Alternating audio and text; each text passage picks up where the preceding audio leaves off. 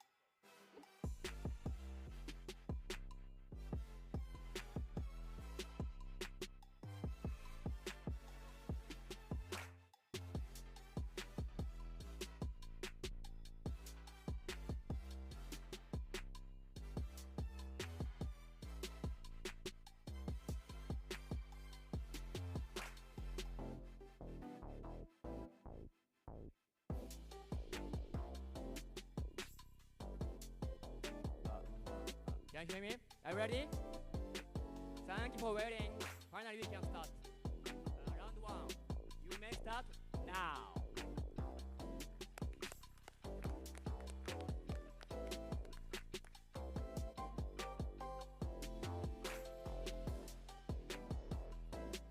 It's Maverick. Hello, everyone. We are here to watch the World Grand Prix. Oh.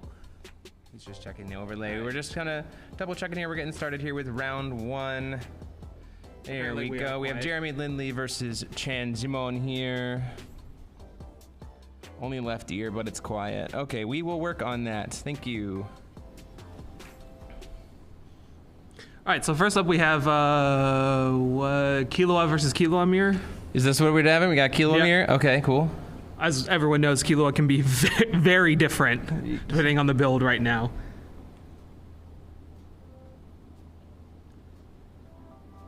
So Jeremy was something that we were testing with. Yes, for sure. Jeremy is more on the control. Okay, there we go. Right? It seems like it's just gotten better. Perfect. Thank you guys for letting us know in the chat. Yeah, so this, I don't know what the other Moonchild is for Zimon, but Jeremy's build is very, very cool. The blue Moonchild, you'd be surprised, is very, very, very good in this deck. Oh yeah, for sure. Like Water Moonchild puts in just absolute so much work and brings in a lot of value for this deck. So Jeremy's on the coin. Yes. So we reveal.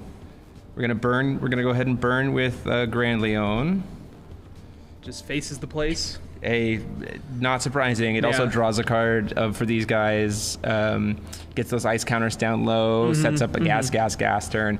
We typically don't see Grand Leon. We're probably not going to see Jeremy throw out Grand Leons very quickly because he usually, if he's playing the gas version, of course, you would kind of wait to try to burn almost all of your ice counters all in one turn. So we see this Knowledge Stone come down.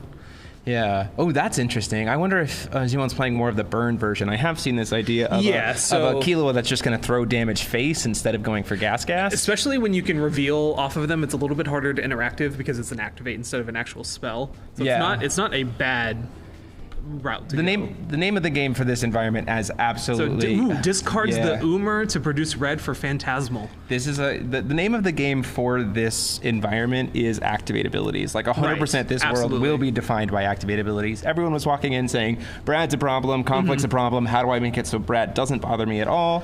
Like Brad's still going to bother you. I mean, it's still going to bother you, but you try to make it so it's at least less. Of course. And the main way to do that is just to go to activate abilities. So things like Umir to make will for Phantasmal to get you more will to be able to play through.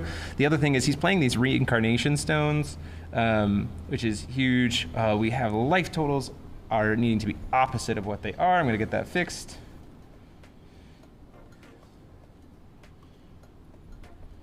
So we're going to turn here. We're going to try to see what's in before recovery. Which in the Kilo Amir, the before recovery phase is always so important. There's so much of that happens. I feel like so much of this match is decided in there. Yeah, absolutely. I mean, the other thing that Jeremy's using off of that is really crazy is he's using the... so we're going to see a contract? To turn off Light Moonchild. Jeremy is going in this turn, 100%. Oh, yeah. We're seeing the full, where he's going to push for it right now. Yeah, this is absolutely... We're going for it right now. We're going to say, and this is a great play in the mirror. You forced him to Light Child, and it's like either use it right now or you don't get it at all. Right. And if Jeremy has multiple Divine Lightnings in hand, this is fine. You're just like, cool, I just won't go in this turn. I'll just do it again later. Yeah, exactly. Right? This is a fantastic resource denial. Yeah, for sure. And so this just says, I don't want to worry about Light Moonchild. Got it's fine. Seems like that resolved. Yeah, so now like you're just, I think... Zimon might just be dead. We also are assuming that he targeted the Light Moonchild. Yeah, so it looks like we're seeing our own Moonchild now activation. Light Moonchild has gone off for Jeremy, and now we're going to go in. This is Phantasmal into Phantasmal. Absolutely. We're also playing Dark Alice in this build, which is crazy, because you can sack off the Magic Stone of Reincarnation to draw more cards. To draw even more cards. Oh, yeah. And like this deck just never runs out of cards. So let's say double disrupt. This hand's not super great. Shout and Loride, it looks like. Yeah, but we're gonna use Disrupting Shout here to put. This helps us because we can put a Phantasmal back in our hand and then recast it. And so then we're gonna try to draw some cards. Disrupting Shout also draws us a card when we bounce something we own back to our hand. Exactly. What a fantastic card. Yeah, it's what really a tempo. Good. With how like amazing all like it's either activate abilities or enter abilities right now. So yeah, the Phantasmal comes back down. So it gets an Adoraktia's Memoria. Not a 4C. We wanted a 4C there. Now we're going to use Water Moonchild, put the Phantasmal back in our hand, do it again. We did have a Dark Alice though. The Dark Alice here is nice.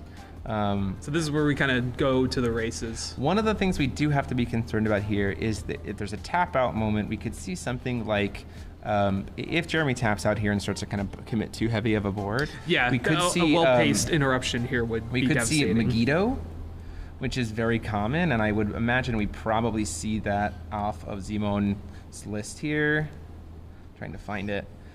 Megiddo, we're at 2 will, so it's very castable right now. Not only does this great, even if it doesn't kill anything, right, it still prevents anything that was damaged by it from attacking, and then it just becomes tap, remove an ice counter, draw another card, right? So Zimon just can if there's any follow-up play from Jeremy, we can just still mess things up. We are really going for a howl on the Phantasmal. Yeah, activates. Yeah, this is really going in. I have to imagine that there's like the one spell that's got to be Megiddo that we're gonna try to burn here. It's gonna resolve. Move to recovery. All of that was before recovery. Before recovery, by the way. This is Jeremy's second turn. We're at 6 stones. This deck can absolutely be brutal. It's wild to me that Phantasmal is still legal. In what I've seen in testing, this deck is probably one of the few that I think is still really making use of it. And we have certainly been playing a lot of testing that does keep this Phantasmal in check. I don't think Jeremy would have done nearly as much if that Light Child resolution hadn't just been like going his favor. Just reminding everyone, that was before untaps. This is before recovery. Yep, that's for sure. We're going back to main now phase. We're in main phase, yeah. Okay, so Dark Alice, Rabbit Princess. Ataraxia Memoria, which is a bold choice. It's gonna go away anyway, so I don't. Oh, what did I do? Yeah, Angelic Battle Barriers missed. Yeah. Why am I in Kanji? So let's see. I don't want to be in Kanji anymore. How do I swap this? Lorite, Phantasmal in hand, Howling, still Howling Shout. It looks like Jeremy has drawn a Megiddo. So trying to get the Dark Alice back to hand. Resolves, no problem. Cast a third separate Phantasmal, by the way. Yeah, it makes a lot of sense. There's a lot of 4Cs.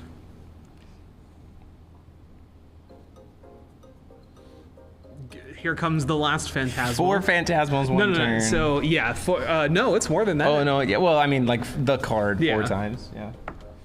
Apologies for not pulling another card up on screen quite yet. I'm trying to get my laptop to have the right. Oh, there we go. Maybe. Oh, I fixed it. Thank you. I'm good with computer. I'm not. Help computer. Dark Alice here is really great to be able to psych off those, like we said, those reincarnation stones. Hey, perfect timing. Look at that. Never. What's what I meant? The reincarnation stones. It's just gonna pay 1 quick cast, draw 4. We're still looking for gas, and we also haven't burned any ice counters this turn. That's the problem. So we've got the gas, but we don't have any counter burning. This is the biggest problem that I see here for Jeremy's hand right now. Is we're certainly putting in a lot of pressure, but we gotta. So there's the Killua. Yeah, this so certainly we're gonna helps. draw some cards. That certainly helps here. We are going to be going pretty low and going to be pretty vulnerable to a Megiddo, though, at this point, because we're going to be only at 1 will to be able to play through. Ice, gas. Well, luckily you unless we see like a Persephone or something come down here, that you really only have to play through 1 card.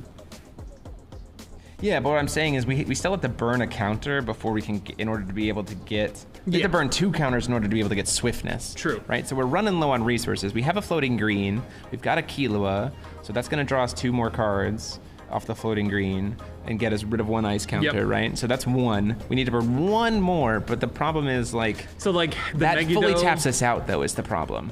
No.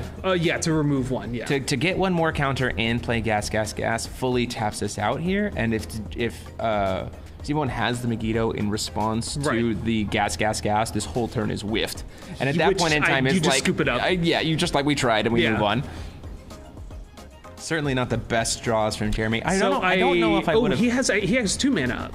That's what I'm saying. One to remove 1 more ice counter. Okay, and then 1 to be able to play the gas. You need 2 will at this point to be able to go in for lethal. Which he has. Exactly, but it fully taps him out. Yeah. So that if Zimon has the Megiddo, this is full on just the we're gonna call it here and say, I don't think you have it.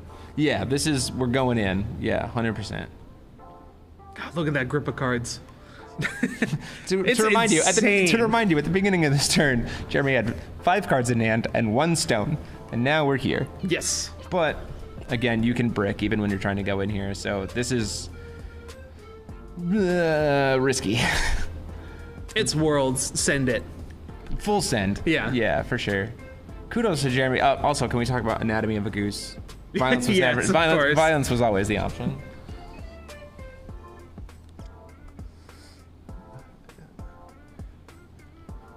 So it looks like Jeremy's in the tank here, which obviously he has to play this very delicately. If the problem is there's no sequence here where if Zimon has a Megiddo, that Jeremy wins the sequence. Yeah. Like that's the problem. That there is no win here. And so that's the. I mean, like Maybe we should pull Megiddo back up. Yeah, let me pull Begito back up for you here, because it's just gonna. It not only will it kill them all, but it will also give Zimon a chance to say, "Oh, did you somehow have a free third resonator?" I guess I'll make that not able to attack either. Like it's going to full wipe. We're just moving to discards at end of turn, Which that feels great for Zemo. Yeah. And this is the problem with some of these combo lists, right? And we knew that walking into it, is like the consistency is like... So pitches a Raymond, Phantasmal. Raymond makes sense in this matchup. It doesn't really do anything. Unfortunately, just has to move to pass and let that green wall vanish. Does not have the out. Does not feel like pushing the risk of the Megiddo, which I think is a fair call there. Yeah. Although he doesn't have filter for red. I'm just now noticing. Yeah, he does. No, if his Light Moonchild was blanked, he wouldn't have had filter for red. Unless that other Moonchild that we can't quite see is a red filter. It might be the green-red recovery. Yeah. No, the go. You might be able to message a table. Yeah, I'll ask. Oh, we're playing the Burn Dragon version. So there was absolutely a Megiddo in that man's hand. Most likely.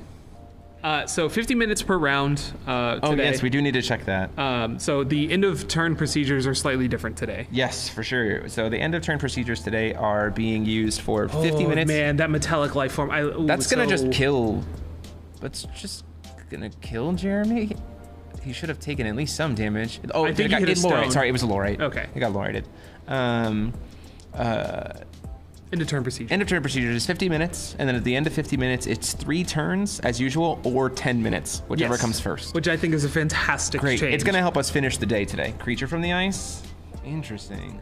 That is a bizarre choice. I love it. I'm here for it. Yeah, I mean, I don't mind it. From the ice. I think it might be Beast from the ice. Try typing ice. There it is. Terror in the ice. Terror. There we go. What dinosaur are we hitting? We're gonna get to see a lot of Z1's deck here. There's conflict. Yeah. There's raging beside. Yes, this is most certainly the burn version. Yeah, 100%. Chivalry's Tears. We're probably gonna see some Brads. There's so many red cards. Divine Lightning. What are we grabbing? How many counters did he remove? 3? I think, yeah, three counters. I forget what that dinosaur is. Type in dinosaur. Ice Melter Dino. Gain swiftness as long as there are no ice counters. You can remove. It does 700 damage to target player or... I mean, like... Not bad. Zimon has some advantage here in the fact that Jeremy did some of the work for him. Yes. In burning his life. So...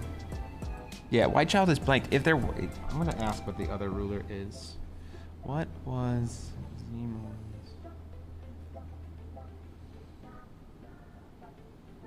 So it looks like they're just kind of talking about maybe remove 2 counters. Yeah, so Melter from the Ice removes 2, get to draw 2, Melter from the Ice removes 1, so now this thing has swiftness. I mean, we got a board of blockers, right? Like, there's a whole bunch of stuff. It is. So, I mean, like, getting in for 700 is... But now we have Grand Leon in the grave, so we're probably going to go for a Divine Lightning reanimate here. So the question... But there's so many cards in Jeremy's hand, right? So if Jeremy saved a Divine Lightning, then he's safe on Crackback? Yeah, Cascade, Killua. It does kind of feel like that. Yeah, very Maelstrom Wanderer. Yeah, for sure. If Jeremy saved a Predator contract, then he it's gonna be tricky. We need like a button for them to hit to be like, wash us your hand. No, don't do that. Please don't. Kind of cool to see 2 very different Killua builds. Like I said at the start of the round, the Killua is the difference in Killua decks can be massive. Yeah, 100%. This is very cool. Both players still 100% in it. There's a lot of so the advantage that Jeremy has right now is that Grand Leon does not have Pierce, does it? I don't believe so. It does. Oh. So it's going to be swinging in for 15. Our biggest blocker is 5. So that's like 1,000. And then Predator also has Pierce, but we can block 4 if it's 1,000. So that's going to be... Not enough. Won't be enough for lethal with the blockers we have on board here. So... I think you just kind of play it, and then... Yeah, you block the Lorite for sure, 100%. Yeah. You cannot afford to take any damage. Or the Phantasmal. Yeah, that works too. Either or is fine. Because Ice Melter does not have Pierce, correct? Oh, it's the green, the wind moon child. Ooh. Ah, so okay. that puts no red. No red. So there was. Oh man, that sucks. Then Ooh, he might have been able to just play through because there would have been no Megiddo possibility line. Maybe worried about walking into a cancel with no interaction. Same. True. Same Yeah. problem, Same right? thing. Oh, Chivalry's Tears. This card is a this massive is gonna burn tempo. this is gonna burn a bunch of dragons off the board. How many cards are we pitching? Gotta burn for. Oh, he's pitched 2. Looks like to burn off the Phantasmal Ascendant in response to block and him. So it'll be 7 plus another 7. So 4. So is it 8? It's 15. Yeah. So it took him down to 10. Oh, because he was at 28. Yeah. Okay. So that's, at this point in time, if we have Divine Lightning, that is actually Zimon's game because of the Pierce from Grand Leon. Which and because we have Kila's up. And we have Grand Leon. Yeah. We have Wind Moon Child to cancel the free Divine Lightning. Yep. He also could not have it. There's a very real world where he just doesn't, right? We don't know how many cards left in hand. Yeah, Jeremy's doing a great job of telling us how many cards he has left in hand. We don't know for Zimon. Yeah, Zimon has not been drawing a lot of cards. Yeah.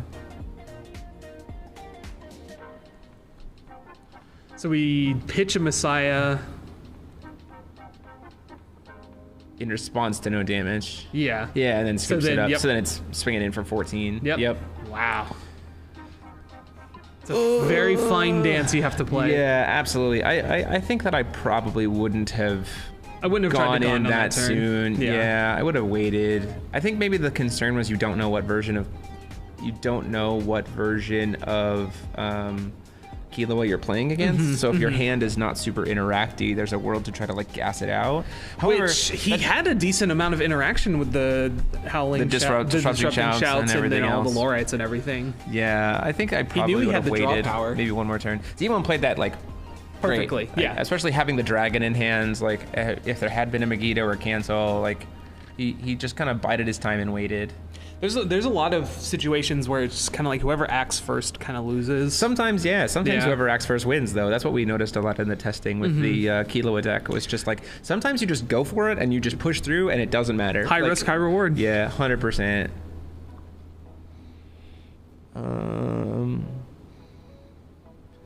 White Moonchild was still live for Zimon. Yeah, he didn't. He didn't blank it that turn. He didn't blank it. Like to the previous turn. Yeah, he blanked at the turn he attempted to go. Which makes sense. There is a world where I think, but also Zimon did a really good job there, I think, of not burning the green child in response. Yes. To like just try to stop the Divine Lightning. I think that turn, because Jeremy was going to be so strapped for resources, that you just kind of hold that back. The green, yeah, like Zimon was probably managing to think of, okay, I'm going to be under white child, I only get one card, but I have the card that I need to so I'll save the green child Exactly. to protect myself and also save the white child to protect myself. So I also wonder if there was a world where Jeremy shouldn't have even burned the white child on his turn. Like, Divine Lightning, stop my opponent for white, and then just don't use your white at all. Yeah, there's a world where that happens, I think, because you can do so much of it in response that when your opponent goes to crack it, you know, you can kind of do the similar playline where he got all those 6 stones and everything and got there. Yeah, because for sure. you really only need to draw enough cards to be able to get the gas, and then that can be your one card for the turn. Yeah, especially because he's also playing Water Moon Child, so if there's like an ability cancel for the Phantasmal, you just bounce it back to your hand and do it again. Go again. Like, because you have the Umir line, I think burning the Light Child there was unnecessary. Just like... Yeah, it really felt like we're gassing, but we didn't have one in hand. Call this man Initial D. Yeah, so that was, I think, well played from both players there. Yeah, it's just unfortunate the draws. Jeremy had to dig a little bit harder than he wanted to. There was a nice card in there that we get to see that we might get to see this round, which I really like. It just reflect refrain. When Jeremy talks about Jeremy, he's a quiet anime girl.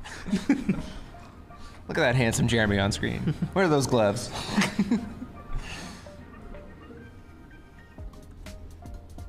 This card Can we talk about this card? Can for a we talk second? about my card image is not pulling up.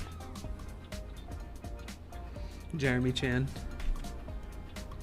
Oh, there it goes. Jeremy Chan Doko. So this card has honestly. This card's kind of wild. It's kind of wild in the Killua build because like you just incidentally cast resonators and spells, and so then you have this suddenly 1-drop quick cast 9/9 Omni cancel. And I'm like, It also costs 3, so like conflict doesn't really do anything Absolutely. into it. It's very awkward to deal with. Yeah, it's there. Sorry, Robert. Now I imagine it was a Jeremy mirror match. Here's the funny thing: is at the B&B there were many. All the time. Yeah, were many Jeremy mirrors. Yeah, this card was honestly pretty impressive for me. Seeing the burn Killua is very cool. I haven't seen that. I am absolutely in love with the burn Killua list. Like I am also a dumb American, and I like to play my burn decks. Oh, so good to be here. So good to be watching all these great players. The best, actually. Truly the best players. We got players from Spain, Germany, France, I believe, China, US, Australia. I don't know if any Australians arrived. Did anyone from the Mexico GP? I do not believe anyone from Mexico showed up. I believe a player from Spain won the Mexico invite. I think we have some players. So we're in here. France. Interesting. Jimon's on the play. Zimon choosing to take the play here. No, Jeremy took the coin. coin. Jeremy took the coin. Yeah. Jeremy took the play. No, Jeremy took the coin. I looked down. I shouldn't have done that. That's on me. That's why there's 2 of us. Exactly. This is why, for sure. Exactly. American burn is 4th of July. Call that fireworks.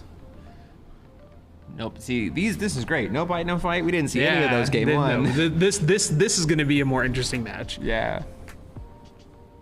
Not that the last match wasn't uninteresting. Yeah, but it's nice to be able to see like the deck see more of its cards. Oh, it drew into another no bite. Ooh. I heard you like instant speed pot of greeds. It's pretty good. What does Pot of Greed do? Draws 2 cards. It allows me to draw 2 cards from my deck.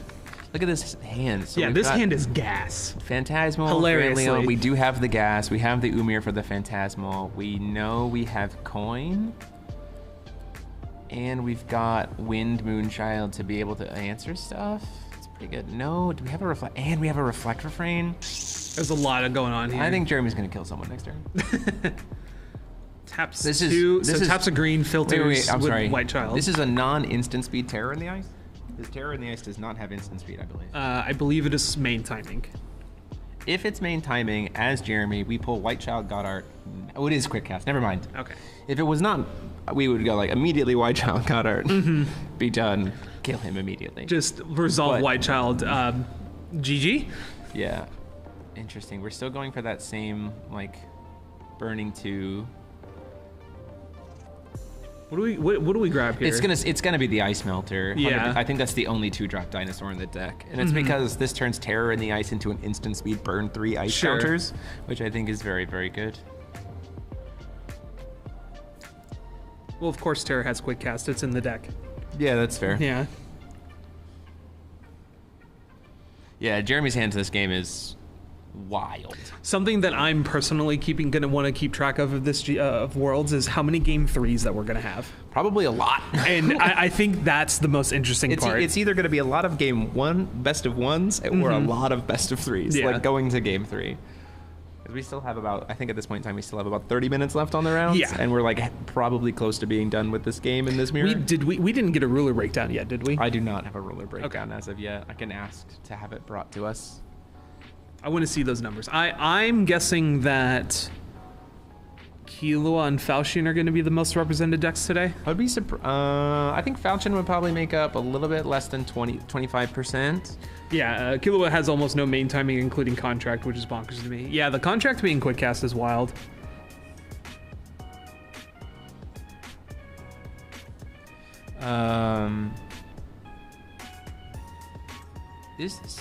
Discards the Umir, but okay, now we're moving to recovery. Yeah. Why did we discard the Umir? Because we didn't get a hand. I think it was hand size last time. He has a second Umir in hand. Yeah. I think it was due to hand size in the previous turn.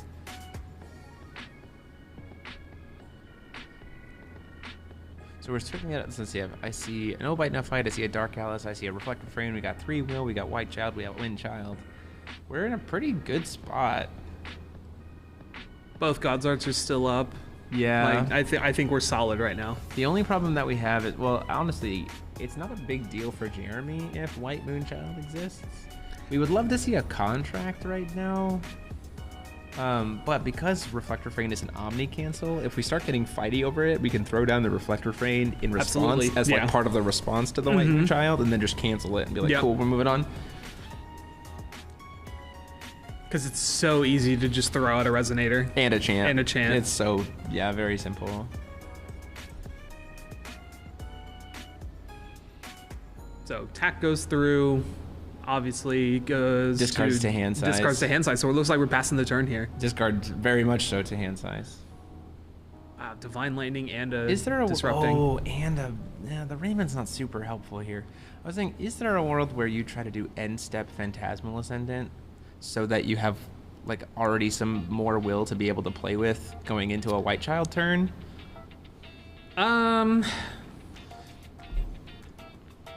So I don't know. I think what that timing's difficult. Yeah, for sure. Do you see the No Bite No Fight come down again? I think Jeremy would want to have more stuff available to him and it's untapped. That's what I'm saying, but yeah, it's net the same amount of will though is the thing. Sure. You just have one more body. It does make sense of like having already cast the Resonator though for this Reflect Refrain on end of step versus for your turn. Do you have the Phantasmal? We're at a good point though where I might see. So we do see the Phantasmal. Not using the Umir for it, which is very, very interesting. We might be saving the... Oh, if there's another Phantasmal in that hand, we might be saving the Umir. There is. Yep. We're saving the Umir for a bait here from Zimon to see if this goes through, which is honestly very clever. So then you White Child in response. If he goes to White Child in response to the Phantasmal, you go, cool, well, now that that's on the chase, let me proceed to vomit my hand. Yes, exactly. So this is very obviously bait. Yeah, for sure. If it resolves, it's still good. If you save the Phantasmal until your turn, you get the reduced cost of the RR. That's what I'm saying. Yeah, Phantasmal here. We're going to go ahead and Light Child in response to his Light Child, wondering if this resolves. His Light Child has now resolved, so we are now under 1 spell for Z-Bone, but Jeremy can play as many spells as he wants because the other Light Child we're going to hold priority here. Here comes the Phantasmal Ascendant. This was well played. We're still a little bit risky here. We need to get this stone into play. Oh, it's gonna go off. I think honestly, it might be a really good meta read here that Jeremy is just thinking that Zemon's not gonna have a ton of interaction. He's gonna have face damage. Yes. And so if he's relying on Moon Children for interaction, you get a really aggressive turn here. The problem is we need to be able to stop. We've cast a spell, right? We cast No Bite No Fight and we have Reflect. Yeah, so we go for Reflect is Refrain to now stop the Light Moon. Oh, it goes for no fight, no. Well, we do have coin. Yeah. We do have coin. We're digging a little bit further here. So coin is probably going to come down to help us. There's the Divine Lightning too. So the Divine That's Lightning. excellent. That doesn't help us a ton. We're going to use coin on the Reflect so that we can cancel the Light Moon Child so that we can play through and just like that hand is I'm pretty sure we just lethal. if the Reflect goes through and cancels the White Child, we just win, right? Pretty sure. Yeah. Well, we still have to see what Z1 has, but there's been no like interaction as of yet. Yeah. But we also didn't see any like cancel. I didn't we do see that there's didn't Memory of World. We do see that there's conflicts, but we also have Wind Moon Child. So like also Reflect Refrain's not gonna get stopped by conflict. True. Unless you dump like 4 cards, and at that point in time, Wind Moon Child answers it. So it's gotta be the Reflect Refrain because we cast the No Bite No Fight and the Phantasmal Ascendant this I'm trying to remember when he was flopping cards. Jeremy's looking right at that Reflect Refrain to coin it out. Yes. There the it is. spice.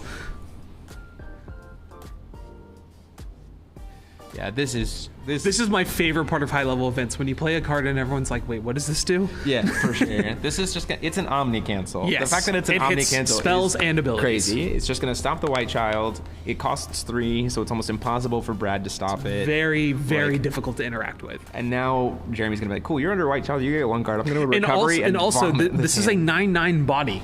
Yes, as well. That's for sure. That's gonna probably get swiftness and everything else. Has flying as well, which is relevant. Natural flying. Yeah. So we're seeing the 1 spell come down here.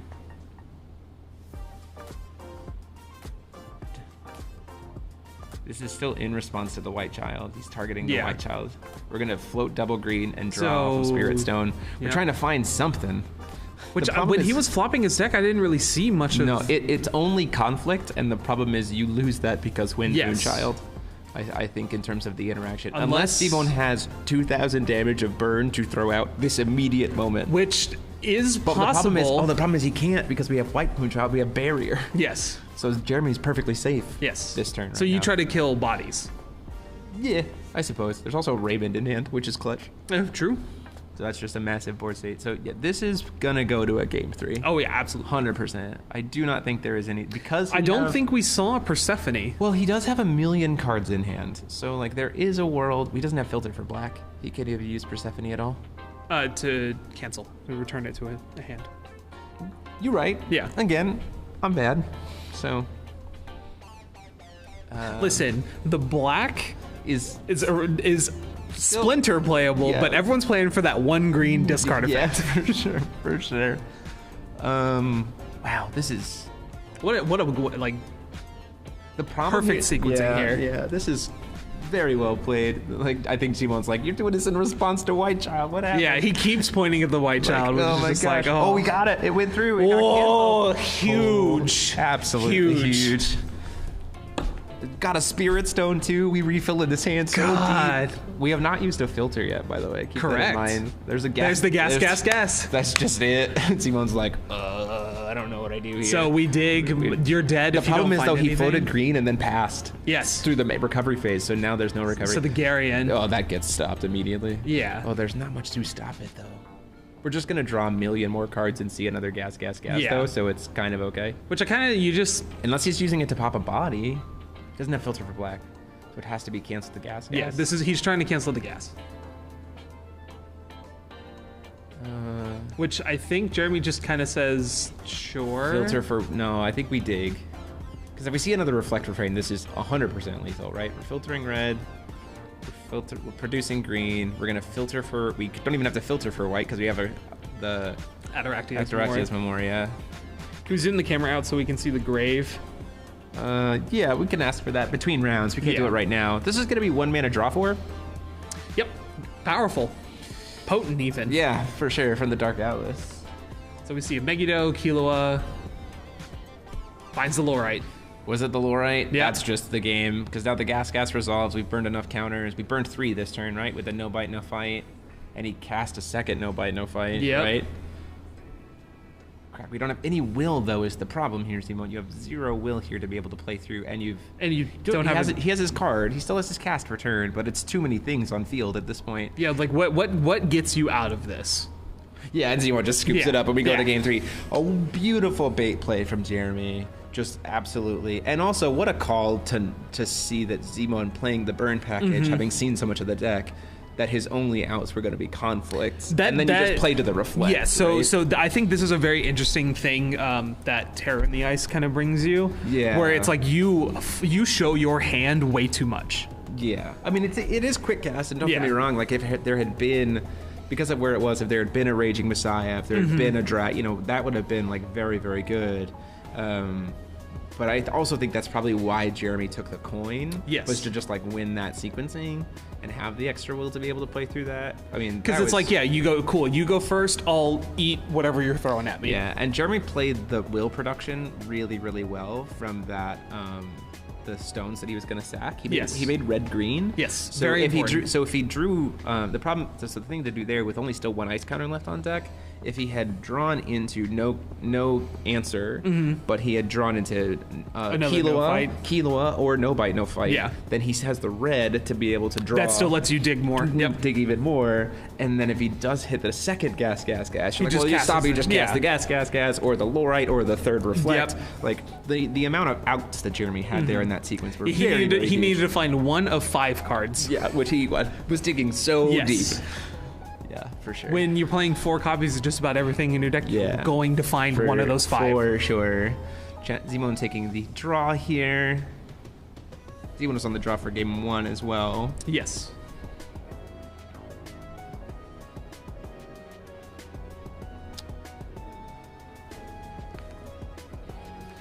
Just the rogue spectator permanently revealed from the sideboard as well. Just like forever. Just keep it there. It's gonna stay there forever. I just put it in my ruler area whenever I play.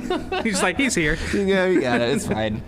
That's fine. He's the boy. He's spectating. Yeah. Just get a rogue spectator cut out to have with us in the booth, just like the third member of the commentary team.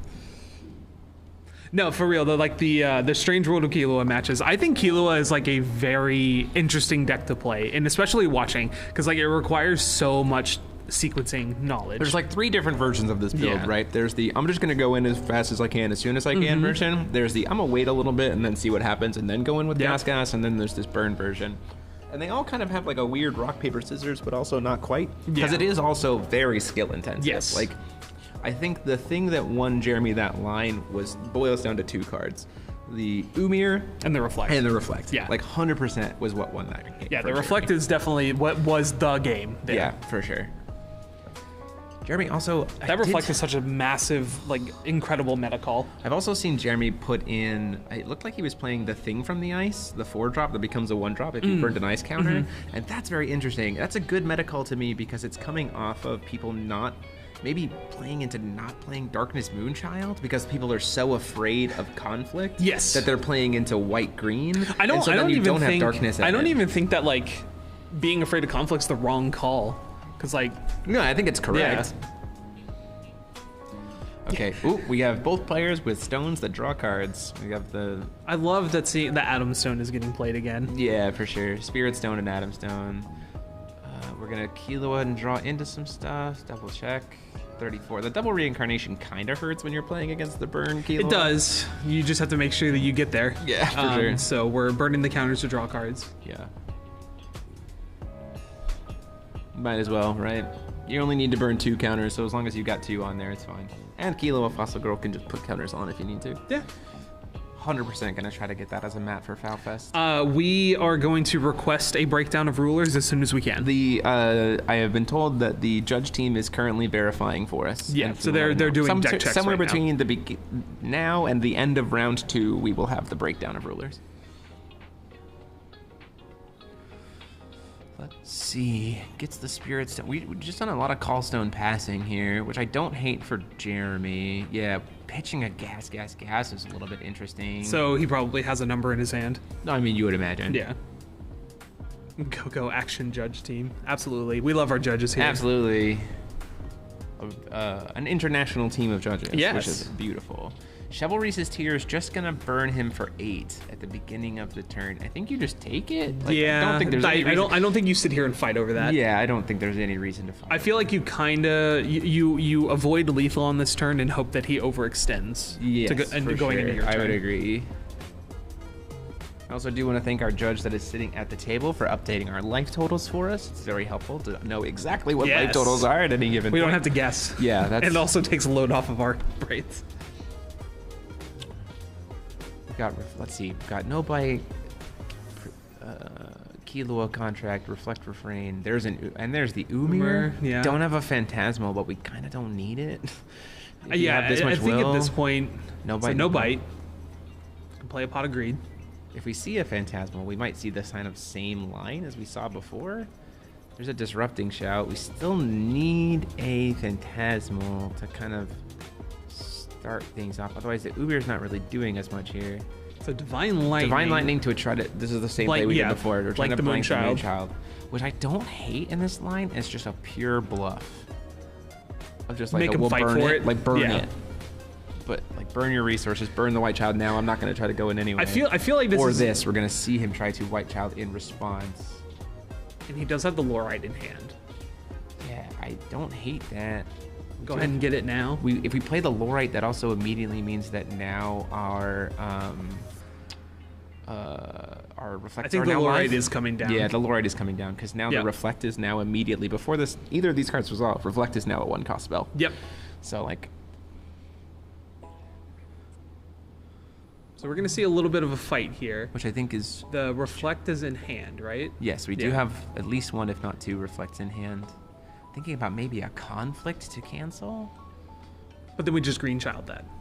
Well, you just pay 2 for it. Yeah. Why would you pay 2 to stop a Lorite? Ooh, falling. Oh, this card Very coming. funny. Makes sense. Yeah.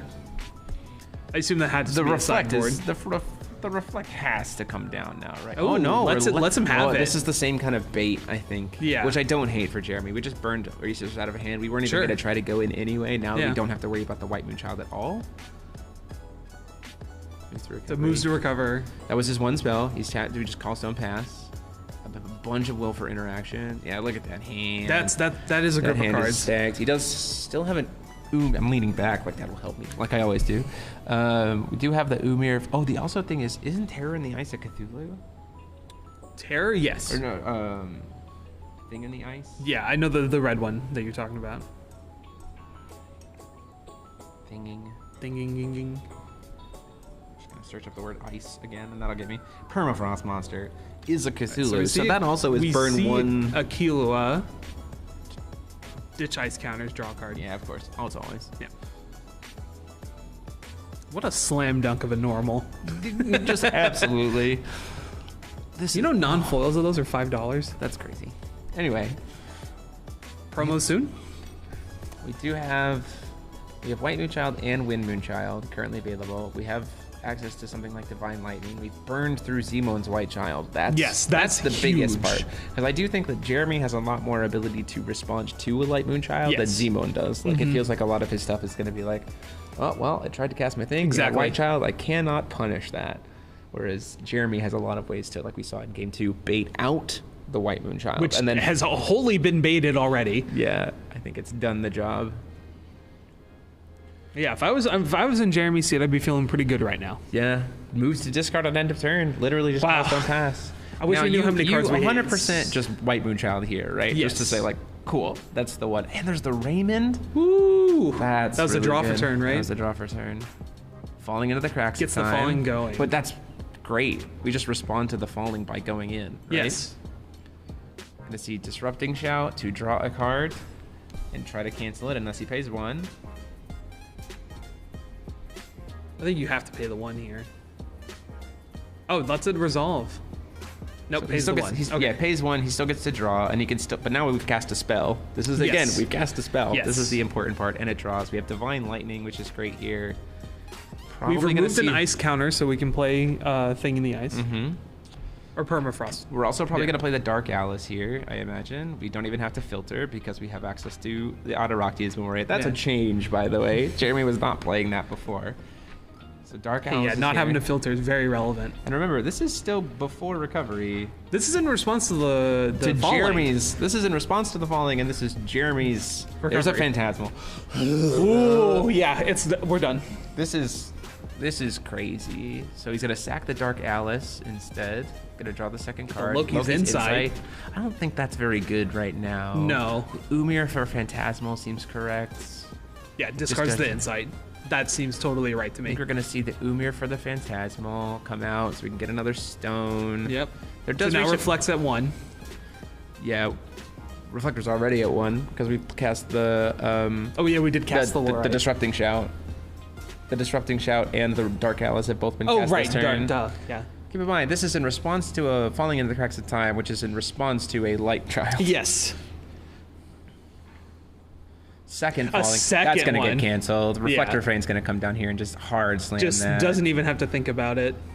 Does he have double Reflect in hand? That would be gross if he does. The problem with not having the Dark Alice anymore is the draw power of this hand might seem a little weird. But we do need to try to finish the game this turn if at all possible. Yeah, This is in you have to seize it now. yeah. Reflector we see Frame the comes reflect. down. Targeting the second falling. Yeah, because we're already responding to the first one. We're going to Yeah. vomit our hand before that resolves. So this is going to be... Z1's just like, oh no, this is fair. This is a rough spot for him. We do have Raymond. Oh, if we get gas, I think that's enough Yeah. with 12. Because even just with these two bodies and Raymond, that's enough for lethal, right? Umar plus Phantasmal just giving will for the out of nowhere is so strong. Absolutely. Yeah, if this, we're gonna start trying to dig. We got 2 Will and a Divine Lightning, and a Killua to be able to interact with. We do have the filter left and the Raymond. Which is there's a lot of outs here. Yeah, Jeremy's in a pretty good spot. We do also still have Wind Moonchild available for Jeremy, and he has his own Divine Lightning available. So you can burn a blocker out of the way.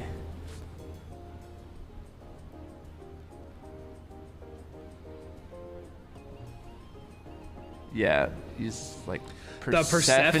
But you don't even like that, though. You just Persephone the Reflect. It gets recast because we're going to then move into Jeremy's recovery phase, and he just needs the bodies to be on board. Yeah. Yeah, it goes to recast the Reflect. Coins. Double Persephone? Is that exactly what he has? Disrupting Chant unless he can pay one to stop the Phantasmal? I think you're still okay here. Oh, it's stopping that.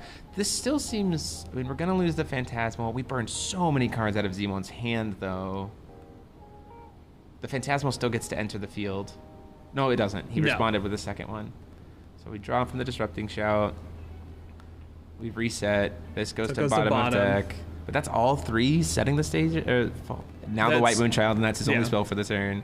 We're still going to crack him with Terror in the ice, right? Like 100%, that's going to come down. Now we move to recovery. Yeah, now we're in the main phase. The problem is I still think you can kill him here. Oh, yeah. If Raymond plus, if we have Gas, he's fully tapped out. Raymond plus Terror in the eye, or Permafrost Monster plus Gas is lethal. Yes. And we have Grand Leon. So this is just Jeremy's game. And Zemon's tapped out. Yeah, so we're just going to burn him for 6. I think Zemon's just like, oh my gosh. Yeah, that's very fair. Just going to burn him for 6. Then we're going to, that removes the Lice Dice counter. We also can just reanimate. We could just Judgment. Yeah, we can just Judgment, put them both onto the field.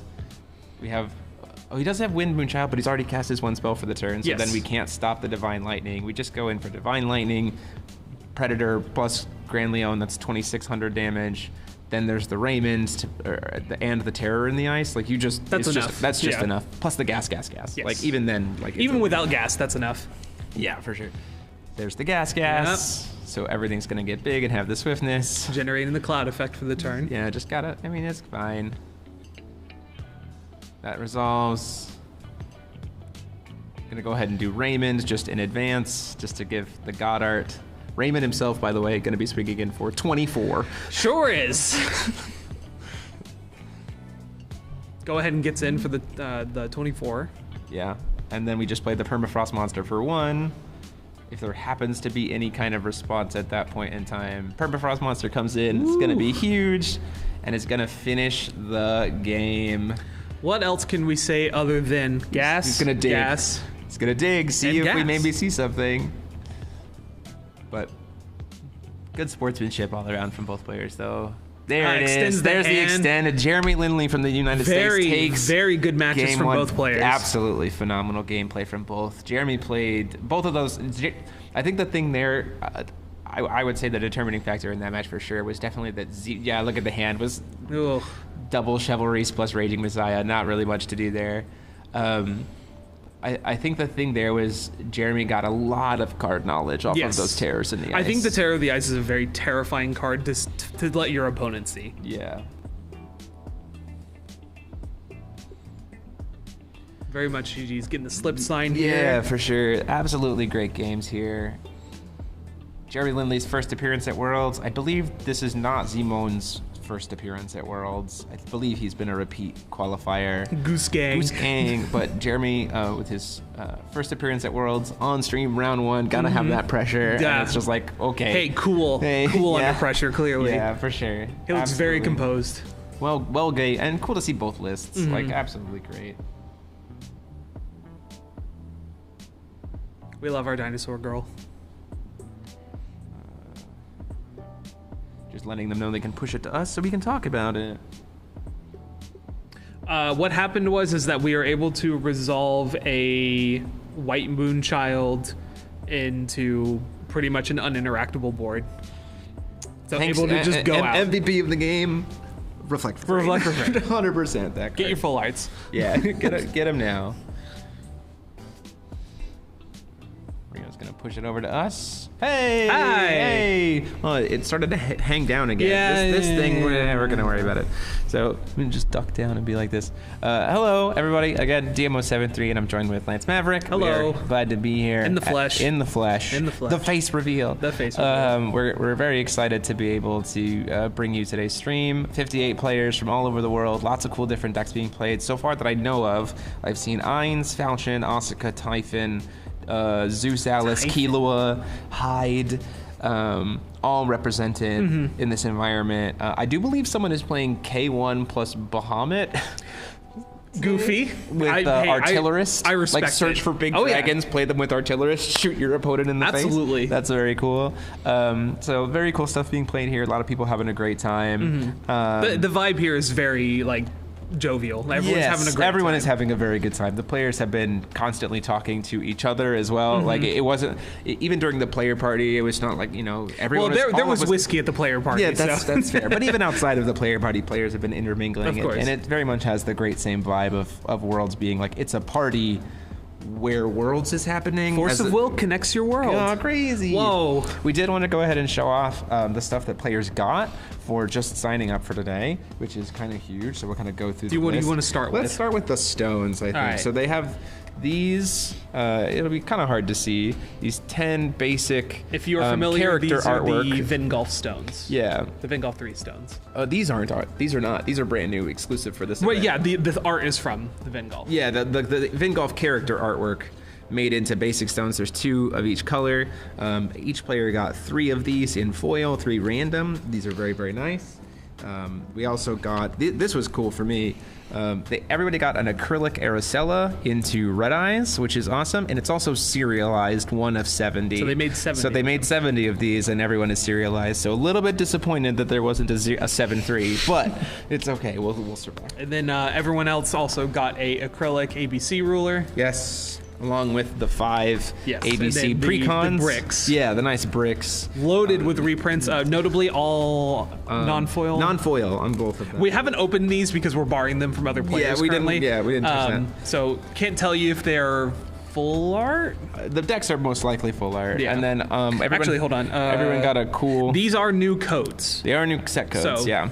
And then we do have a nice little will coin that is just kind of saying you were here, which is nice. That's foil, as well as everyone got the ABC rulers in foil in paper, and then a nice little winning crystal. Which in the foil. winning crystal is foil and the will coins Also foil. And then the biggest thing here is the contracts, the new print contracts. Every player got 1 of each, and they are stamped. But the biggest part about them is that they are full art on the back. They're not foil, but they are full art. They're all back, stamped as well. and they have the stamp. Now, do keep in mind that the company has said that eventually, based on player feedback, they will be releasing the artwork, But not the world stamp. but not the world stamp version. So somehow or another, you will get a chance probably to have full art on the front, foil on the back, but it would just New won't have art the world too. stamp. For Yeah, the both new sides. art is the new art is the same on the front. Oh, is it? Yeah. It's the same on the front. It's just full The art. J instead ruler of- side's different. Yeah, the J ruler Yeah. side is different. And then we each also got the five of the new rulers from the set that is coming out in August. These are they're just tag. That's all they have together. One moment.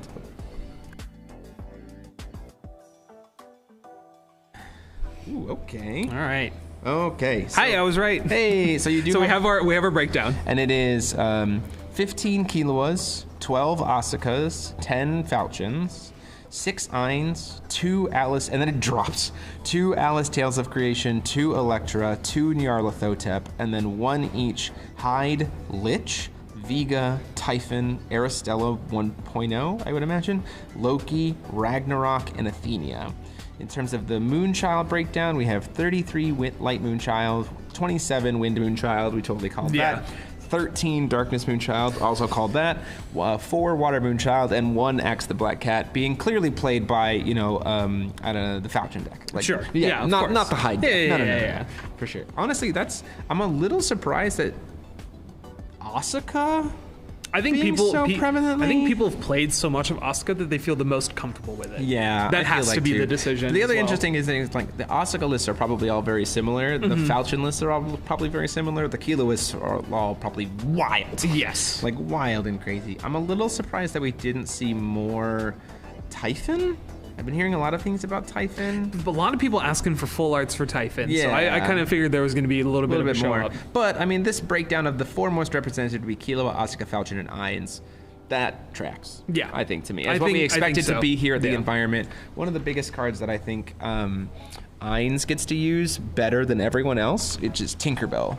Yeah. Tinkerbell is a Tinkerbell's crazy. gas. Sorry, let me clarify this. Tinkerbell is very, very good in Ainz.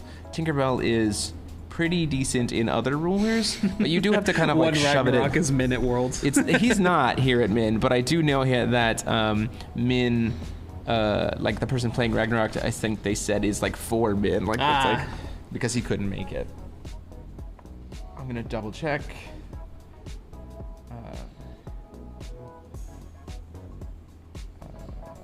Yeah, Need so the very cool pre-con stuff. list. The pre-con lists are available On the Force of Will website. Yeah, it's and the the 5 ABC pre-cons. Yeah, article. for sure. Can we get the breakdown in text? Yeah, here, it's Well, on this paper. Yeah, cool. Right We'll here. work on typing it up. We'll work on typing it up. So yeah, very, very cool event so far.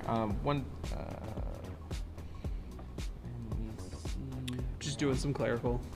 Here, if someone wants to type that, I'll read those out again. Yeah, go ahead and let through that. So 15 Killua, 10 Falchion, 2 Order Alice, 6 Ainz, 1 Hyde, 1 Lich, 1 Vega, 12 Asuka, 2 Electra, 1 Baja and K1, 1 Typhon, 1 Aristella, 1 Loki, 1 Ragnarok, 2 Order Nyarla, and 1 Athenia.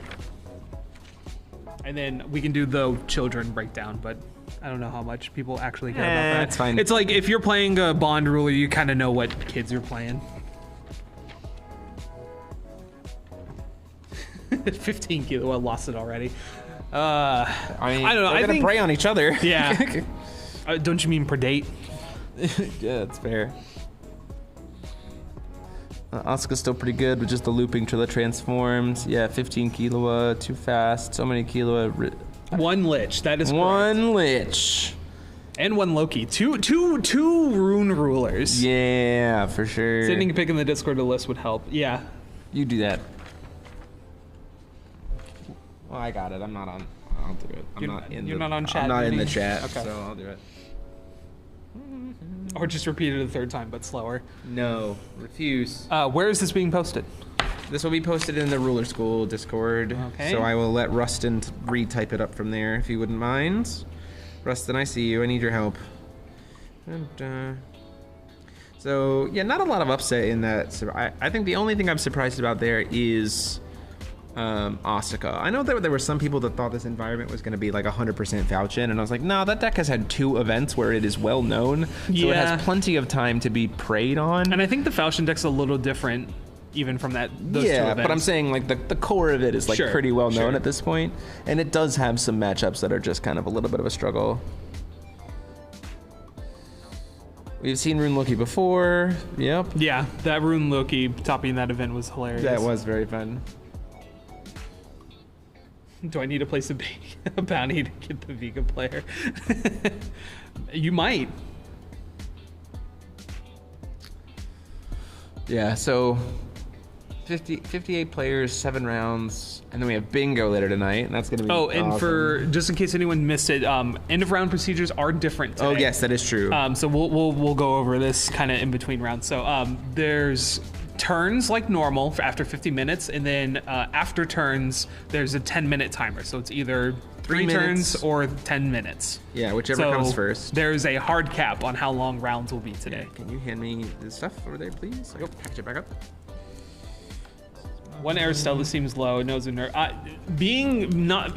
I can probably tell you who the Aristella is. Yeah, I think he's in the B&B with It's us. called Paul Martin. Yeah, but having it would be 1.0. Yeah, it would be 1.0. I do not think anyone is playing Aristella 2.0. No red eyes. Yeah, losing a Moonchild hurts. Like sitting at going from 2 from 3 is massive. Yeah, I assume the Athenia list is playing something a little bit similar to the Asuka package. It's quite. He's one of my locals if he's still playing it. He's been overseas right now. in Japan for studying abroad, and so he is kind of repping, even though he's from America, he's kind of repping Team Singapore, because that's kind of like who he's been playing with. It's a very cool build. Yeah. And it's cool to see him go in the tank and like think about it. It's very unique. I think he's a very hard ruler to play. Maining let's see. No, last time he took this out. So it's very cool. That's all I will say. Oh, I also forgot to mention, everybody who showed up did get a little tiny art book. A little nice little art book. Here, pass that. We'll flip through it real quick while you're getting other things. Cool.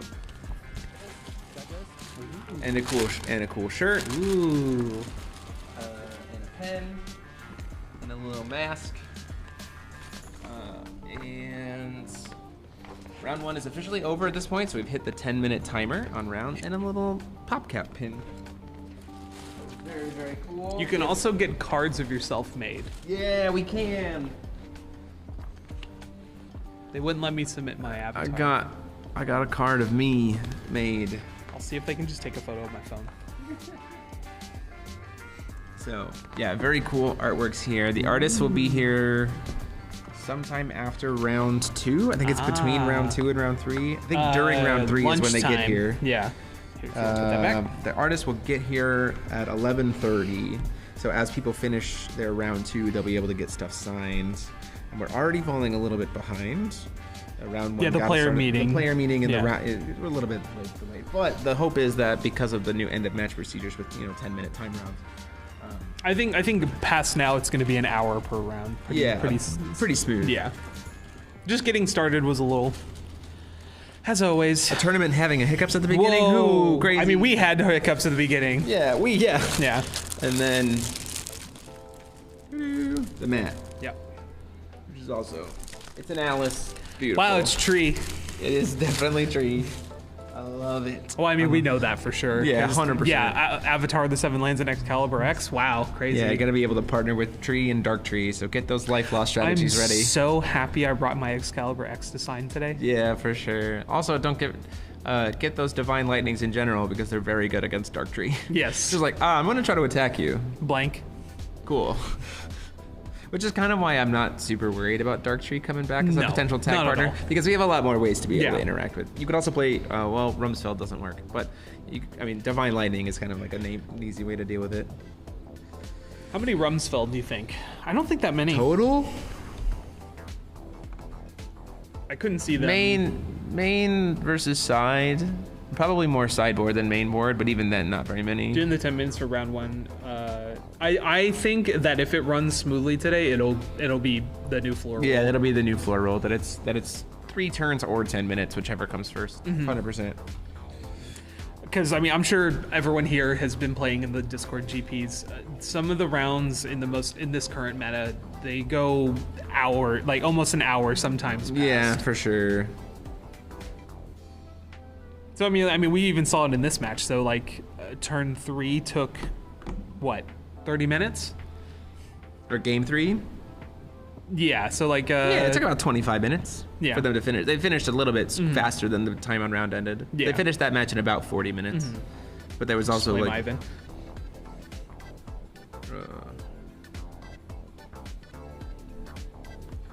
We're going to be trying to stick to, because this is the Worlds, we're going to be trying to stick to kind of top tables for streams as much as possible. Table 1 is always where we're going to probably start with, if it's people that we haven't seen before. Right. And then if it is people we have seen before, then we're going to kind of try to give them a break. So probably like tables 1, 2, 3. Yeah, we're going to be sitting in the top 3 tables today. I think the idea is we're at Worlds. Let's see the high-end stuff. Yeah, absolutely. For sure.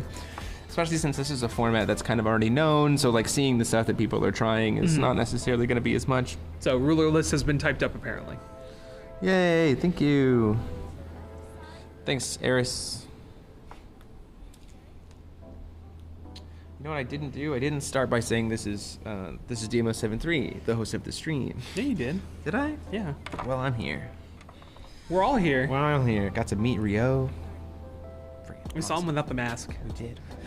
The true face reveal. The true face. So, thinking about this ruler breakdown, I think, out the top and what people are playing, what do you expect to see, or what would you not be surprised to see in our top 8? Not be surprised. Not be surprised. I think we're gonna see one of each kind of Killua. I don't think the raw, like, pushing as fast as possible just has as much viability in this environment. I think Sure. that version of the deck falls prey to Brad a little bit heavier, but I could see, like, gas mid-rangey combos, Yeah. stuff like Jeremy's for sure, and I could see Burn 100%. I think Falchion for sure. I think Ainz will make it. I in. think 1 to 2 Ainz based on how they're being Yeah. built is certainly possible. the Typhon, I think. do you think a Typhon? The I haven't done any testing with Typhon, I think so- it comes down to a meta call at this point in time with, like, because there is more Killua here than I think I was expecting. Like, it's more Killua than Falchion. Sure. Like Killua Asuka versus Falchion. I want to say that Typhon would have a harder time in that field, but I also I don't know if Asuka's really a problem for Typhon. I don't think Asuka is a problem for Typhon. Yeah, No, I so, think like- I think Killua and Falchion are. I think Typhon honestly kind of preys on Brad Falchions a little bit, just Yeah. because you generate so much value, because orders are uncancelable, and then you get the Bloods, instant speed, Brad, discard, and your whole entire deck is black. Yeah. And you also get to play you get to play Typhon Cells to recharge, and you get to play Wave of Terror, because Wave of Terror is not banned, it's just combo banned with Echidna, who oops is also just full banned. Yeah. So you get access to, like, it's one of those decks that's just like, my sideboard is my main deck. Sure. Very similarly to Ainz. Like, the Ainz deck has like 3 sideboard slots, and then 12 cards that we just happen to use during our game 1. Mike Rance is playing. Next round will start at 11:30. So 10 Ranked. minutes till next round. 10 minutes till next round. Do you need a water or anything? I think. Yeah, we'll take a little bit of a break. Let me go ahead and ask Rio. Any other thought? Let me see this breakdown again. Yeah, I think my top 8 predictions are Killua, Asuka, Ainz, Falchion, Typhon. I want Bob Mutton K1. I want it. Will it happen? Oh, sorry, we did No. miss that. Yeah, the Falk Gold Seer of the Blue. Oh, no, Moon I is got also- it in there. Yeah. What is Mike on? Probably Falchion. I Falchion. wouldn't be surprised to see the Hyde and the Vega honestly creep up. Those decks have more strength than you think. I think the Vega list has potential to just get there by shock value. Yeah.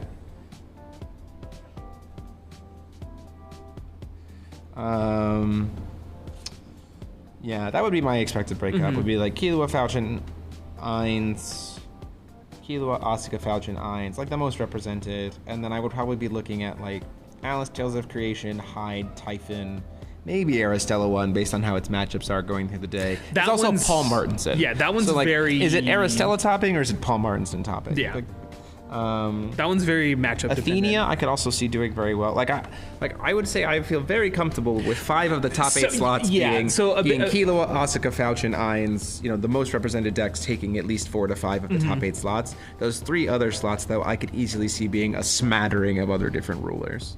If Vega goes off, I'm gonna pop off in response. Yeah. Yeah, for sure. Yeah, so we're gonna take a quick break, and we'll be back for round 2 in just a minute. So see y'all in a bit.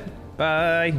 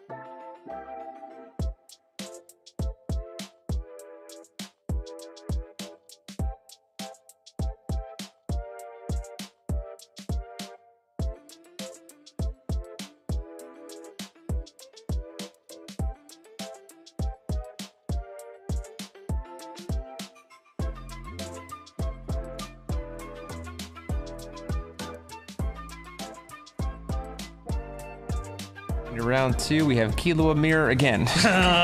Oh man, well, let's see how this goes. Darkness Moonchild being present That's true. is very different, though. Yeah, that is very different. We could see some very different builds here. Just need to wait for our overlay stuff to come up here.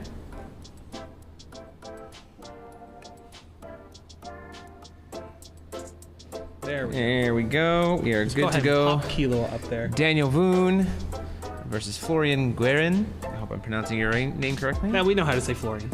I do know how to say that. We can say Florian. But Daniel and I actually played together on T-Boger back in a while ago. So good to see him as well. Way back when. So good to see him again. So let's talk about what cards we might see here. I doubt we see Reflect. I wonder if either of these guys know about the Reflect deck. We'll see. Well, this is very clearly with this.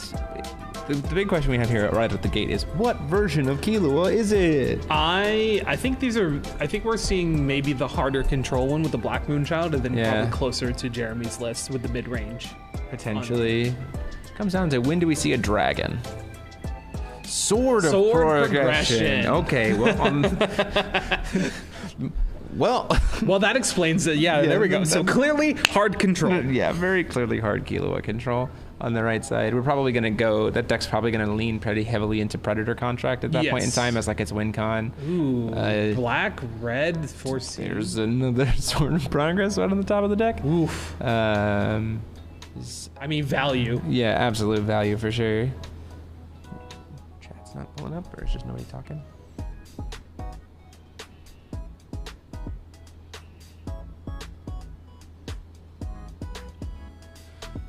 Let's see. Oh, there we go. There we go. I'm trying to think about so many things that I have suddenly have. Killua the RR of Worlds or something. I don't think so. I think the Killua there's 15 of them. So the right? Killua can be very different, but what she's doing is kind of concise. It's just you can go about it in different ways. Yeah. It's not like Reflect where you can take any package and it becomes better with Reflect. Yeah, we've got a Killua Fossil Girl here. Drawing cards. Yeah, Florian is from France, I do believe. Recognize the shirt from the French players. Daniel's from Singapore. Gotta love, 2 rounds, 4 regions, even though it's 2 rounds, the same one ruler. Awesome. Hey, regions play card games very differently. Yeah, it's absolutely true. A lot of spirit. I imagine we might be seeing Daniel being on the burn package at this point in time, especially since we've seen the Spirit Stone. So Daniel's deck might be very similar to the list we saw last round. Sure. Especially if they're on the same current playing team, which would be a very cool matchup to see the burn versus the hard control, like which one comes out. That sounds like a grindy game. Yeah, for sure. This might be a best of one, but we'll see exactly how this thing goes. How many Raging Messiahs do we have in hand? 4? Cool.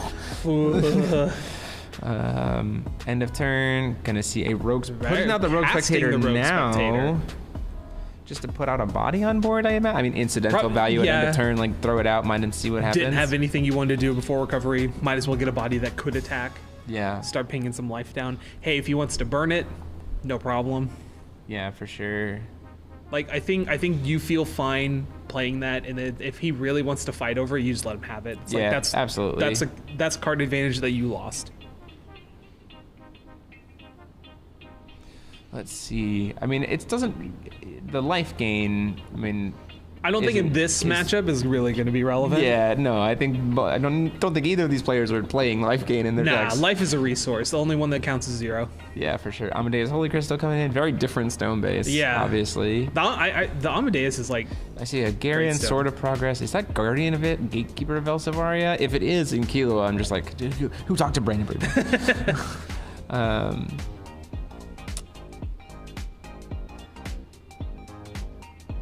Yeah, let's see. Just a Callstone Pass? Not even swinging? Is there a world where you should just be swinging at least? I would think. I think he might be holding it back right now because he's not sure exactly what kind. Maybe in response to combat, we're going to just go ahead and pay for the Chivalry's Tears to burn him for 8 and pass priority.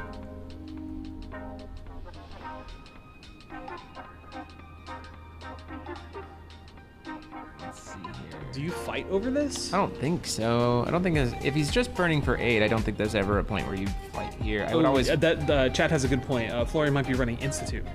Oh, that's true. With all those different unique stones, we could Yeah. be waiting for the Institute packets. That would make a lot of sense. Like we're running Killua more as a draw engine as opposed to like Yeah. the win con. Like that's a very real point. Okay, resolves. Yep. So all we Takes did was 800. we played Rogue Spectator, called Stone Pass. We got burned at end step for Chivalry's this year's for 8. Which I don't know if I agree with passing. Yeah, I mean I don't know think what I would have wait, attacked. there's at least to do something, right? Like you do eventually have to kill your opponent. I haven't heard Mike Grants anything. is still here at the Yeah. event.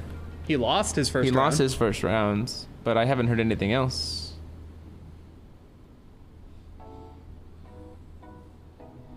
Maybe because he's not in chat. Yeah. We'll find out. Everyone that I would message about it is currently not playing, so is currently playing in the game, so I can't really help them. I guess I could ask Steven Jessway. Our man on the inside. Oh, yep, Institute. Fantastic call. Yeah, good Good call, read. chat. Oof, wow, that, yeah, 8+8 to board currently. Yeah, for sure. There's a card we expected to see a lot of in Falchion decks. Did not expect to see it in the Killua. I don't hate it. Oh, I don't either. Yeah. Again, if we're using Killua more as a draw engine, value engine, as opposed to trying to do daily research, that kind of style, right? It makes a lot of sense. And I think it's also a big part of why you would maybe in this environment want to go for Killua for the hard control is because of access to Predator. Or is it not access to moves Divine to Lightning, the mastery? Return the Institute to hand. Yeah, that makes sense. I mean, you pay 2, I pay 1, I stop it, I reset it. So If you want to recast that, tap out. Got no problem with that. I got no problems with that.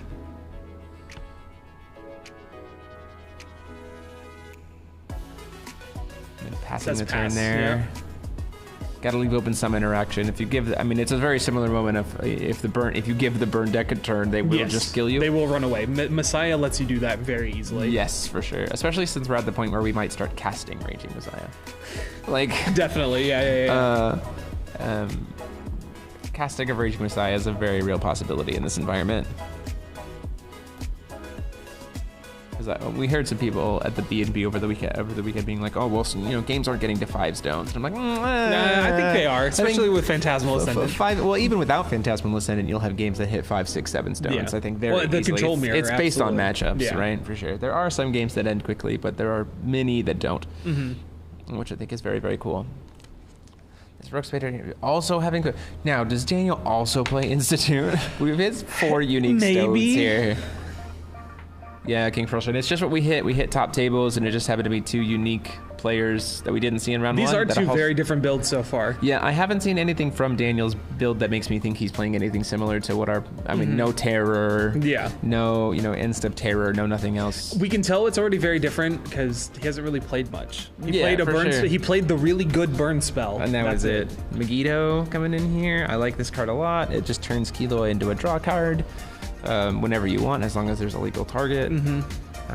Cute thing you can do with Megiddo if you really want to draw cards, especially if he sticks the Institute, is you can go swing with my thing. Now that it's done attacking, burn it for 8 and draw a card.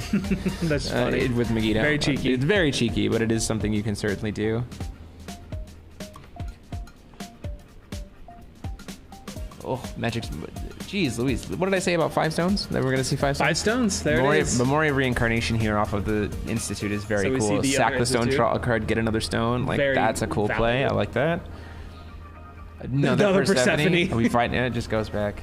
You know what? At this point in time, because he still has enough will and he's being the aggressor towards Daniel, I don't hate just like baiting out the Persephones, right? We still have will to be able to play through it. We still have actions to be able to, we still have seen there's a Phantasmal Ascendant coming down. I imagine we're going to see that second Sword of Progress going to come down here in response. Maybe actually, like, it's going to cycle and cancel, leave us 2 will and set up the third Sword of Progress. Or maybe we're just like, I'd rather do the thing that's not the Phantasmal, like what you're trying to Phantasmal into. That's a real piece. Apologies for hitting the microphone.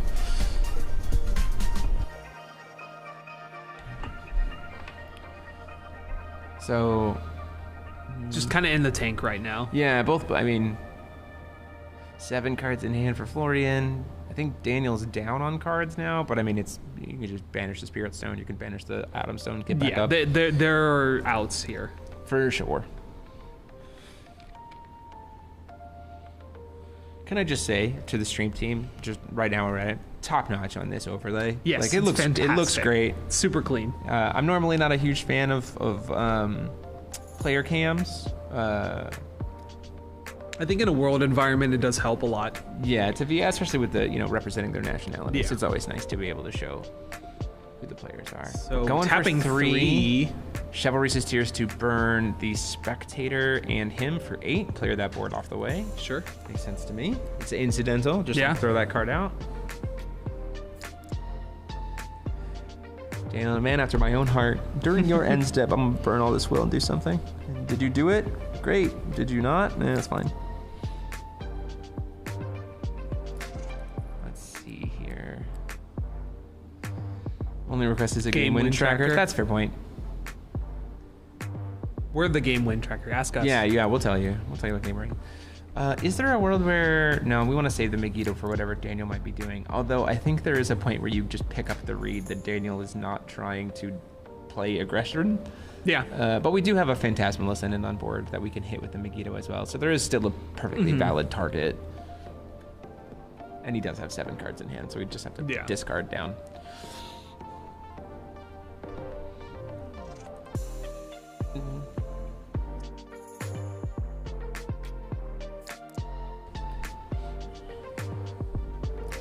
Terror in the Ice. So we talked about this last round, that this kind of shows your entire deck to your opponent. Yeah, for sure. Oh, we are doing Terror in the Ice again.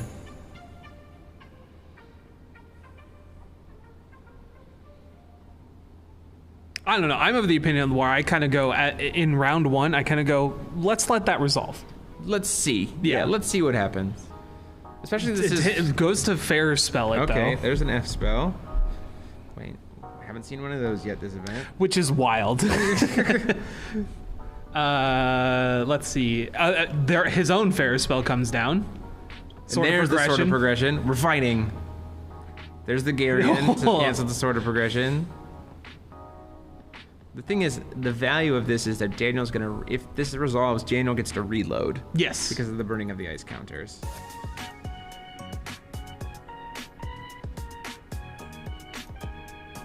Advantage tracker. Yeah. So another Garion. Garion targeting the Fairer spell, which is targeting the Fairer spell. Right? Yes. So, Terror in the Ice, Fairer spell, Sword of Progression, Garion to Sword of Progression, Garion to Fairer spell. So at the end of that resolution, the Terror of Ice Knight is to still... F2. Yeah, the Terror in the Ice is still canceled at the end of that sequence.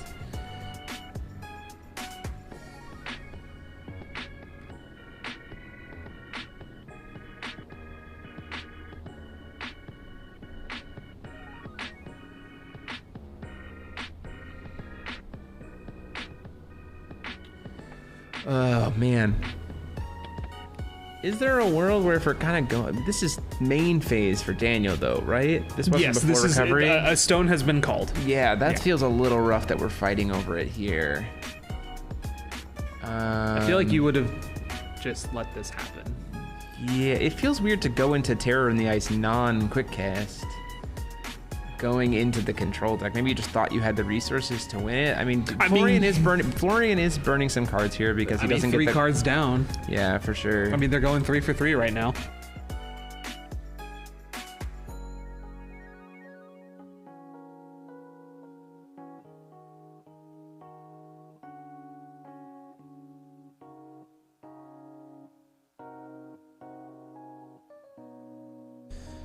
Okay, so the sequence is going to resolve here. We're going to get the Fairer spell to stop, which means the Fairer spell is going to get to stop the Terror of Ice. This is a lot of... The lack of reload from stopping the Terror in the Ice is a little unfortunate, and then Daniel is going to have to go ahead and pass. He's just going to go into combat. We see the Megiddo remove an ice counter as part of cost. We get to reload on Florian's side. This is why the Megiddo is very nice. Daniel still has a good amount of cards here, but then has to just go ahead and say pass. Florian getting to a nice hand here. Lance stepping away for just one moment. He just wants to go see the artists are here, so we're wanting to go see, making sure we get some stuff signed here before all of these players finish their rounds and we get swamped and can't do it, which is fair. So we do see another. This deck truly might just be 10 unique stones. This feels like a turn where we might just try to go for the Institute again, just to also recharge us with the Memory of Reincarnation. Yeah, that makes a whole lot of sense. So Institute's gonna get to come down here. We get another stone, second Memory of Reincarnation off of it. So multiple Memory of Reincarnations, but singleton of all the other stones. So very, very cool. Cool use of the Memory of Reincarnation for this deck. And then at that point in time, I'm just gonna throw down a pass.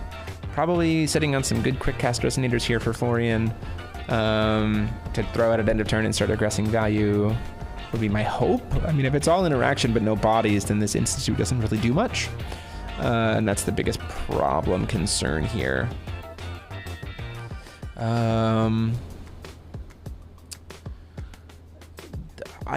There's a world here where, because we have the filter and because Florian might have a bunch of cards in his hand, that if Daniel can, I'd consider throwing down a dragon. And I'd consider throwing down a dragon on the Megiddo because it doesn't have a target, is my biggest thing here. Let me pull up dragon here real quick because we can burn filter. You can... Yeah, you just target an entity, right? So we just tap down the Megiddo so he can't recharge. We get to burn Florian for a bunch of damage in his hand, and he's got a good amount of cards in his hand, so a dragon here would be pretty great, and it's an activated ability, so it'd be hard to answer into. Gonna see Killua doing both modes to try to remove an ice counter, draw a card, and just pop the Megiddo. This makes sense a lot too. We are gonna see third Sword of Progress come down here to stop that. Which is also going to probably not bounce anything, just cancel and draw. Then move to recovery. Making sure that they make the separation of the graveyard versus the swords. A huge shout out to our table judge for being willing, for sitting there and making sure they can get everything covered.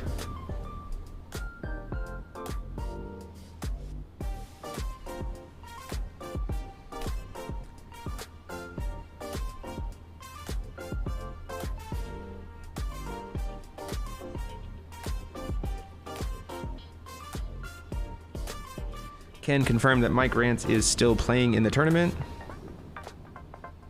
I have gotten confirmation of that.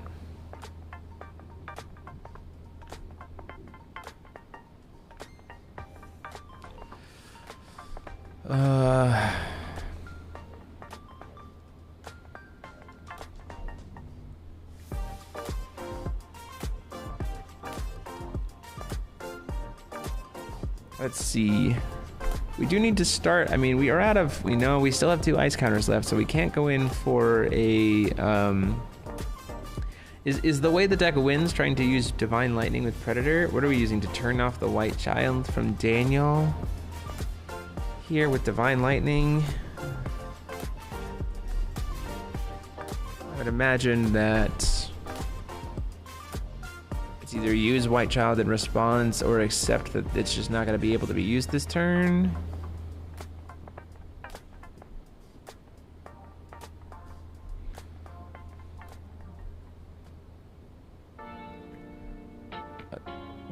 What are we doing here? This is... We're probably... I mean, I can't imagine we're going into this unless we can fight over the White Child activation in response to still play a turn. It's just going to resolve. We're not even going to use White Child. So Florian gets a safe turn to be able to move in. Doesn't have to worry about Light Child being used. I'm surprised we didn't see Wind Moon Child used there in response to cancel the Divine Lightning. Like, neither of these games we've seen either player use Wind Moon Child hardly at all. Just has not worked out. I imagine then that Florian is trying to use Darkest Moon Child to kill a spot removal, like a resonator that's getting in the way.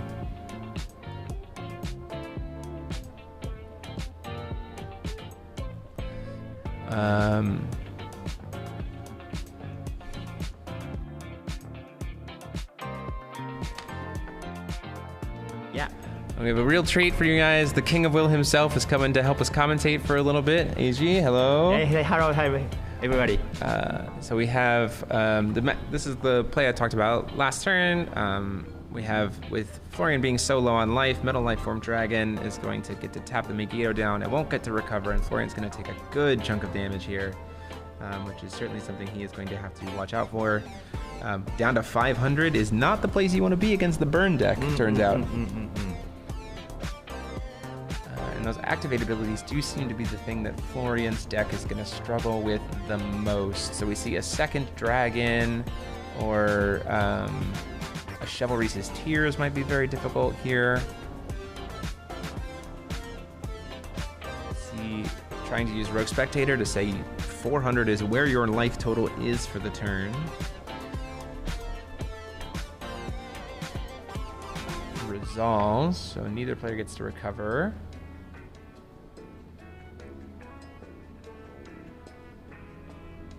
Daniel just needs to find 400 damage somewhere. Oh, it does look like the Rogue Spectator was cast at the end of Florian's turn, which means that this Rogue Tech Spectator is actually threatening lethal, EG.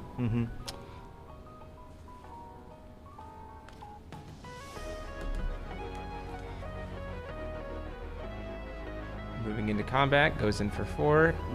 I imagine we see the Darkness Moonchild come down. No, we're gonna go ahead and see Gary in to destroy it.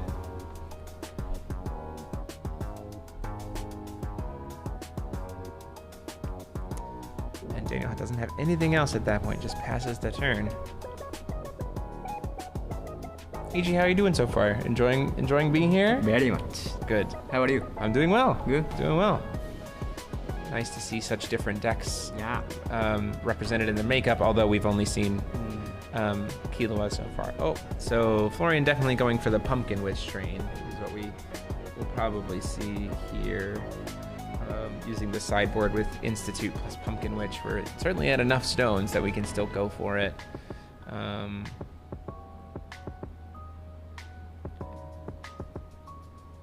Does Daniel have a way to... Has the Lorite to stop the Witch getting another Witch?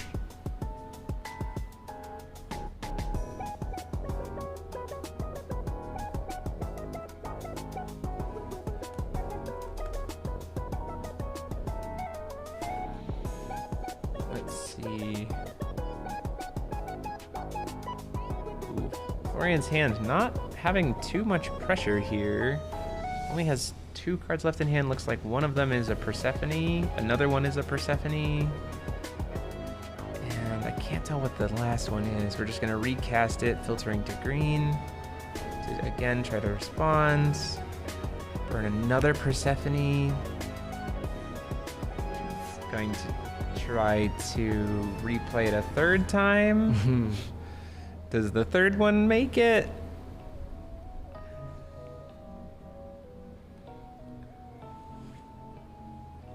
Loriting the other Lorite. So last card in hand, I think for Florian is Inferno, which is very unexpected.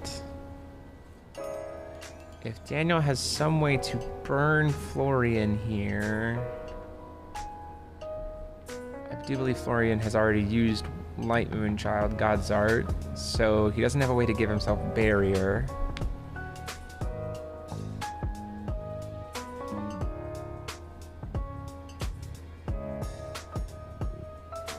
Life total doesn't matter because the Institute, he's got 8 unique stones, so everything's getting plus 1600, plus 1600. It's very big. Huge. Yeah.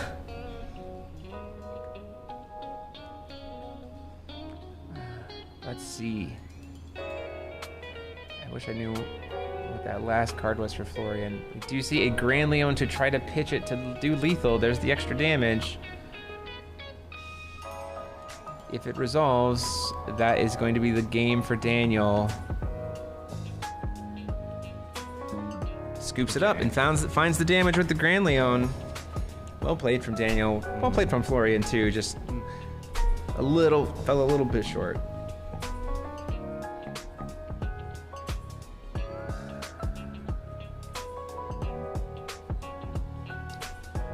Yeah, it does turn out easy that when you get down to 400 life, it's very easy to lose. Yeah.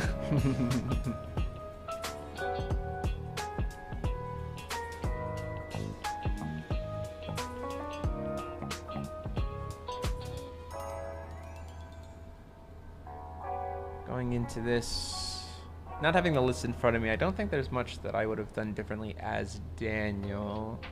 I think there was a world in the opening where didn't fight so hard over the terror in the ice that he tried to resolve, but I mean, it did burn through a lot of Florian's deck.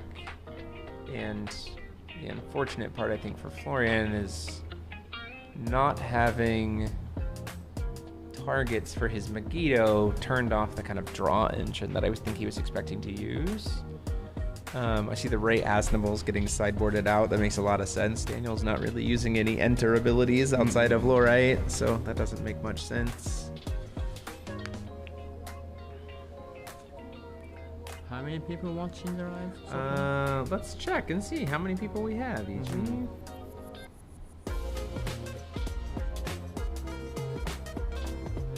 It must be kind of 65 players currently watching. Yeah. No, yeah, Rustin, I do believe he had it looked like Inferno in hand. That card's a lot of red in a way that not many other cards are, so it's pretty iconic.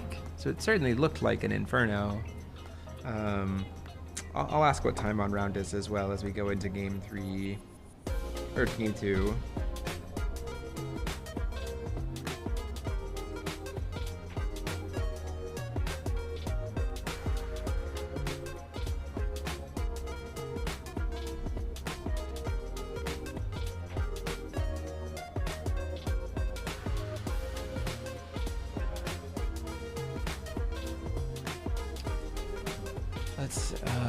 No, at least change no from Florian on Moon Children Rulers, and no change for Daniel either on Moon Children Rulers. We're still playing 21 minutes left on round going into, this is, if Florian, this is what we're going to see a lot of. We saw a lot of this over the past about year and a half of Force Soul. It's become very prominent to have a lot of draws. Players who maybe take a little bit much time or play to a win condition that takes a little bit too much time. And so they lose game 1, win game 2, but then neither player can close out the third game. So very real opportunity for have these decks draw if Florian can clutch it, but we'll have to see.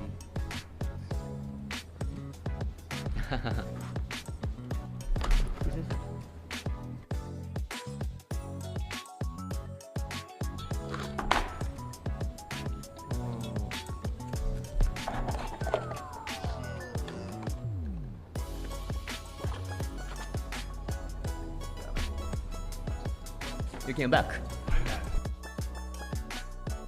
Thank you, EG, for joining us for a little bit. We'll talk to you more later.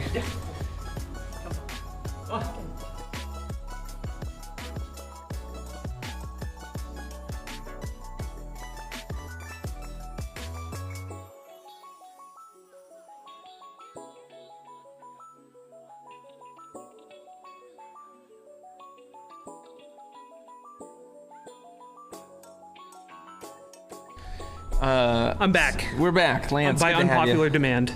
Popular demand, I would argue. I had to go visit my VTuber Papa. That's fair. Fair point. Daniel did clutch it out in game 1. Very nice. Got Florian down to 400 life, exchanging a huge chain in response to a Witch of the Fallen Kingdom to try to go to Pumpkin Witch. Wow. And at the end of the sequence, just was like, well, you're only at 4, so Grand Leon. Is this even a Kilo matchup? Yeah. It feels like very much like we said before. We're using Kilo as the draw engine to play into the list, as opposed to using Falchion with daily research to be the draw engine, which makes a lot of sense. I think Megiddo was also just very, very good in this environment. It is unfortunate that you got paired up against the Kilo deck that doesn't care about putting resonators on board. True. Like, we want Phantasmal Ascendant, and that's pretty much it. Was it Witch and Institute or Phantasmal? Oh, Kilo. That's what. Yeah, we have Phantasmal Ascendant on the left and Kilo with Witch and Institute on the right, because Phantasmal is combo banned with both of them. True. 21 minutes left on round, though, as of 3 minutes ago. So I can show you the art that Sigmund drew for me. yeah, we can rig that too. This is, I think, the losing game 1 in 29 minutes, though, I think is a bigger hurdle for Florian. Yes, for sure. Having to play through a game like a timed game 3. Yeah, it's gonna be rough. Now, are there draws in this event? There are draws in this event, except for the last round of Swiss. You cannot draw in the last round of Swiss. We're gonna just be swinging in with. Where did that token come from? Did I see it? It was a Flighter. Are we playing Flighter from the Underground Arena? Maybe. I mean, that's the only thing I think that this token is at this point in time, and there's no cards in graveyard, so I have to imagine it's Flighter, which I honestly don't hate here. Flighter had like skyrocketed me in playtesting this week. That card is so nuts in a control deck. Yeah, because it's just it is the free Flighter advantage. Yeah, the other nice thing too is, again, playing to the idea that if everyone's playing conflict and stuff like that, if everyone's playing card cancel, you just go to abilities. Sure. And then you don't have to worry about the concerns from that point in time. Do you see the Lumia? Do we see the Rogue Spectator come in response to the Lumia? Just to say, like, I've got you down to 29, I want you to stay there. That is immediately what Daniel is thinking. You see that lean over. It is kind of feeding into Florian's Megiddos a little bit, but he is going to say, yeah, that's fine. Well, I think you only need to stop the Lumia once. That's fair. I can very easily see this going 101. Yes, for sure. I could also see this going 1-1, so they both win one and then draw. Ooh, Prisiak coming in. See another Lumia it's off the top. It's the big show. It's really going to come, honestly, though, with Daniel having all this excess will, it is going to come down to a point of, does Florian have the Megiddos, right? Because if you go super wide and you don't have a Megiddo, you are going to die. Absolutely. And I mean, while the card is good, he's also burning himself a little bit because of these Memorias of Reincarnation. So that is, yeah. I think he is probably playing, it seems like he might have been playing maybe 2, maybe he's playing 4, but with the number of stones we saw in game 1, doesn't feel like we're playing maybe more than 3 tops of the Reincarnation. Maybe 2. I can see 2.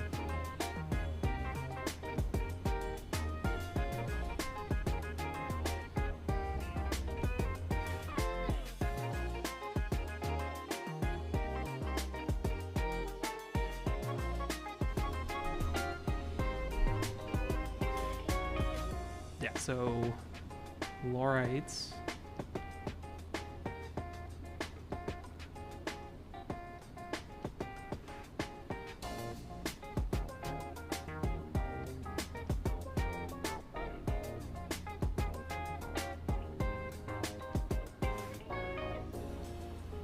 Yeah, it looks like they're fighting over the fighter activation. Yeah, so the Flighter's gonna get, you Lorite the Flighter, then it just comes back to his hand and he can just re-reveal it again. But it still does keep the bodies off board. So one of them got to resolve, and then he just does it again anyway.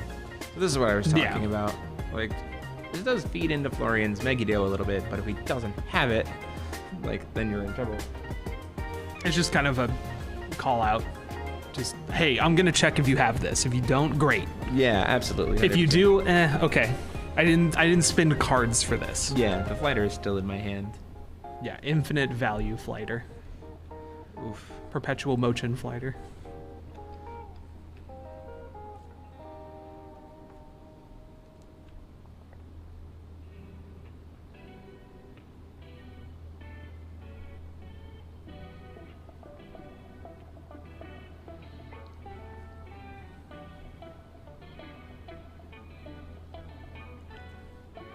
Looks like we're just doing combat here.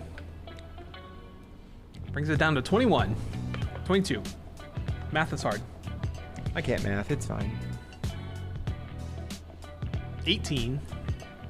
Let's the other we do one know go that through. we do know that he has second Lumia, I believe, in hand. So we're gonna filter into white for the Lumia, but we might fight over this at that point in time. If I'm Daniel, this is the Lumia to fight over. Because every single one of these got to go through.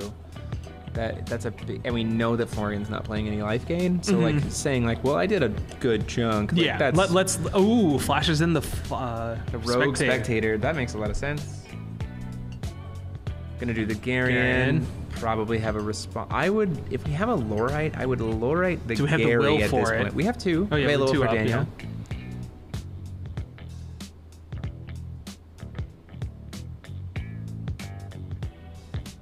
Yeah, this is a tough choice because it's like, do you fight over this or do you try to go for a bigger push later and fight over the push? Yeah, for sure. I think So it says, yep, that's no problem. Lets the Garian resolve and the fighter gets canceled. Or spectator. effect the So the cast of the Lumia. Lumia, we're fighting over the enter effect of the Lumia. Yeah, which so we're makes going to sense. cast Fossil Girl in the City to cancel the enter of the Lumia.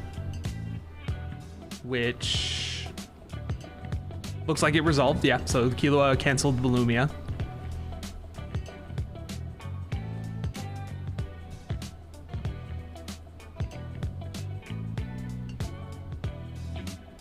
I want to talk about the flavor of Fossil City. Yeah, for sure. Is she just like so loud as a tourist that everyone just stops in their tracks? Yeah, And she that's- just destroys stuff when she goes by? Yeah, that's fair. She is riding a giant dinosaur. Yeah. So.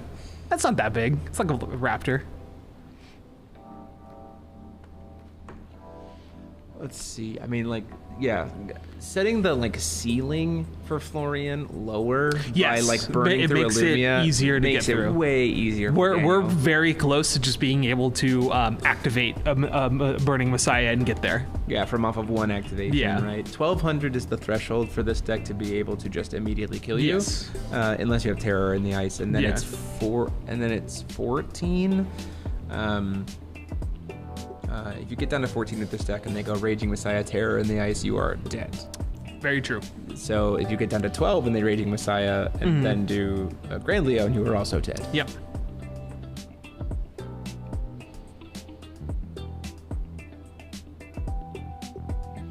So we go to Florian's turn, draws. Has some open mana. Does he flashes into Megiddo? Yep, there it is. Like I said, this walked in. Yeah. But at this point in time, because especially we've already gotten him down Yes, to 18 we've and fought created over the the life. ceiling, Yeah. like, sure. Sure. Yeah. Like, yeah, you flash It's to make. okay. I'll just the one you don't deal with. I'll just Messiah This it. is also main phase, I believe, which feels gross because he has. I think this is before recovery. I don't think so. We fought over stuff last turn, and now we have a 4th stone. Oh, So yeah, this true, certainly true. feels Yeah, like so this that is was a main main timing. phase, which also means that like Flighter is suddenly like still okay. Well, cool. You wiped these 4. I'll just Yeah, put I'll just another make one on another board. one. Yeah, I'll just make another one in Although response. yeah, there is a world where you just pivot off of the Flighter at this point because you don't want to give him more targets from Sure. Megiddo to tap and burn. Yeah, That's also a because that just value draws play. you cards. Yeah, because it's also you burn a nice counter as part of cost. You burn a counter as part of cost of Megiddo, and so then it's like in response, like you just by tapping it, you draw a card. Yes. You don't actually have to kill something. You but just have to do have a need- target. Yeah, you just need a target. Yeah. You have to be able to throw the grenade at something. Yeah. It can Does be it- your own thing though. Yeah. Which, how much does Megiddo do again? So 800. Yeah, so that he has to blow up his own things. Yeah, which Man, if you had to reflect. it's gonna be the card of the event. Let's see. What? Man, main timing Megiddo is so. Not sure how I feel about it. Sometimes you need it. Yeah, the problem is that we're eating clock. I know. Well, Daniel's trying to think about whether or not we're gonna respond to the main timing Megiddo. I feel like we probably could. Killua to Yeah. pop it, or to stop the enter effect to wipe the board. Oof. That feels That seems pretty correct. That Yeah. feels pretty good. Yeah. Especially because I think only because this is specifically Florian's main phase. That like you can get him to tap out and then just like go into your turn, And Raging then Messiah, just woo, burn run out away that with last it. 18. Absolutely. Yeah, I don't hate that play one bit. Yeah, even if he cancels it, it's still burning more of his resources. Yeah, Yeah, disrupting, disrupting, no problem. shout.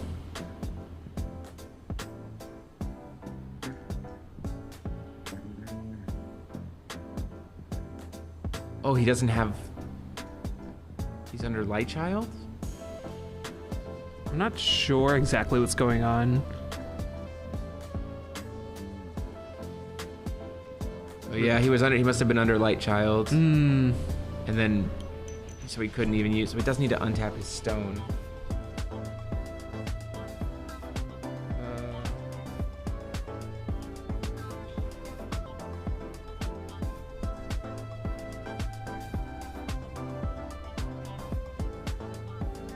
I mean, that will be very relevant. Yeah, it's very relevant. Yeah. Messaging the judge at the table to Yeah, remind so them. tapped Magneto, popped one of the tokens, then goes to combat with another token. See where this takes us. Blocks with the Lorite. Lorite does Lorite things. Block with the Lumia. Lumia. Bounce off of does- each other. Yeah, that's fine. Lumia got a bigger butt for a 1-drop.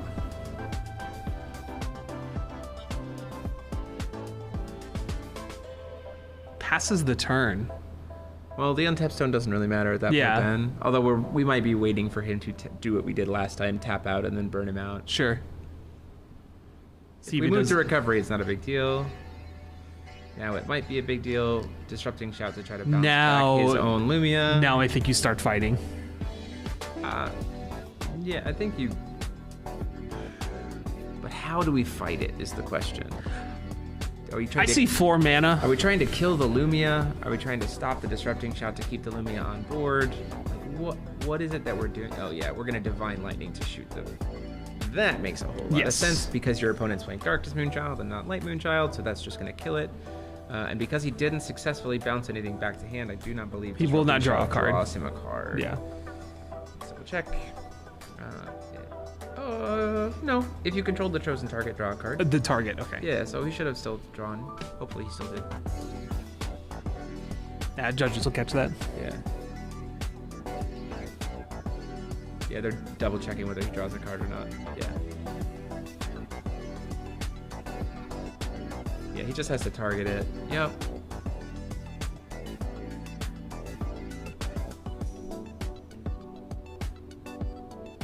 Yeah, it's not like Magic where your spell totally fizzles. Yeah. Double checking for the judge here. Making sure.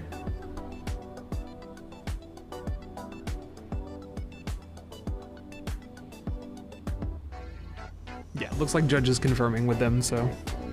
Wish we could hear it, Yeah, would be nice. but that's okay. We'll see what happens. If Florian draws a card, we'll be good to go.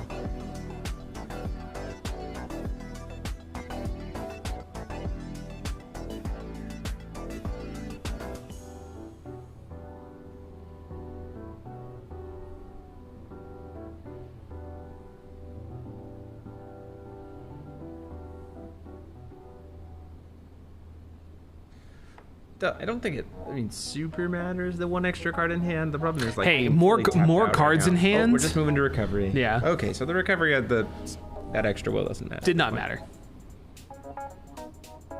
It's alright, we take those.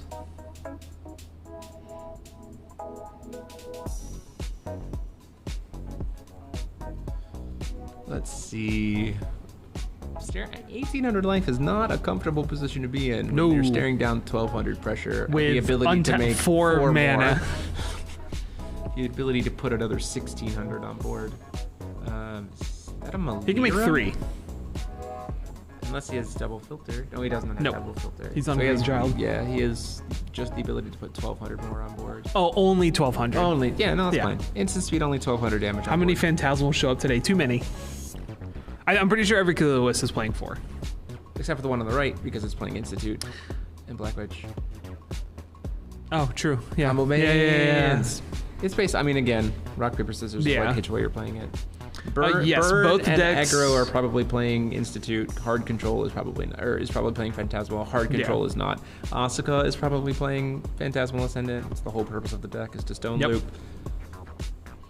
Both decks right now are Killua. One's kind of a mid-rangey burn, and the other one's control. So Daniel is on the mid-range, and Florian's on the control.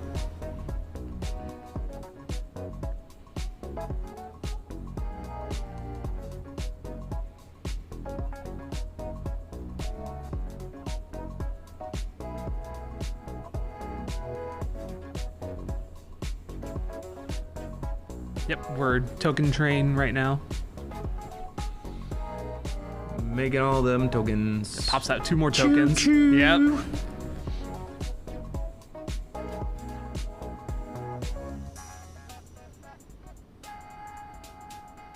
And just as a reminder, what is the standing right now? Currently, it is Daniel 1 up is what 1 game. Florian is obviously not won a single game. Game 2. Yeah.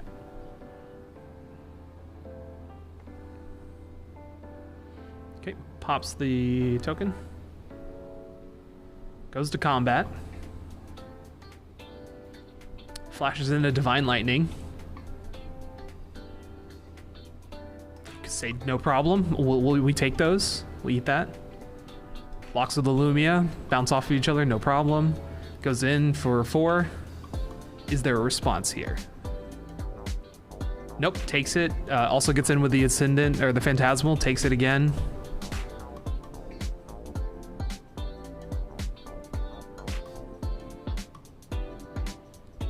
Ooh. Ice Burner. What got thrown down here? That one. Oh, just playing, Yeah. playing the melter. Ice Melter. Ice melter.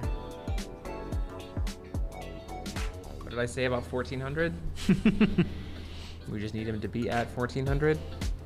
So, trying to cancel the enter right now. Yep, that makes a lot of sense because you might just be dead. You might just be dead.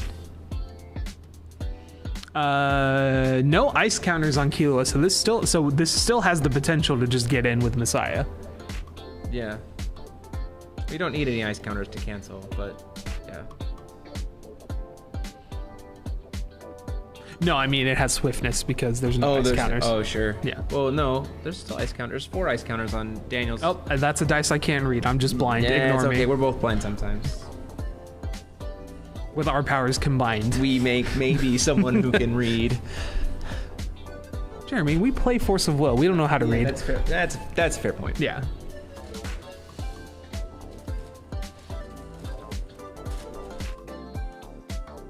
Yep. So cancels the enter.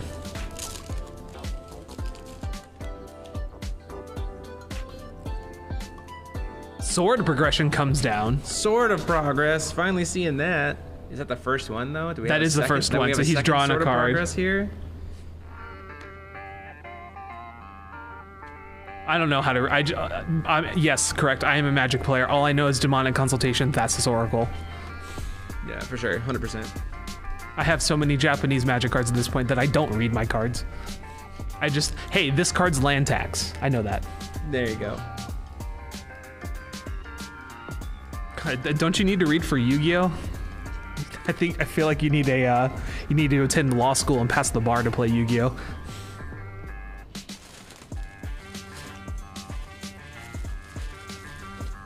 Ooh, I think an Inferno just came down. That's what I'm saying. Yeah. Inferno. So like, hey, thanks for putting my life. Do you want to put that up? Yeah. Thanks for putting my life down to 14. Now your life's down to 14. Terra in the ice on the stack. It looks like We're fighting. Sword of Progression to cancel. This is the most important tourney in the circle, in the circuit. Like, there is nothing past this. There is absolutely nothing past this. Terra in the ice resolves getting the speed ice melter. The second ice melter. Let's see. Yeah, we use judges to read. Yeah, that's read fair, for that's us. Fair point. Yeah, read for us, please, Mr. Judge. Well, we were joking with Charlie, one of our floor judges today, that Charlie's like, I can't read. Can you read me the card verbatim and I'll decide on a ruling?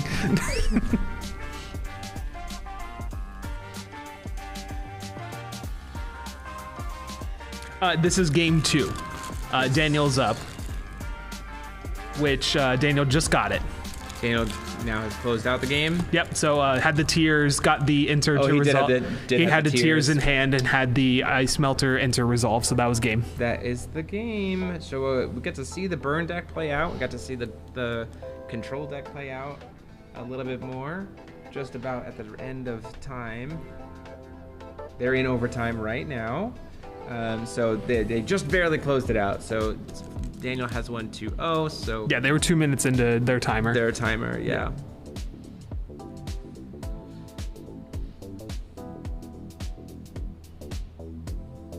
Man, the Inferno was a spicy play. It's a shame it didn't get to resolve, but I do like that play line.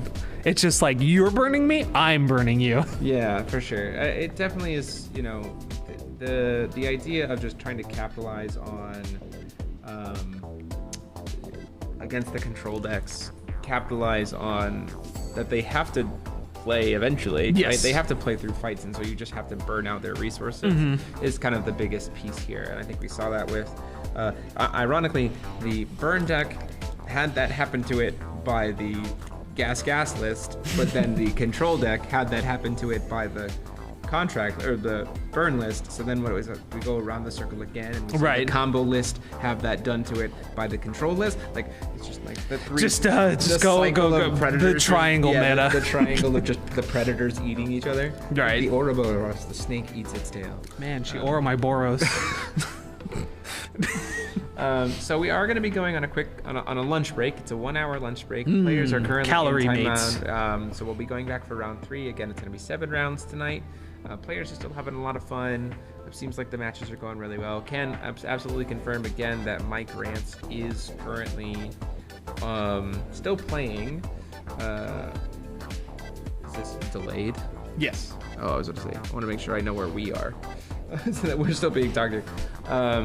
So Mike Grant's still in the event. I don't know who said that somehow Mike wasn't playing in the event. We'll have to see how Team USA is doing. I know that going into this round, Paul Martinson on Aristella was up. He had won round 1. Cool. So Aristella had won round 1. I also know that K1 plus Baja won. It's round 1, so artillerist Bahamut was still. I mean, very much yes. honestly. I mean, dope. Yeah. So that was We'd still love very to much see there. it. I don't really know much else. I know that I believe that Ryan Miles, previous world champion, was on Falchion, and I know that he won his round 1. Unfortunately, some people have started to O2 drop already and just go enjoy Japan, which, I mean... Hey, valid. Valid. You know, you got your Go participation enjoy Japan, stuff. Go enjoy Japan. We'll see you at Bingo later Yep. tonight. We have so many crazy things for Bingo tonight. It's absolutely insane. I cannot wait to host that. It's going to be awesome. We don't know how Alejandro is doing. We'll get to know a lot about how Alejandro is doing after we're done with the lunch break. If there's a specific deck that you guys are wanting us to look at and see if it's at top tables, we can do our best. Again, we're trying to look at table 1 as much as possible, and then go down to 2 or 3. I think if there's another 2 kilos, we'll find something else. Yeah, if it's another 2 kilos at top cut, we'll try to find something else at that point in time. But beyond that, we're going to take a quick lunch break. So we will be back for round 3 when that happens. Hope you guys are all enjoying it. So glad to have you here. Yes, bingo night. And yes. And we will catch you back here for game 3, round 3. So see you in a bit. Bye.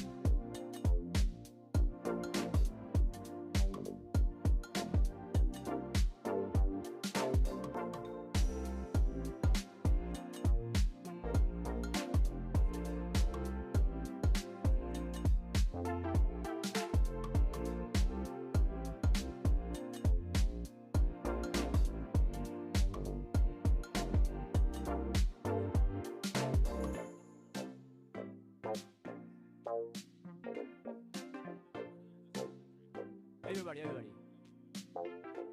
Yeah, come on, come on. Round 3 going to start 1:45. So don't be shy. Come on, get together and take photo together. Everybody, need a little rush.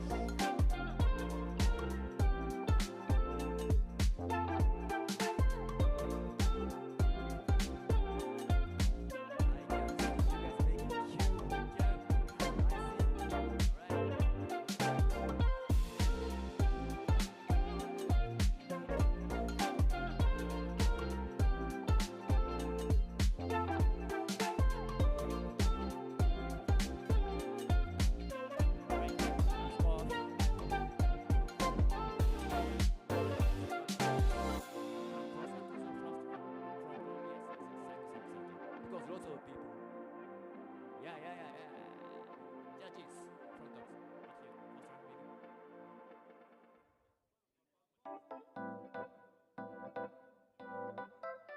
Alright.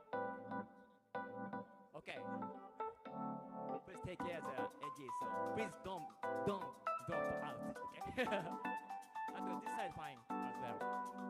High neck. Okay. Yeah. So we're gonna cross.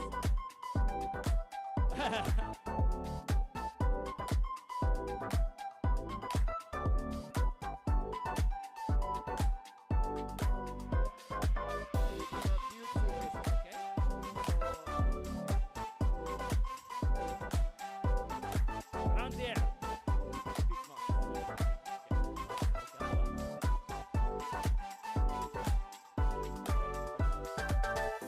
Okay.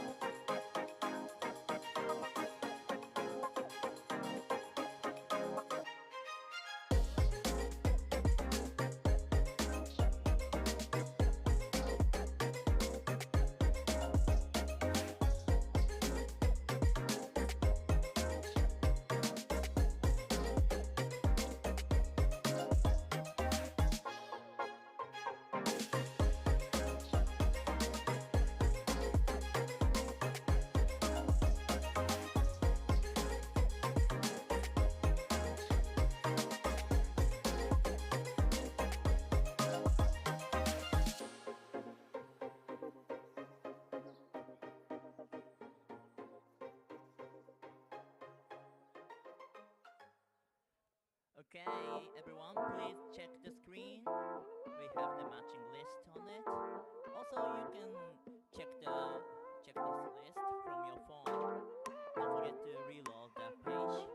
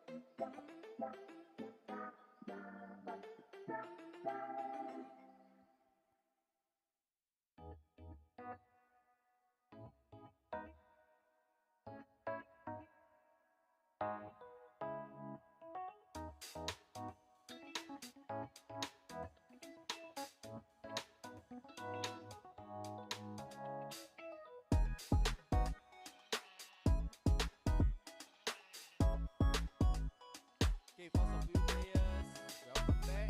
This is round 3. Okay, and just a show of hands. Any players not yet?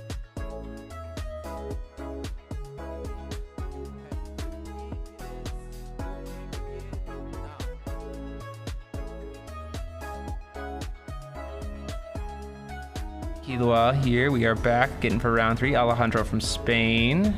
It is not a Killua mirror, I can tell you 100%. It's Killua something. It's Killua plus something. We tried our best. We have Fabio Prada.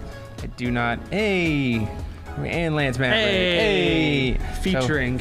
Featuring us. We have Alejandro, the second place from last year's Worlds in 2019, playing a Killua build, and it looks like it might be Fauchin, Fabio Prada on Fauchin, which would be a very interesting matchup. Yeah. I think I was talking with Alejandro last night, and based on the type of Fauchin, this can be an uphill battle for What about people him. in Japan? How big is Force Will there? Non-existent. I mean, it exists. It exists. It's just small and pocketed. There are people here who are from Japan playing. It's very similar to the like non-population centers of the U.S. Yeah, for sure. 100%. You get a group of people together and then There you go, for sure. So do not know. If we see a daily research on one, we'll know very easily what the second ruler is. well, that'll most likely. Yeah, I might want to ask them if they can. Yeah, I'm gonna ask. Or just slide it in front of camera. That's okay. We can ask the judge at the table. That's why we have the communication with the judge at the table, Lance. Whoa! We got this. It's going into round 3. A lot of decks still in contention. A lot of them. Eins, a lot of the one-ofs are still in it. Eins, Ragnarok is currently 2-0. Aristella 1 is X and 1. I don't know how the Typhon deck is doing. Obviously, Killuas have been successful. We have several Killuas in the 2-0 bracket, Yeah. some Falchions in the 2-0 bracket, a lot of decks in the 101 bracket.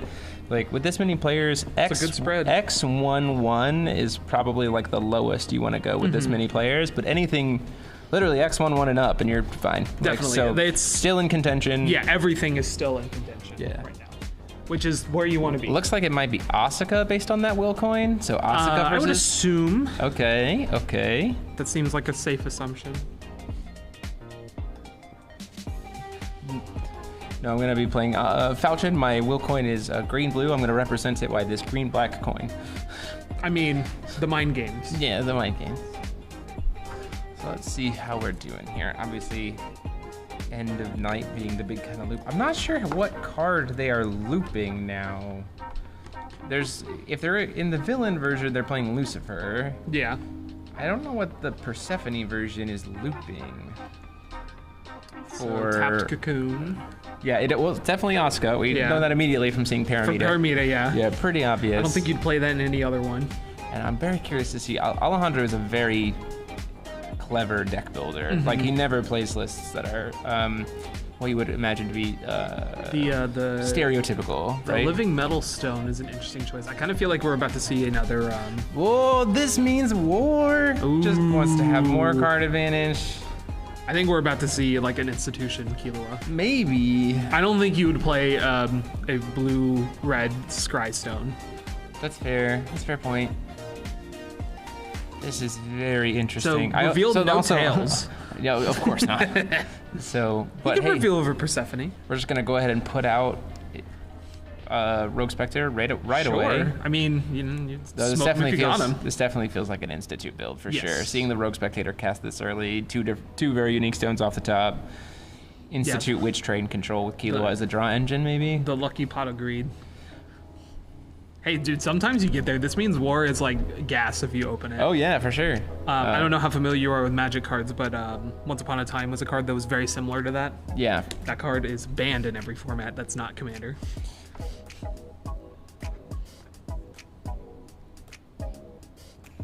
Let's see. Dark Alice coming in here, probably gonna block the Rogue Spectator just to avoid taking damage. Main deck Dispelling Stone. Certainly not something I expected to see out of I don't. that. Mamu? Okay. What deck is this? I'm in. I'm committed. A non-villain's Asuka build loops the transformed. Oh, that makes sense. Lose 4 life, discard a card. Yeah. Loop. Yeah.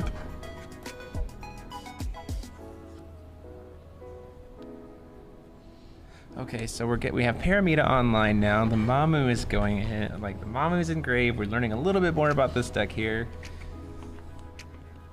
Guys, we're sitting at table 1, just as a heads up. I'm going to use Killua, Fossil Girl in the City to go ahead and draw 2. The not so lucky pot of greed. Yeah, for sure. That one, yeah, that one's still good. Pot of avarice. Yeah, we'll take it. Let's see. I think this is once again going to come down to, I mean, in any matchup, it's going to, well, sorry, thinking about it as the Asuka boy line, right? The goal for Fabio here is to try to force as much threats at Alejandro's end step so that he could then go into his turn and combo off. That's the problem of, in the matchup here, the difference between Killua versus Asuka is Killua can take the game state action on both players' turns based on the, like, can put the threats on boards during both players' turns based on the build type. Obviously with Jeremy Lindley, it's all his turn, but like with the burn version, it was either player's turn, the control version, thing kind of thing. But Asuka is just only her turn. Yeah, like she's playing fair Force of Will right now. Yeah, she can't contract at the end of your opponent's turn and leave a bunch of stuff. Usually if contract resolved, you lethal. Right. But based on the setup and everything else, but it is certainly something to be considerate of. A lot of thoughts going on here. Yeah, I think exactly for the reason we're talking about. Like, how much do I want to push in? How much do I want to keep stuff protected? And he's thinking about passing the turn. Nope, goes in for combat. Hey, he's just gonna block. Doesn't even do any combat tricks. Just puts 4 damage on the. That's the bluff. Yeah, that's fair. You know. You know the Grand Leon's going. Oh, it is maybe going at the Dark Alice here. I don't know if I agree with that. Gives me a vibe that the hand's pretty poor. It might be. It might be kind of a bricked hand. So yeah, it is going for the Dark Alice. So we could try to get that 4 damage in. Makes a lot of sense. Just gonna let it resolve. We're gonna get cycle, draw a card, get to go in for 4. Yeah, it takes it. Let's see. I'm trying to think of like what end step stuff Fabio might have, or also what Alejandro might do to follow up here. Not having the deck list certainly makes it a little bit more difficult.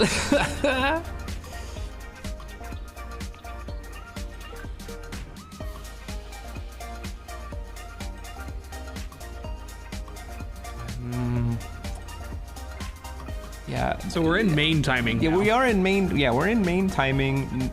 Alejandro doesn't want to overcommit because Fabio could just like crack in and go crazy. Chivalry Steer is just gonna pitch a card. It looks like it was a Brad. Probably Chivalry Steer is gonna burn him in for 8. Take him down to 28.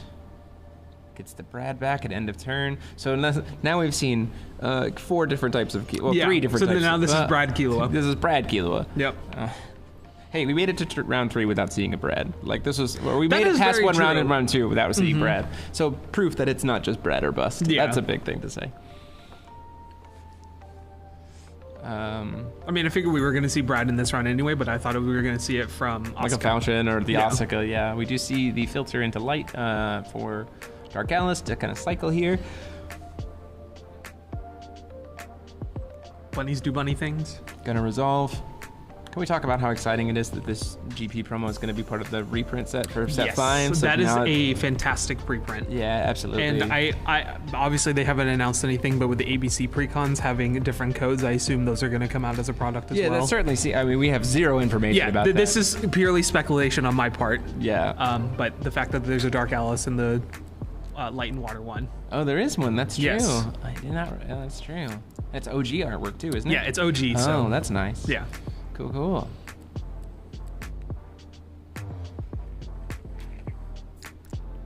So, I'm gonna go ahead and see a Lore of Tsukiyomi. What targeting contract signed during the last round? Yeah.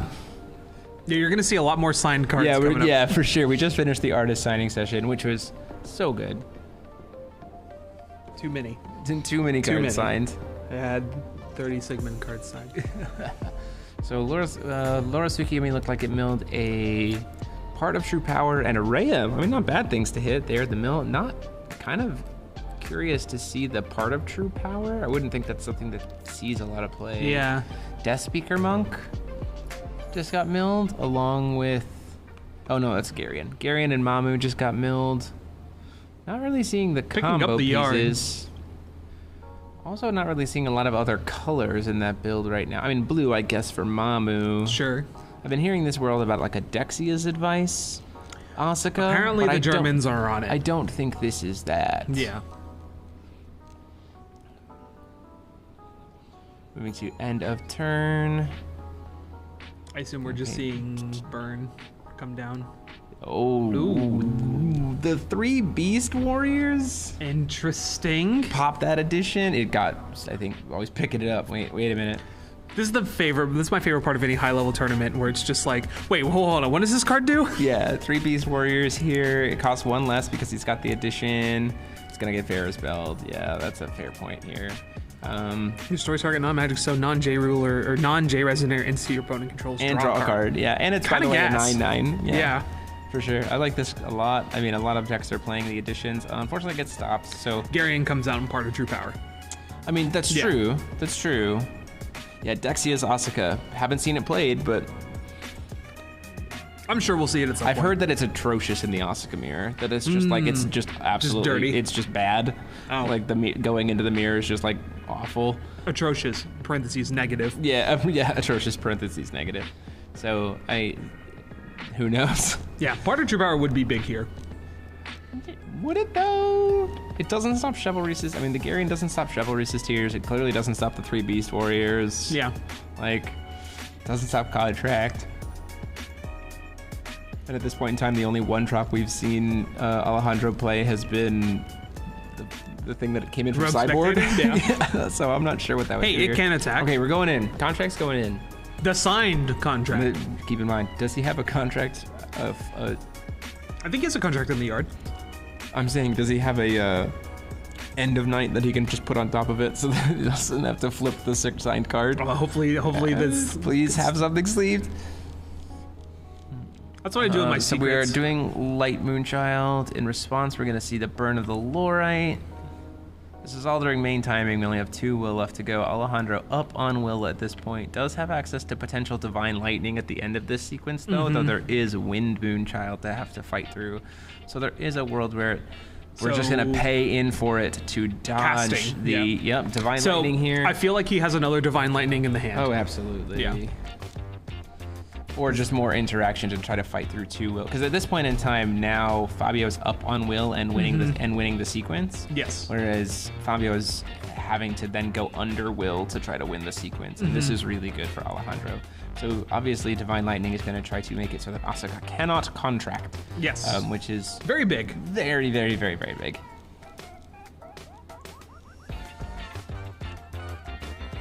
Alejandro also playing Wind Moonchild, Light Moonchild, the one that we expected to see the most commonly in this environment. So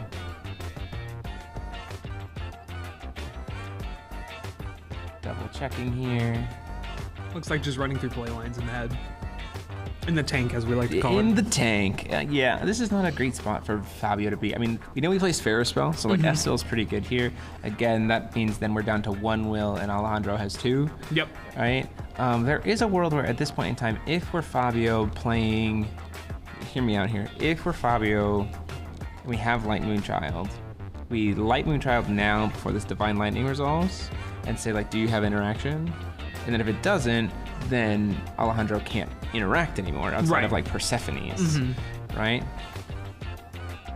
So that's a big question. So filters it for Persephone to put it back in hand. I think he's trying to bait the mastery so he can hit it with Green Child.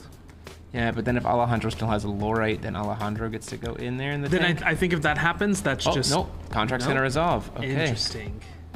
Milling a bunch. Certainly has enough to be able to go in.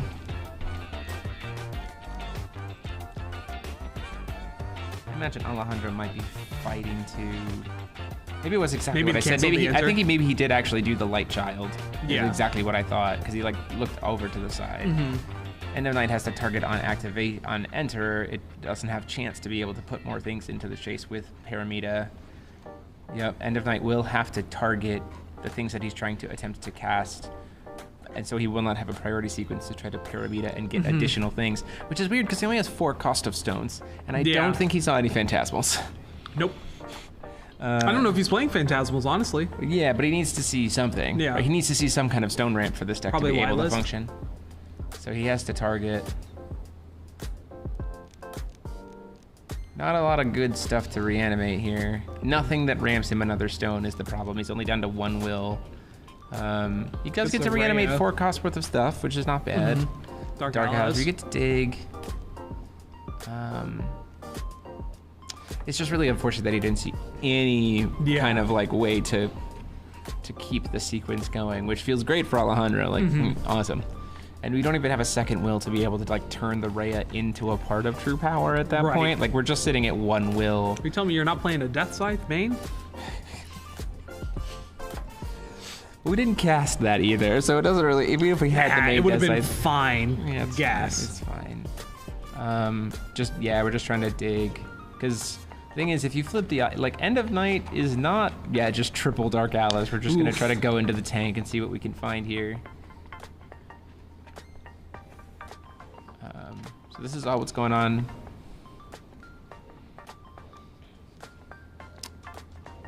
We're just gonna have to resolve these Dark Atlases one at a time. With only access to one will, the Rhea resolves. It's been successfully cast. Wait, why is... Oh, he can't... Oh, he used Wind Moonchild to stop the Rhea. Interesting. That seems like... I don't know. Probably the right call, I would imagine. If it seems like he's needing to go into the tank for something, maybe the Rhea helps to find it. Yeah, so like, what are you dumping into the yard with Rhea? That's a great question. With only one will, I don't know what. I think he was trying to bank off the effect of trying to mill 2 more for the Phantasmal. Sure. And unfortunately, that just didn't happen. Yeah. So, like, you see we have Contract there, but we don't have anything else to do it with. Dispelling Stone, double Lorite, Rhea in hand. Like, nothing is happening with this hand. And we're going to get to draw and do a lot of filtering. But if we, like, sack off all these Alices just to refill our hand, we're going to have to discard a bunch of it at end of turn anyway.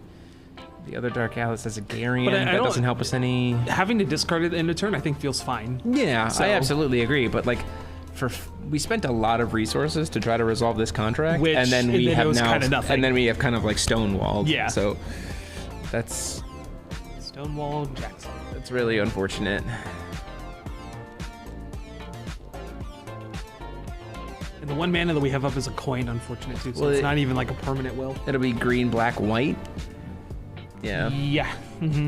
If the other Moonchild is Light Moonchild, which at this point in time I feel like it is. Yeah, I don't see you playing anything else. He did. No, it is a white child because he filtered into a white to cast a Dark Dark Atlas. Atlas. That makes a lot of sense.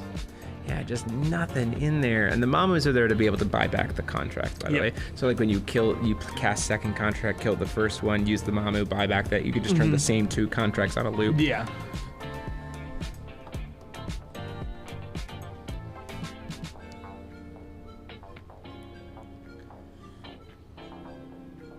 Yeah, real rough there, just having 1 will and just being able to leave up end of night.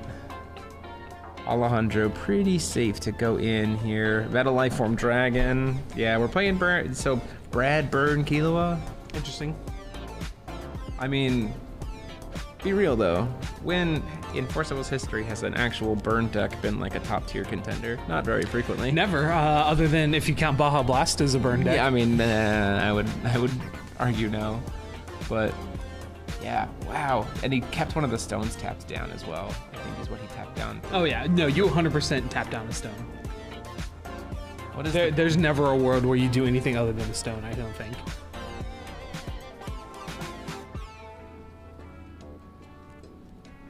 Why does the end of night have swiftness?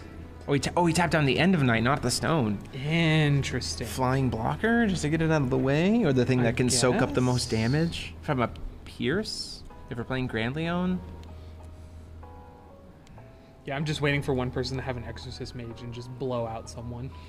Yeah, I will say going into this environment, the 2 I thought about it. The 2 1-drops that seemed like ones that we were going to see a lot of, or maybe like could they figure it out and find 1-ofs, would be Academy Guard and Exorcist Mage. For sure. I'm just checking end of night stats. It's 710. Yeah, I mean it's more just to stop the Pierce. Wow, he's Yeah. down to 4 Oof. because of the Metal Lifeform Dragon and then a Grand Leon. That definitely happens.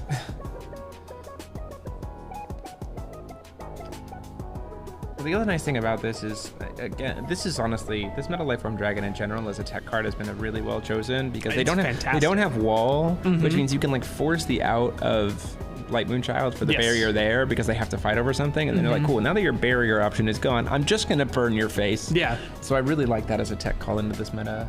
So we Say get a fair Chivalry's spell. Tears to attempt to do lethal. And then Fabio attempts to fair spell it. Yep, and then we're just going to probably mean- win the sequence here with a What is that card? It's the vamp. It's the thing The that vampire, makes yeah. him. Whenever he draws a card, he loses 400 life. So you Oof. just. I forget what the card is called. Someone in chat help me. But as soon as he draws for turn, Try like, tapping before- in vampire. just burn him out. What a tech in the main. Yeah. That's actually super solid. Yeah. Someone remind me the name of that card. Yeah, it was in the new set, right? Killua was about 25% of the field. Yeah. Most represented deck. The vampire's from the new set, right? Yes. So you should be able to scroll and find it. Yeah, that's fair. I can scroll this way. Roamer. Thank you. Yeah, that was also an incredible tech at that point in time. Like, just be like, oh, well, we've got a bunch of stuff. Well, you're tapped out, and you have to draw a card for your turn. Oh, yeah. So we'll just kill you. We're seeing Can you imagine if that Roamer had come down in response to all those Dark Alice triggers? Just like, cool, you've put 3 she Dark doesn't have Alice. quick cast, does she? It's an activate ability to pay 1 and discard. Oh to my make it so god. that until the end of the turn. Oh no, it just was when your opponent draws a card, you gain. Your opponent loses 400 life. It gives the player the ability of when your opponent Wow. draws a card. Interesting. So if he had like tapped it out and been like, cool, now that you're tapped out, you put all these Dark Alices onto the chase. Roamer. To just be like, you are now going to take 24 off of your own game state choices. So we actually have a similar card in Magic right now that is even grosser, if you would imagine. Wow, yeah. So it's quick cast as well. Okay. It costs. This is also an activate ability, by the way. Yeah, so this is, we don't really have as much like interaction in terms Sure. of like counter spells. So like it being a flash creature is not a big deal, but it deals 1 damage whenever an opponent draws a card outside of their draw step. Yeah. And then it makes a token that gets +1/+1 whenever your opponent draws a card, and then Sure. also deals 1 damage to any target. I need Wow. this in Wow. Force of Will.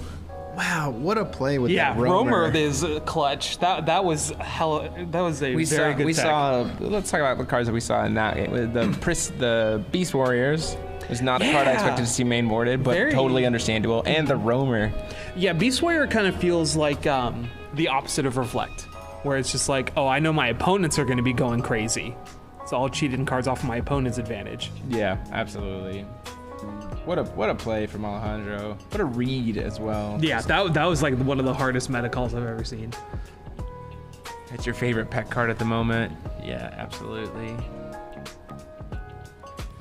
We definitely can't say that it's the same Killua that we saw in the previous No, these have rounds. all been very different. Yeah, every deck's been very different so far. We're working on, we believe round 4 will be very easy for us to find in top tables a non-Killua mirror or non-Killua at all being played, so we'll certainly be going for that. We just didn't have enough time in this one, and this build, I mean, awesome. This build has been so different. Just really wonder how that game would have been different if Fabio had seen any of his, like, continuance of the combo. Yeah. And that's one of the reasons why I think Asuka's she's second most represented. I think it's But also, comfortability. it's just like, it feels like a weird choice because there Yeah. are just some games where you just like absolutely whiff. Yeah, and I also think Asuka's gameplay hasn't really changed from ban lists or new sets that come out, so players feel very confident in piloting. Yeah. So I think that's another reason why she's been so represented. Yeah, for sure. Shunpo, is it true that a Ragnarok is 2-0 right now? Yes, correct. There is a 2-0. Yeah, there's a 2-0 rag. Yep, still very much in contention. 7 rounds, though. It's a long way to go. At this point in time, with 7 rounds, anything X2 or below will not top 8. Yes. Because max record is 21, and an X2 would be only 15. So Yeah. be 6 points short. There's a lot of wiggle room with draws and stuff for you to be beat out. So you have to have better than a 2-0 record or an X2 record to be able to top 8 this event. Choosing to take the coin makes a lot of sense. Starting with Paramita. Well, I guess, does it make a lot of sense? I'm of the opinion that if you're a control deck, you should always kind of. It's a fair coin. point, but like, I mean, you're also against a control deck, so maybe not letting Alejandro have the extra will is a So fair like point. we saw Alejandro kind of isn't vomiting cards onto the board necessarily, so you feel kind of okay to letting them have the first turn. Yeah, it's just one of these weird. We're just going right in with that Rogue Spectator. Very aggressive Rogue Spectator plays. I don't think we know how the Viga's doing. Dark Alice. We're gonna. This is seeming very familiar. Very familiar, yeah. Yeah. Whoa. Well, we know there's a dragon. Falling into the Falling. cracks of time in response to the Dark Alice. Value. So spins the coin, flashes a Garion.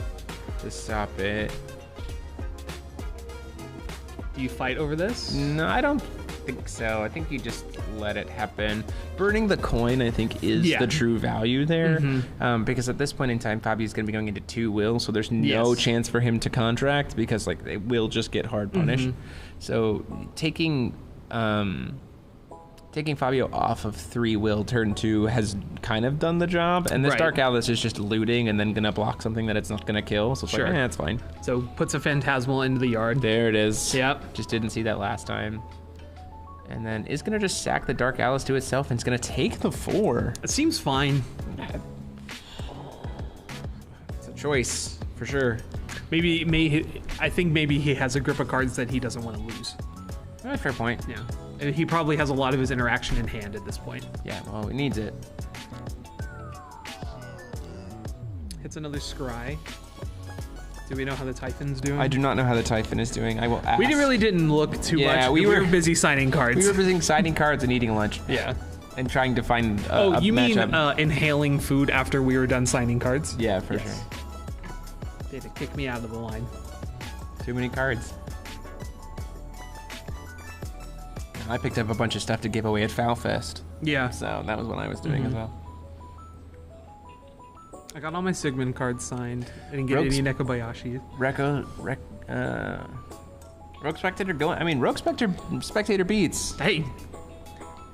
Sometimes those 1-drop 4/4s get there. Hey, for sure. You spotted Cal in the player cam. Yeah, Cal. Floor judge from America. Another Dark Alice coming in here. Do we see the same play? Is it reversed? Is it another falling into the cracks of time? Discards a Lorite. And a Rhea. This makes me either think that his hand is stacked or his hand is just like multiples. Heavy brick. Yeah, heavy brick. Caught holding the bag, as it were. Yeah, letting the block happen. And then says pass turn. We do see the Rhea come down here.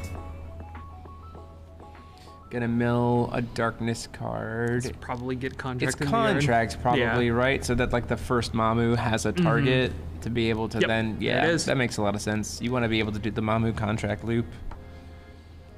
No. The problem is there's no Mamu yet.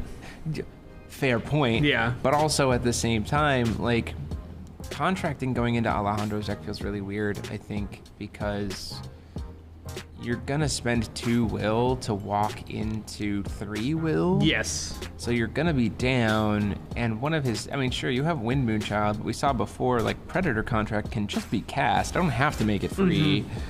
And so that, it just, but we also can't give Alejandro too much time. Right. Then he'll just start throwing things like Dragon, tap our stones down, we don't recover them. Alejandro's really thinking about this Rhea.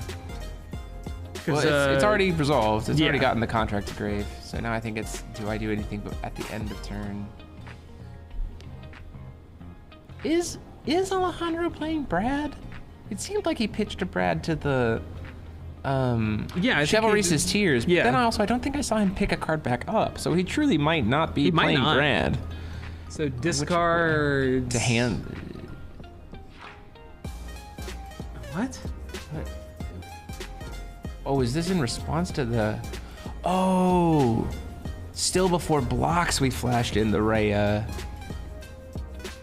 Interesting. And then we drew and discarded. I don't understand what's happening. The sequencing there of the Dark Alice draw discards. I think that might have been like before recovery. Oh, yes, you're right. I believe that is correct. Because then we... So puts the contract back in hand. So that means no there's contract. The Mamu. Yeah. So no contract in hand, though. That does mean for sure.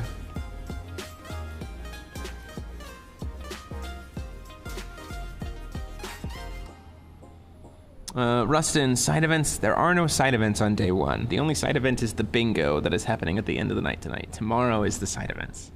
So swing in the Rhea, take out the Rogue Spectator, gain 400 life, leave 3 will up, let Alejandro go into his turn. This is like the most this format is so much of this cycle of like your end phase, my end phase, Yeah. your end phase, my draw phase, my main phase, my end phase, So- your end phase. Like it's like, where do you start the clock? I have a lot of friends who play Pokemon. Yeah. Right. And so I'm like, oh, Forcible is the opposite of Pokemon, where you can do nothing on your opponent's turn while in Pokemon, but we do everything on their turn. But also sometimes like you shouldn't. You know what I mean? Yeah, it really depends on what you're trying to do. Like Asuka, for example, really just can't do much. Right. Here comes another dragon. Comes down here, I think. Yeah. Metal Lifeform Dragon Yep. is just such a clutch card. In an environment without wall, Metal Lifeform Dragon, when everyone's just trying to recycle their Brads back to hand and everything else, like, what a clutch card. What a punishing Brad card. Like, oh, you have all those Brads in your hand?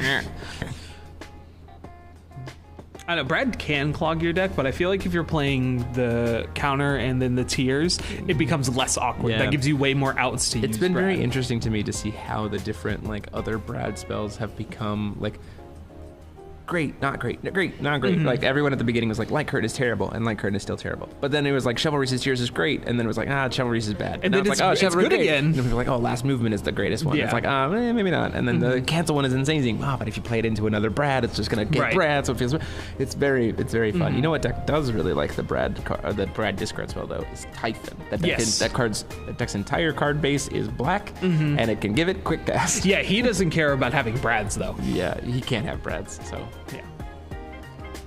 Lumia here to recharge our life total after the dragon. That makes a lot of sense. So we floated the will from the stone that was going to get tapped down. Yep. To Took cast the Lumia. dragon and then just used it to recast the Lumia. So good Don't play from hate it. Fabia there Yeah. for sure. 100%. The Knowledge Stone is gone now though, so Yeah. But it doesn't use a filter. That is a Ray. That is a Ray. Asnable. the Blue Comet himself. If that resolves, I think that's pretty much it if this resolves. unless Fabio is playing a way to answer that, the loss of enter effect for the Asuka deck is gigantic. Okay. Persephone to put it back in hands. Okay, Yeah. cool. We want ourselves a turn. Yeah, that which was a might 3-cost Ray. Which might be all the turn we need, right? So yeah, I think going into this turn you feel pretty good. What do we see come down here? Phantasmal Ascendant. Seems Yep, good. That makes a lot of sense. Ramping into the resources. Probably going to push us into a game 3, which you got to love to see it. Yeah, I told you everything. I think everything that we're going to see is going to be game 3s. Game 1 or game 3s. We did Yeah. see the 2-0 in round 2. That's true. It was was well close. played. But it was good gameplay. Ray has arrived. Ray has left. Ray entered the chat. Ray Yeah. left the chat. It's fine. Ray came in to update his membership to get the notification on the stream and then Yeah. left. Yeah, sure. Amazon Prime membership. Yep. Thanks for one more month, Ray Asnable. Hits another Scry Stone. Yeah, we're still working on 4-Will, and 4-Will is all you need sometimes, especially since we have Rogue Spectator, or we have access to Phantasmal Ascendants, and we know there's a Phantasmal Engrave. Yes. 4 is all we need, because I do believe, though, that Alejandro still has Child of the Light Moon, so that's important to recognize. Alejandro here also not really seeming to be using any of the, like, ice counter stuff. I think he is playing Megiddo, though. I mean, he's probably playing a number of Fossil Girls. Yes. Knight of the Legendary Vampire. We're going in for contract, attempting to see if we can loop up here. Do we see the End of Night come down? We have access to White Child. Fabio also has access to Light Child.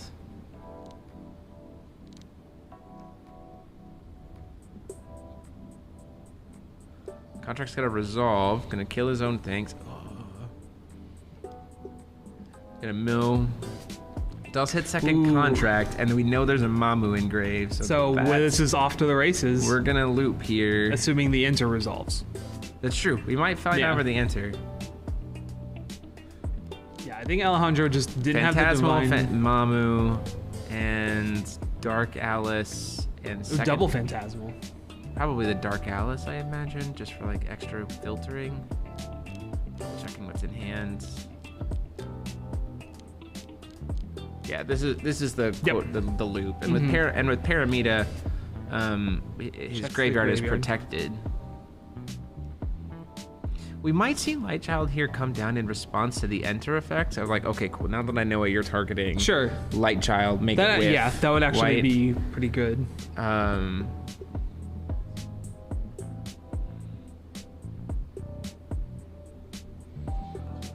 So, because he's also let this enter effect resolve. We're just targeting. No card would be great right now, except it wouldn't be Evil Elemental Uprising. But there's a Dark Alice on field and all these other things. Yeah, Dark Alice is putting in that work. Falling into the cracks of time would be really good here because That you'd get stops you'd get the most of it. you'd get the Mamu back, but you'd lose the Phantasmal Ascendance. Yeah.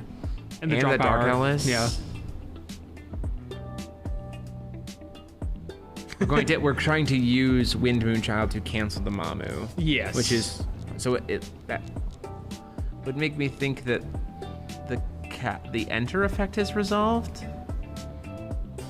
He hasn't picked up any like a chant from his yard. Yeah. So the enter effect is to try to cast those has resolved. Getting stone and then stone. We get to 4C. Do we have second contract in hand? Is that the play for Alejandro? Is just like try to force the commitment to second contract and then hard punish? Oh, did he Light Child when he played the Ray? That's fair. Yeah, there's a counter on it. Oh, that must be his Yeah. language. It's just Killua entirely. No, it's just how we ended up. Yeah, but it is a very different Killua build.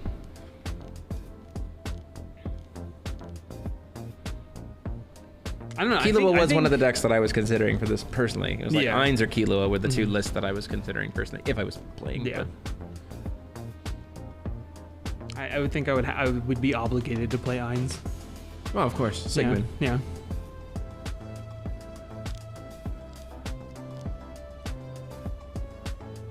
Going into round 4, we should have a not Killua, Yeah, for sure. just for clarity.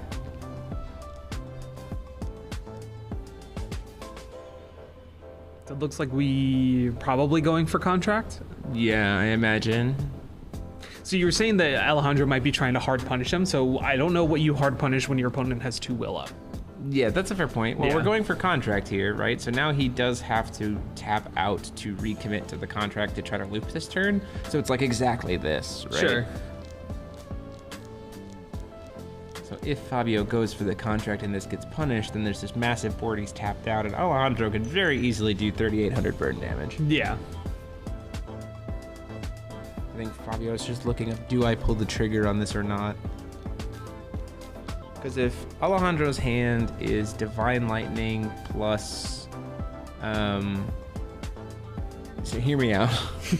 If the hand for Alejandro is Divine Lightning plus Lorite, Sure. then when he goes to contract, well, he's just passing turn. But if he goes to contract and you do Divine Lightning, oh, we can't. Oh no, you're safe from Divine Lightning right now because you Yes. can't target the end of night to be able Yeah. the Because it's not a Asuka ruler. because it's not there. Never mind. I was thinking completely the other direction. Yeah. All as well. Because there's not a priority window where you can use the Divine Lightning on the Asuka. Just taking a peek at the graveyard.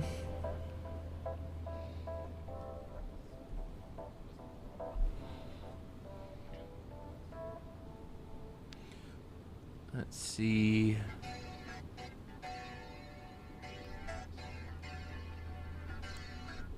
Inferno. That'll do it. Yeah.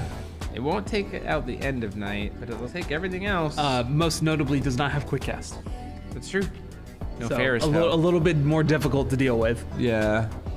And if hand size, I can't imagine that Fabio doesn't have. Well, no, it will. I think just be Fabio might bored. have It would just be less. bored. You Yeah. haven't done you don't have a stemmo, so you can't do all 3. You're just doing board clear. You also Whew. hit that. That's huge. Evil Elemental Uprising would be gross here. Yes. Right? If Yeah. there just happens to be that, because we also When was the last time you played a story card? when I played Sherry for the channel. There you go. But hey, I mean, like if you're thinking about Asuka going into this environment, if there is an Evil Elemental Uprising, like, and you Yeah, hit no, everything that's in definitely. Fabio's graveyard, like that's the game, Yeah. right? No access to Paramita, which means unchaseable, which means we can just hit everything in the yard Yeah. and just get rid of it. No Dallas to protect it as well too. Wow, what a clutch Inferno. Yeah, that was huge. Yeah, Alondra's feeling it right now. He's very like, yeah, that just happened. Second contract, we kind of expected. Which, I don't know. It seems a little awkward to do it now. I think it's how you apply pressure. I think I would have. I think I would have tried to put something on the board to protect the yard a little bit. See if I have. He might not have the Dark Alice or anything like that in hand. Gonna mill. Might be waiting for him to commit to the contract, and then once the contract's up, be like, cool, Evil L. Yeah. If that's the case. I don't think there's an Evil Elemental Uprising. I'm telling you, in this list. man, if there is, it would be the most clutch thing I've ever seen. I'm just gonna bring it up on screen and be like, hey, remember what would be really good right now? Remember that card that was in every single sideboard for a meta? I'm just saying, Unchaseable remove the entire yard. Oh no, absolutely. Would be pretty clutch I here. just don't think that everyone's like on it, you know? 10 minutes left on the round, so there's very possibility. Oh, So Ray discards the Asdable Ray. to cancel the enter effect. Yep. In comes the Lorite to stop the Ray Asdable, canceling the enter effect of End of Night. So it's definitely not. There's definitely no evil elemental. Yeah, I don't think so. Well, Not at this point. We tried, right? Yeah. Although the true strat is to try to bait out as much will as possible from Fabio, Then and evil. then evil elemental uprising. The cruelty mind games. Yes, for sure.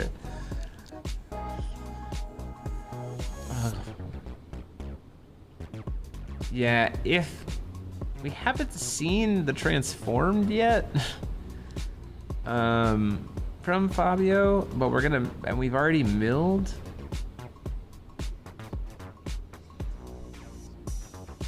So he's figuring out the order in which things are gonna get milled. So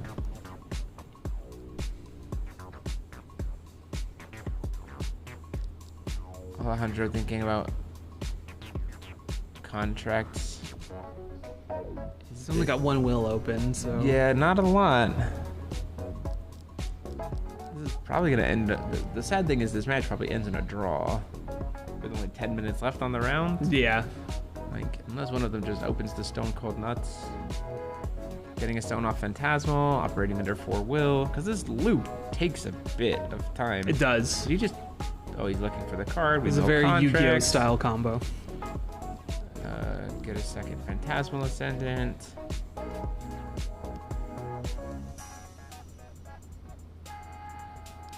Intimidate would be really good, but the transformed would be the loop that kills. Yeah, go ahead and pull that up.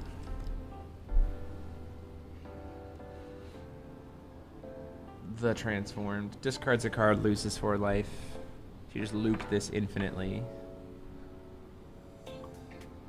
Falling into the cracks of time would be really good in that matter. It's just like, oh, Yeah. you're gonna try to loop it this turn. It's just never gonna hit field. So you can loop and mill yourself as much as you want. It's Yep. never gonna hurt me. Hard cast Lord of Tsukiyomi. Yeah. We gotta buy something back. Looks Targeting. Like He's just gonna do a little shuffling and cutting and everything else after the dig in from the Rhea. Targeting the contract. We're getting back to that point of being tapped out to do contract that I'm Yeah. starting to get a little worried. just a tiny bit. I'm starting to get a little worried. Would you have to pay tap out to recommit to the, because none of this can attack. That is the big part right Like now. none of this can swing. Yeah. So once again, just Alejandro slams a second Inferno, and it's just like, oh, okay. But tapping out to do second literally just passes the turn. The turn. Oh man. Oof. I think that's it.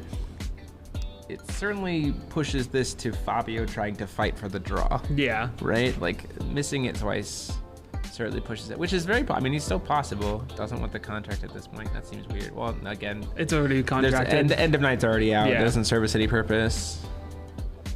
Double checking. I think there's like 9 cards left in Fabio's deck.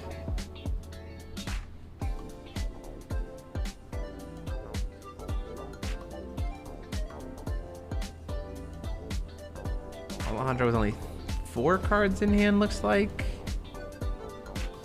Let's see here.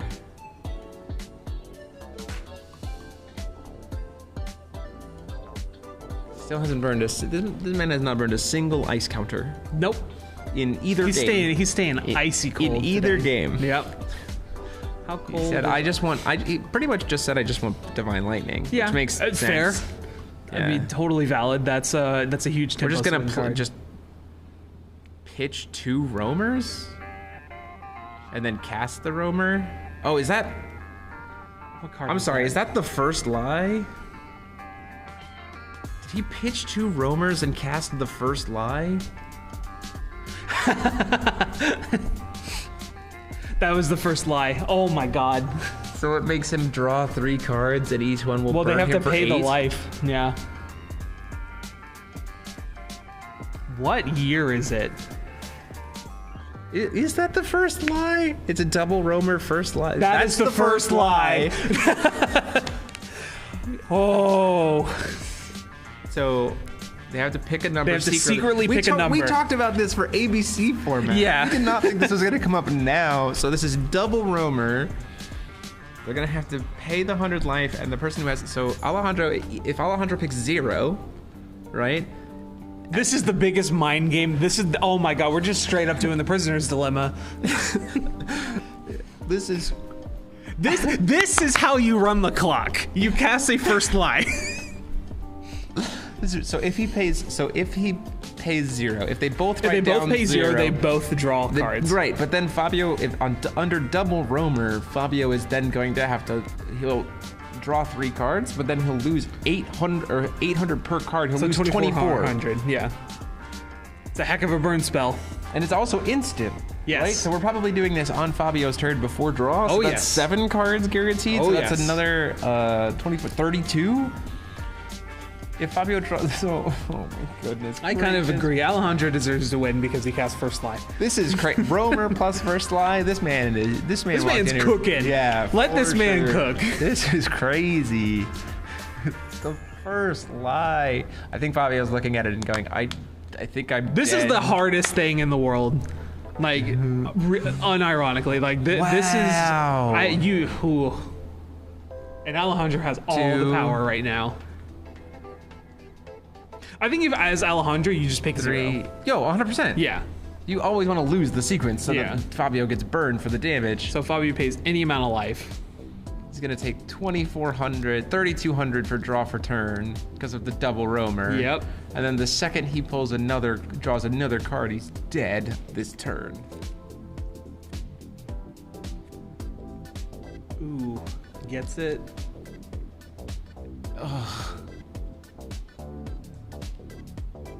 And Just then, concedes. yo, Wow.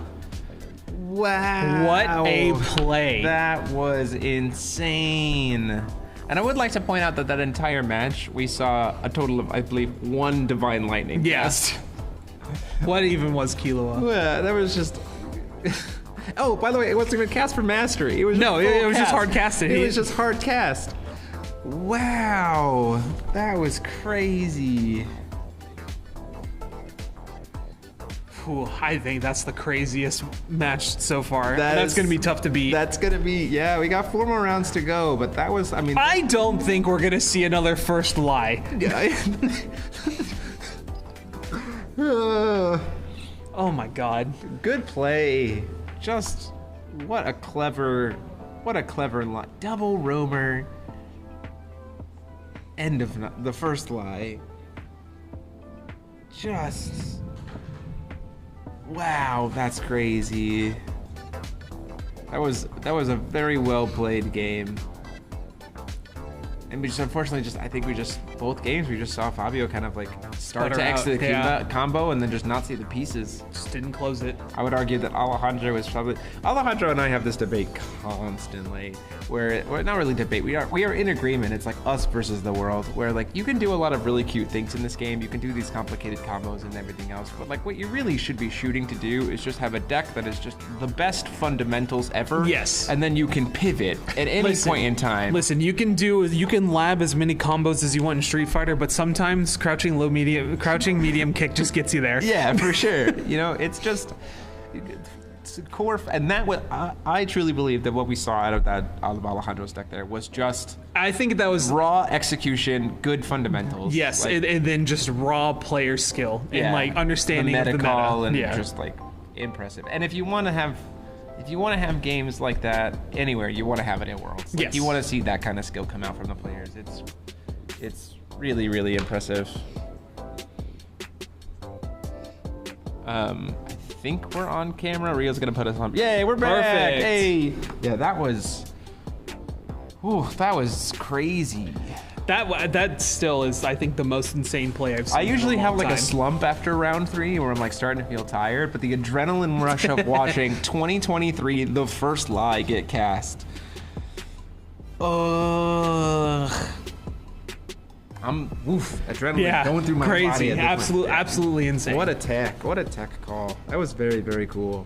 The hard cast, I honestly thought when the hard cast Ray Asnimo didn't I thought that was it. answer, Honestly, I thought that yeah, we were going to like- go to a game 3. But we just did not see enough follow-up. We didn't see the things that needed to come out. But you also got to see, you know, what Asuka's very much capable of, right? So that's the biggest Oh, thing, too. I don't think anyone's doubting that Asuka can just spiral out of control. Yeah, for sure. That She was, definitely gets there very, very quickly. very sure. Whew.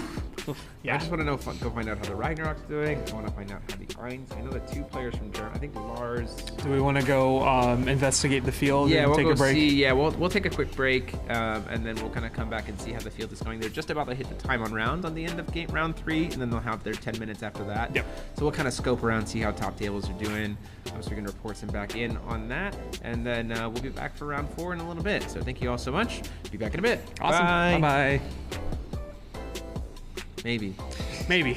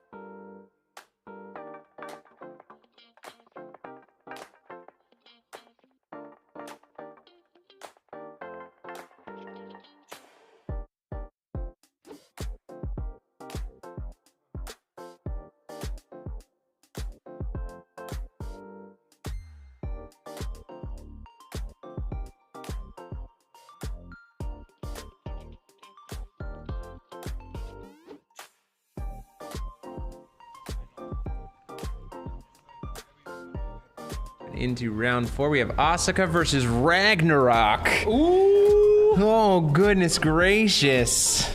Yeah, that's definitely not a Kilo Amir. Yeah, definitely not. This is... Whoo, boy. Ragnarok.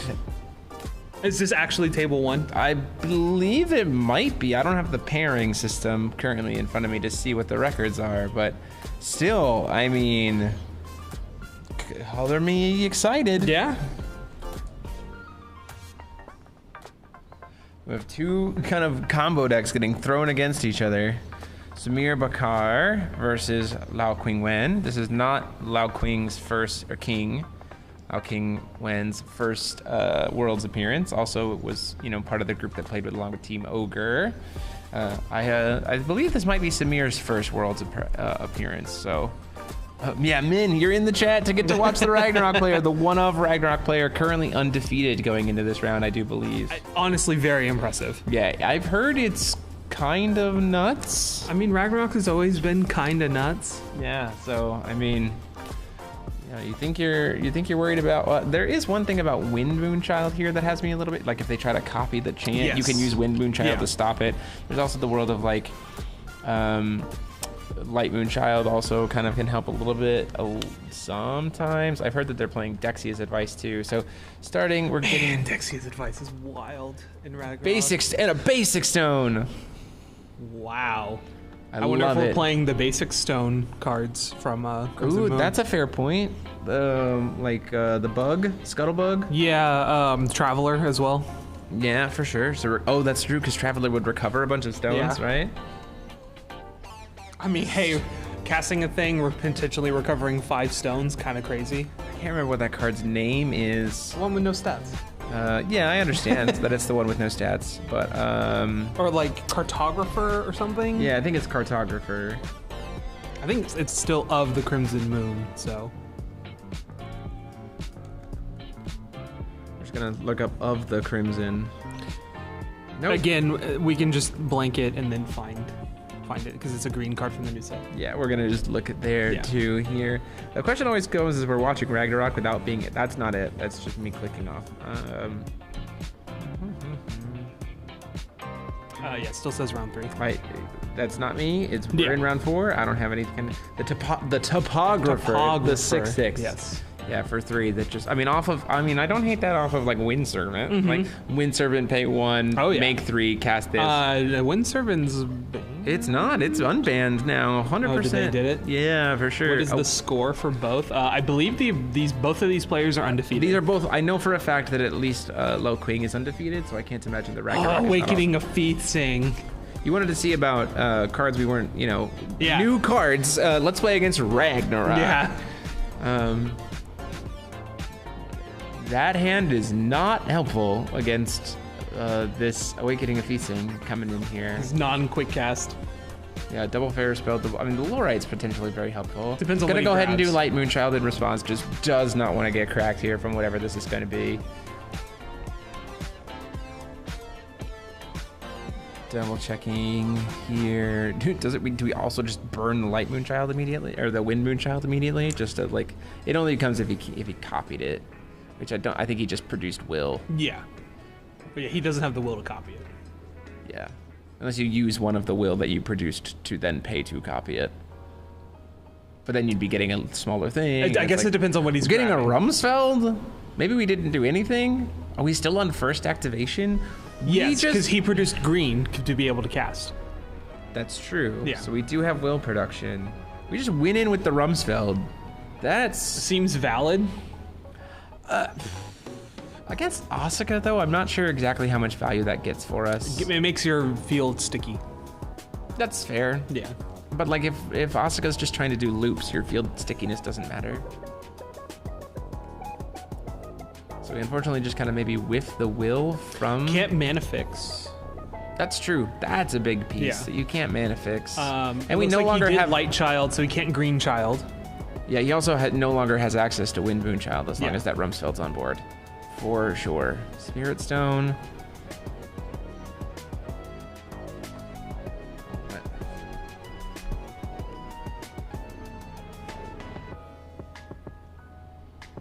Smear's running an arguably rogue deck. Is undefeated. It's very good. Yes. This is the pinnacle of rogue deck.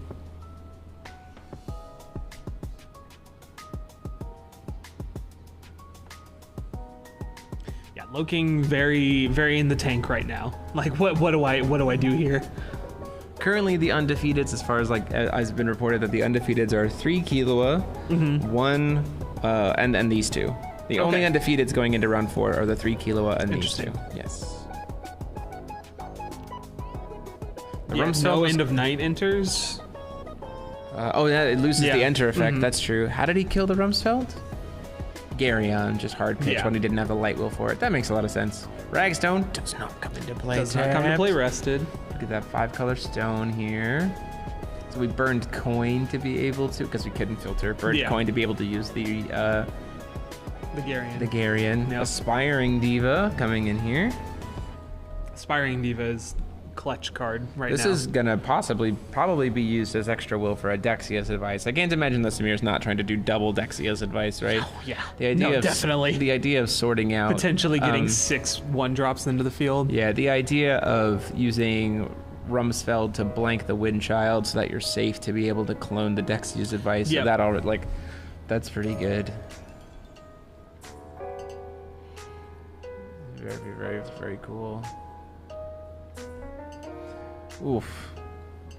We are going to start getting to recover Rumsfeld. We are seeing a lot of tap out in the Ragnarok. How much interaction do you have in your Ragnarok list? I mean, that's fair. It's all Yeah. singleton. It could just be let's just go and try to push it through. Yeah, it's one of those things where you just kind of have to go, I'm going to try to do what I'm doing. And then Have fun. hopefully you can... Don't stop me. We'll write the search effect of the Aspiring. That doesn't really matter, I don't think.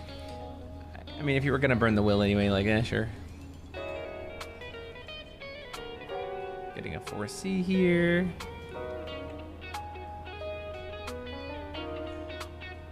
Doc 7, the game is best of 3. We are game 1 in. Best of 3, 50 minutes. Yeah. Good to see you. Welcome. This is Force the Will. Wonderful game. Been playing it for 8 years. Long time. I've been playing it for 10. You've been playing it since it came out in Japan? Yes. I was here in Japan when it came out. Oh, that's awesome. I did not know that. I have played with the Fire starter deck. Nice. So I know what two Explode very experienced players here talking about the top cut. Oh, interesting. This was very nice. So using the Will from Eternal, knowing that it's going to be tapped down, to play Sacred Burial, to then turn that Will from Eternal into a permanent stone for future turns. Very nice. That's a very cool tech idea. Yeah. Rather than running the Phantasmal stuff. So this is probably, I imagine, this might be running the Witch train instead of the Phantasmal. I could see that, yeah. Especially since it's using I feel like the Witch one's a little bit easier to get off, but you're more rigid in your play. Yeah, line. you certainly have a lot less flexibility. You would like have to get to 5 stones naturally, right? You can't just like try to cheat it out and go through the game. Which I don't hate. Yeah. You know, it's been a while since we've played like true like OG ramp. Yeah, absolutely. Trishula as well. Trishula, I love that card so much. That card's goofy. It was a nice change of pace. It's good.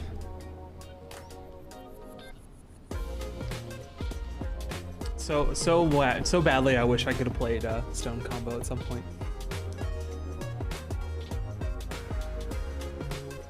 But they had to take my Dry Wing from me.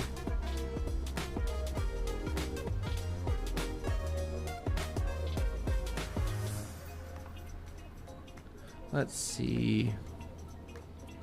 3 man? I think a Ray's trying to come down here. Or he's thinking about it. Because I don't think you casually go there to tap 3 stones for anything other than that.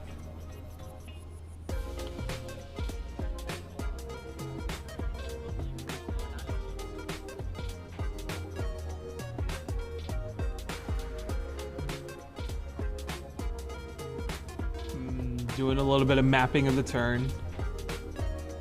Yeah, goes for the 3 will.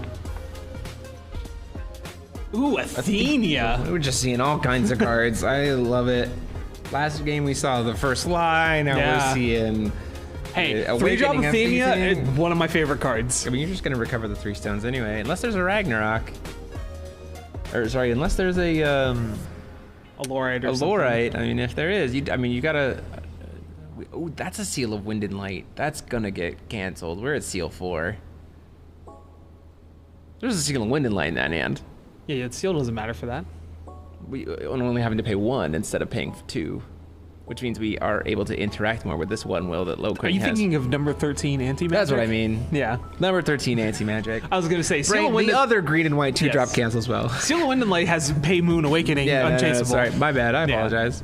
I was thinking of this number 13 that's about to get cast. Number 13. You can probably just type in anti as well. 13. Number 13, Anti-Magics has Seal 4. We are at 4 stones. Memory of Worlds. The other one. The other one drop. Memory of Worlds coming in here. This is Samir having a handful of interaction. This is what we were looking for. Ferris Spell. Now, here's the thing. Hear me out on this. You burned the number 13 on the Athenia. Yes, I think. To just get it gone. Yeah. Because this is his turn's done. Yeah, so if you stop. If the Athenia resolves here and the inter fully resolves, like, we get to go. Yeah. But if not, this turn's done, Samir gets to go again. Yeah, I 100% think you use the number 13 here to target. Yeah. No. Ooh. Oh, no, you'd say it's. Oh, he's saying, the number 13 to target the Athenia, so you can't recast it later. Ferris Spell's good. Ferris Spell resolves. Memory is canceled. Returning back to the stack. Number 13, the Athenia. Wow. Now we have a he does have White Moonchild, right? So he can like. Oh no, he burned it already. He already in response to burned the it. Awakening of Yeah. Fusing. We have hit the go button Yes. for Ragnarok. Wow. Incredible. Sensational, even. Sensational. Magnus, we're just paying free for Magnus Guardian Beast. God, I love Ragnarok packages so much. I can't pilot them to save my life, but when you get someone who can, Listen, Ragnarok speaks to me as a CDH player. that's fair point. Yeah. That's fair point. We're gonna get some crazy value out of it. And we're also at 5 stones, so keep in mind we Oh are yeah, at- which is on? So there's a world. So hear me out. There is a world where we go Dexia's advice, or sorry, where we get Witch the Fallen Kingdom off of this, right? It's a Wind Servant and Alice's. It's one of the Alice's, right? Yeah, it's Soldier or Scout or something. It's not Scout. It's the green one. Right there. Alice's little decoy. Return up to 2 target resonators you control to their owner's hands, which means Oh, he can yeah, ramp yeah, yeah. so much will Yes. off of this wind, off of like this wind servant of Ragnarok. Oh goodness gracious! Because you can make. So here's the gross thing: you can make all the will with this. You banish it. He's targeting the Magnus Guardian Beast and the Wind Servant. Yep. Back to his hand. Then we're gonna recast the Magnus Guardian Yep. Beast with the. Oh no, we're just gonna use one of it for the Wind Servant. So because he needs red. Because he does need red.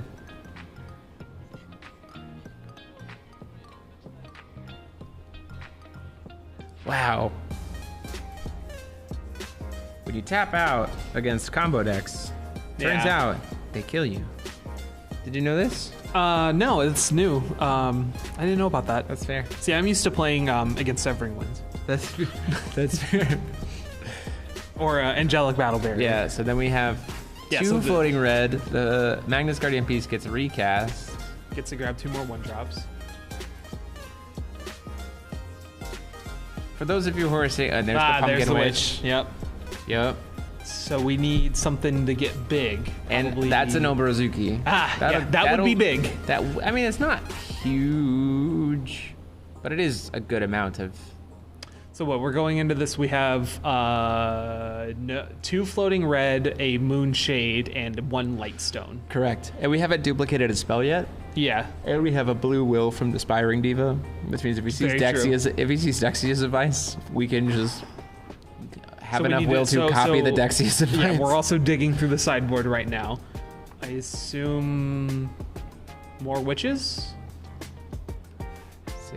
7 counters on the Oborozuki, so that's 900 damage. Yeah. We're still not at Eternal from Trishula. No. Although it doesn't really matter for. Loki. Have to have 3,000. I think we're there. Now we're there. Yeah. Yeah, definitely. Board is very, very large. Man said, I got to turn 5. I'm gonna kill you now.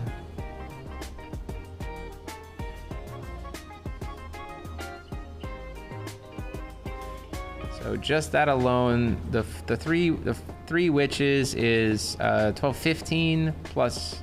Yeah, oh yeah, he's just like, no, you Yeah. got it. That's too much damage. I can't stop it. Math is hard. Scoop it up. Fair point. Wow.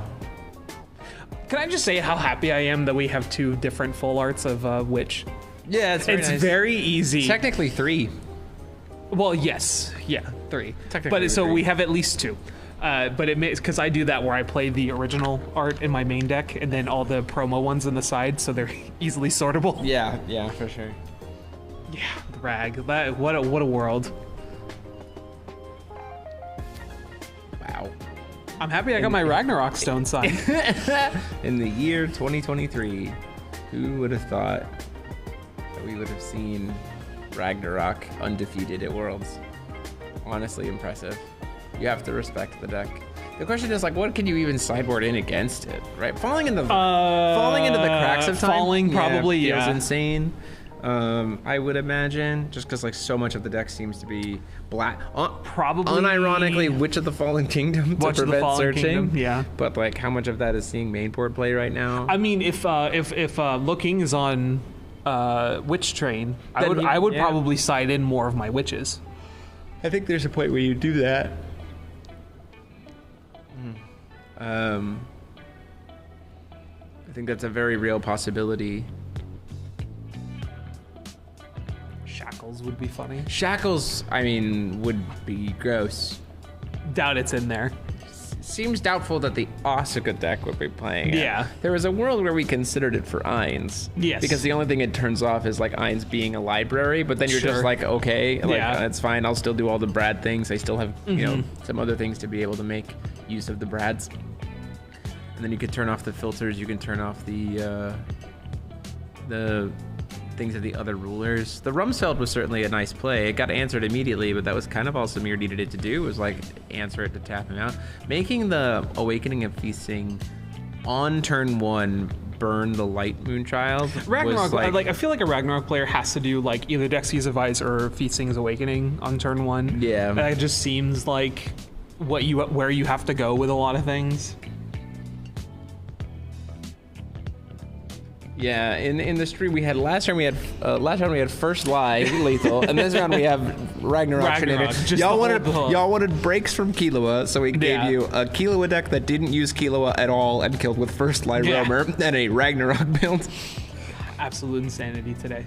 Hey, I will take it. I'm all here for it, 100%. Yeah, we reached a point, you know, I was hoping a lot of Team USA tests or whatever, but once everyone from Team USA got to the B&B, my brain fully shifted to, do I want USA to win? Of course. But do I care? No. Yeah. I'm just going to enjoy the game, and like my brain fully tilted, so this has been awesome to see. Doc 7, we had 58 today. 58 total participants. Yes. And I mean, you gotta love seeing someone walking in and be like, "Hey, try rulers. It's try rulers or bust." Try And we're just rulers like, or bust. It's like, nah, singleton ruler. Singleton ruler. And I would also honestly argue with Alejandro, his rulers didn't matter. Like Yeah. that man could have. Well, just, his moon children mattered. Yeah, he could have. He needed to be any Bond 2 ruler. He could have just been. Yeah, he could have just been truly just the 2 moon children, and that would have been enough. Yeah. Is there a top cut afterwards? Yes. So we'll do 7 rounds today, and then top 8 is tomorrow. Yep. So Right top now. 8 is single elimination. We did well. No, I know why Lo King Wen went first. He wants Eternal live faster. Going second means that your opponent gets 2 turns before your Eternal Yep. is live, whereas That's very reasonable. going first lets him get his Eternal live faster. The only thing I do, wow, Lightstone off the top again. Here comes the Rumsfeld. Yep. Here we go. I mean, just hard cast the Rumsfeld. Yeah, turn for 1. sure. That's it. That's all you need. I'm very excited for top 8 tomorrow. I am as well. I think we're gonna see some really cool. There's so many players right now that are like XO2, X11, like still very much in There's contention. a lot of people in There's all contention, over yeah. the place. That bubble is growing bigger and bigger. Every single day, yeah, for sure. The Jeremy Lindley from round 1 is currently 3-0. Nice. He beat Order Alice in round 3. Yeah, I would like to see the Order Alice deck. Yeah, that deck's also a- always or- fast. That deck is very fun to watch. So Order Alice is also currently 2-1 going in, so still very much in contention. X2s and below with this many draws are probably lost out of top 8. Yeah. But I think everyone's having such a good time playing that it doesn't look like that many people have so dropped. he uses the extra will. He produced will So he's trying to Now he's cancel used the 2 of Lorite the will. to cancel the Trishula enter, to Shrula enter effect. which ramping is very good. We saw that before, Yeah. so that he could get to the Witch Train. He's going to use pay 1 to remove the Eternal with Ragnarok. So that Lorite is 100% resolving. Making him burn all the will and not getting any ramp out of it is pretty nice. He still has coin available. Yeah, but it's so, only void. it pays for another Ragnarok activation. Not anymore. Yes. Because we're at 2 rag activations used, so the next rag activation costs You're us 2 correct. will. You're right. So yes, Yes. but we failed to ramp. Yes. So now things are a little bit more heated. That's the scary thing about Ragnarok. It's like, okay, can you survive like the first few rag activations? It's that first 2 Ragnarok activations where you're like, we're walking a tightrope here. Yeah. I'll use my own Aspiring Diva. You're gonna take my ramp. I love Inspiring Diva. That card is so fun. It does so many things. Yeah, I've been using it in my casual like build for locals with blue, white, black, Aristella 1. Yep. Because that can also be, it can be used to like hyper accelerate Dexy's device if my opponent gives me lethal, but it can also just be used to like attack order. Yeah. Just like, Of course. Or like the Awakening of the Sword. Yeah. And using it immediate. Oh, what? Wait, did he have a Resonator already engraved? I don't. Oh no, he buried it. Oh no, that's also really smart. So you can banish it to produce, float the blue will, have a target engraved for Sacred Burial, and then use the blue and a green for Sacred Burial to ramp. Yep. Okay. Very smart. I like that. It's a good play line. Wow, that was very, honestly, good ramp. I just love watching, like, as much as I consider myself a good player, I just I'm terrible at this game. I just love watching the players from different regions because they approach the game so differently in terms of their deck builds and their strats and like what they're thinking about. We pretty much only exclusively play with Team USA, so. Yeah, you and I don't do very much. So here's the Awakening of the Feasting, going for a 2-drop. Going for a 1-drop, so going for Rumsfeld. What's the follow-up play here? Leaving up 1 will for interaction, but it's 100% white. What's the white interaction for Awakening of Feasting? Letting it go. I think he's grabbing a Wind Servant. And then are we trying to cancel the Wind Servant? I feel like we are. Because I feel like a Rumsfeld doesn't really do much. If it's a Wind Servant, you light Moonchild in response to the enter effect of the Wind Servant, correct? Yeah. It's Rumsfeld. So now we're protected, but we have Rumsfeld with white will open to protect it, which is important. Yep, grabs the Rumsfeld. Yeah, for sure. That makes a lot of sense. But we are certainly on the back foot here. If Loking has Garyon at the end of this turn, which he doesn't, you could burn the Garyon to pop it, make him give Eternal, and then just go into your turn and have a free turn. Yeah. However, 1 white will's not a lot. No. We do have to pretty much that white will is either an intimidation or Rumsfeld activation, I think. Yeah, for sure. Which we have to get. Or Dallas. We have to get that Rumsfeld off the board here to be able to go into the contract loop. But if we can, Loking is in a very good spot right now to be able to just contract loop. Yep. That's a big if. If. Very big.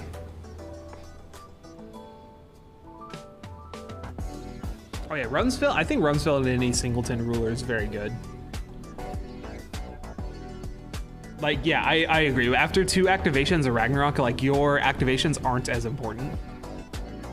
Yeah, they just become less valuable. Yeah, because they don't. There's the Garyon. Yeah, there's the Garyon. I wish did we just draw into it? Is that what happened? I wish we would have used it during his. He might have drawn into it. Yeah, I wish we would have used it during Samir's turn. Samir's like, we're doing main phase Garyon activation. What does this mean? So probably Rumsfeld is an 8/8 currently. That's true. It is can beat him over the head with a Rumsfeld. So I think Samir's kind of play lines here are like, okay, do I activate it and try to bait out more interaction from his hand and just let the Rumsfeld go? So hear me out. There is a very real world here where we're trying to bait out the will here, but we have the response to it, and then during his turn, during Lorite deactivation, so then that Rumsfeld is gone. And if you're Loking, is there ever a world where you just tell Samir, I'm just gonna go ahead and before you recover, Light Child?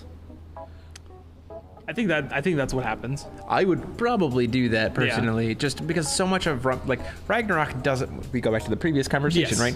Ragnarok is a deck that does not have lethal during your opponent's turn. At least, sorry, I could be 100% wrong on that. I haven't seen the list, but like in my mind, it's all like during his own turn. So no Light Child on any of these steps. Yeah, no Light Child anywhere so far. So he's probably waiting to see if he extends with like a Wind Servant or something like that. Or tries to like search up stuff. So this is March the Dead trying to bring back the Rumsfeld. Probably, yeah. Oh, it's got a target, so. Plays anti-magic. Can I talk about how the fact that we haven't seen a single conflict this entire... Has the fair spell in hand. I think that's okay, though, because once again, we're back to the same situation. We literally are at the same spot we were last turn. You have Rumsfeld and 1 light will to protect it. Now this is just another Garyon check. Yeah, it's just force the Gary.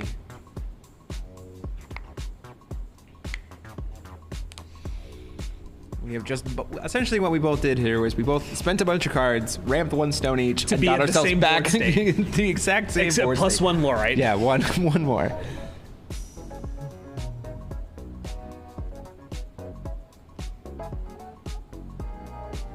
Very interesting. So I think Low King just says fair spell resolves. Yep. Yeah. Rumsfeld You comes have back. your Rumsfeld. It's fine.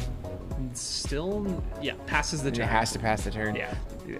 2 cards it looks like in hand for, yep, that's 2 cards, which is a good place to put Samir, because sure. now if Samir wants to draw more with Ragnarok, he's gonna have to pay 2 for it. 2 mana. Which I mean, 2 mana draw 2, not terrible. But it would have to be main timing because he only has 1 will open Right. left open, and that's Yeah, the this would be next turn. That's the biggest problem is that like he can't do it a pre-recovery. Yep. So if Low King has a way to So we get Diva. more Diva, yep, let's just get a cycle.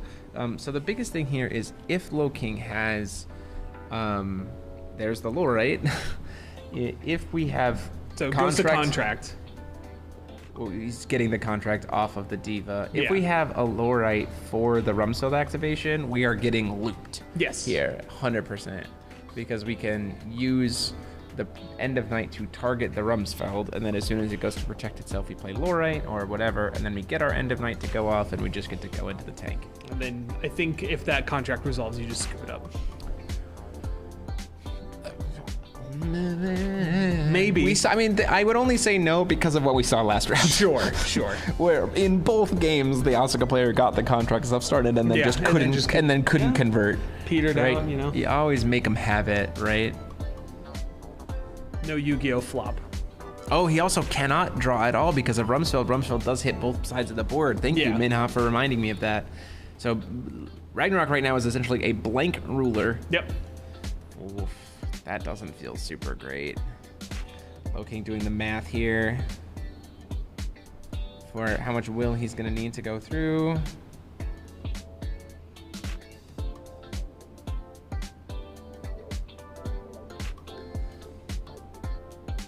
Paying to... Interesting that there's no. Oh, I was just about to say. Well, there's the Phantasmal. Yeah, I was just about to say it's interesting that we haven't seen a Phantasmal, so it must not be in here. So Whoops. there's no Witch. So this means no Witch. Yeah. At We just all. didn't have it right? last game. Yeah. Yeah, we just didn't see the Phantasmal at all.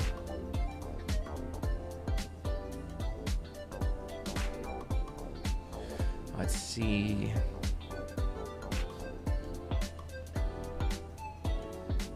What are we doing here? We have extra will, but what are we spending on because of Diva? We have to have some kind of way to play through the Rumsfeld, I would imagine. If we can kill the Rumsfeld in response to the tap out, then it's just probably safe. Double checking, we can pop 7 cost worth of stuff. So you can target your... you can do this to pop the Rumsfeld, pop the Phantasmal, probably just targeting the Phantasmal and the... Yeah, I guess they're trying to figure out if he's targeting the Rumsfeld. yeah, the Rumsfeld and the Phantasmal, right? Do we have an out to the activation of Rumsfeld here? There's a Lorite in hand, right? We don't think so, because he Okay. actually he looked off the top of the Spiring Diva. Seems like a bad choice to blow stones here. Yeah, losing the Spirit Stone feels awkward. Did we just not have the out to the I don't think Rumsfeld we have an activation? answer. Yeah. So then, So the end of Rumsfeld night- activation is end of- on the stack right now. Yes, and then End of Night just comes into play as a body, like Yeah. literally doesn't do anything. Yeah, he's digging for it. I think the Rumsfeld's sticking around. I have to imagine that we're figuring out something. I mean, they're Magic Stone of Knowledges, right? So we get access to whatever color we need. Double checking how much will he needs here, and I think it's He's got 2 will. yeah. I think it's a matter of doing the math for which interaction in his hand he wants to use. So he is playing Anti-Magic 13.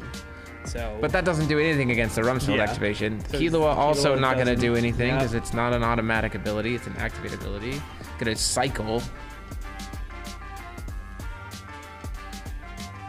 Put a nice counter on a draw. I don't think I've ever seen... Why would you? I've done it before, but why would you go in for contract at this point? That's my water bottle. No, we just don't. We don't have an Wow. answer effect. Does still go for the contract. Phantasmal is dead. The contract enters and does nothing. Wait, I feel like if you weren't able to resolve the or negate the run zone activation, I would just not contract. I agree. I would just let the spell resolve and go to the graveyard. Sacred Burial is gonna get us something back. Ramp us a stone, using the Aspiring Diva to get Sacred Burial, which gets you a stone. But it's still definitely not enough. Yeah, Like we this- do. this turn- this and turn's there's the busted. conflicts Yeah. on. He's thinking about conflict, I guess. He's got to burn on the Aspiring Diva. He can't burn. He only has 2 cards in hand on the to burn Sacred Burial. Or if it was conflict, it'd have to burn 2. But you don't even want to do that, right? Yeah. Because like then the Ragnarok is literally in top deck mode.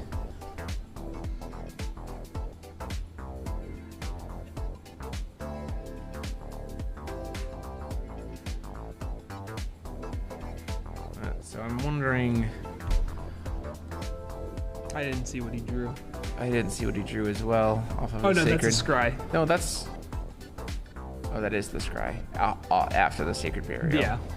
So he drew something from Sacred Burial, and then that's getting scried to the bottom. So. Did not destroy the Trish. I don't think the Trishula is what they're trying to fight over He right could. now. I mean, he could have just He could incidentally have. destroyed it, but it Yeah. also would have Eternal, because Yeah. doesn't Rumsfeld give all your entities Eternal? I'm not sure. Let's pull it up. J/Trust Invader. Yeah. So it wouldn't pop the Trishula. I don't think Trishula is really where you need to hit right now. Yeah, Yeah. I think he didn't have an answer to the Rumsfeld activation, so he pitched the Killua to draw instead. Yeah. Which, if you don't have the answer, it seems like the better play. Oh, I do think Ragnarok's gonna take this one here because we're fully tapped out. We don't have access to Light Moon Child. We don't have access to Wood Moon Child. That being said, One mana open. Samir has 2 cards in hand, and one of which we know is Conflict because of his accidental reveal. Sure. So that's not doing much. Uses the stone at the end of the turn. Whew.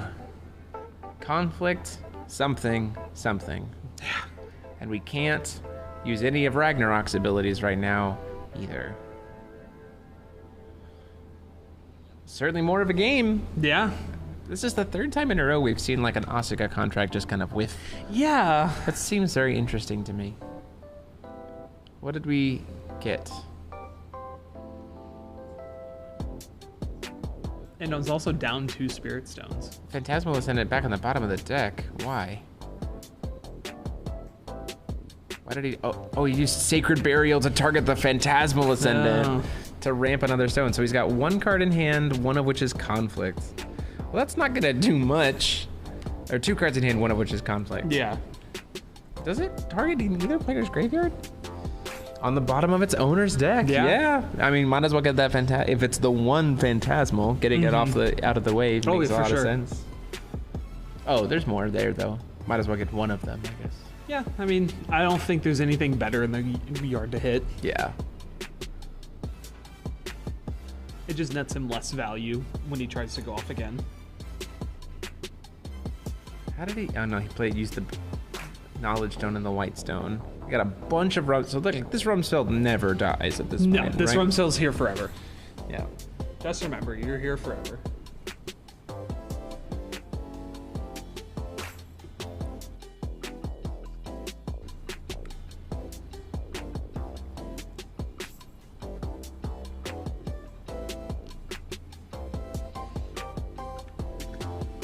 Let's see. There hasn't been anything put back on the stack here, so. Yeah, we're in main timing. One of the cards is Conflict, and I don't know what the other card is. I think we're about to find out. Yeah.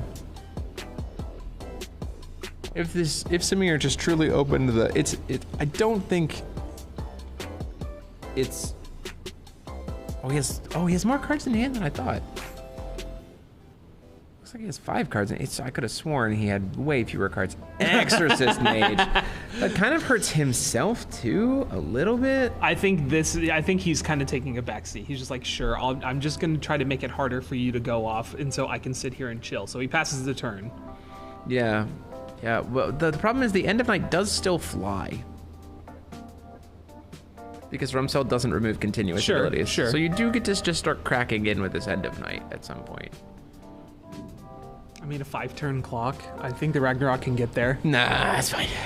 Another Sacred Burial. Get the Phantasmal Ascendant back to graveyard and back to the bottom of the deck. Draw a card. Get a stone. Both decks having Sacred Burial. Most notably, though, we're at 5 stones on Ragnarok, so. That's true. But the Exorcist Mage stops that. It does. You have to kill your own Exorcist Mage at that Yeah. point. Which is like, huh. Weird. Ragnarok activation. Can't. Rumsfeld. Ragnarok activation. What? Just do it, bro. No biggie. Yeah, this is certainly either player's game. Yeah, I at think this point. Samir's taking a more or less reactive approach to this match. If we see a dry a wing, dry wing, just a raw dry wing. Insanity. Welcome to Worlds 2023. Can we count the number of cards that we didn't expect to see? We're up to like 6. Yeah. Oh, so it's villains, Asuka. So it's probably running the Lucifer loop. Yeah. Killua to cancel the recover 3 stones. Sounds good. Yeah, that makes a lot of sense. It's a second flyer, by the way. Yeah. So we do get to start beating people up. Are we fighting over it? We're gonna Pharaoh spell the Killua. Conflict Pitches something. pitches. Was that a blessing of Yggdrasil? I mean, I couldn't tell. It certainly looks like a blessing of Yggdrasil promo. I had a text box. It's fair. I missed it. Yeah. So we're just gonna go in. Say, hey, we're fully tapped out. There was the conflict. Just we send walked it. into it. Just full send it. And now in game 2 of round 4, we finally saw our first conflict of the entire tournament, and it wasn't from a fountain. Yeah. Jack.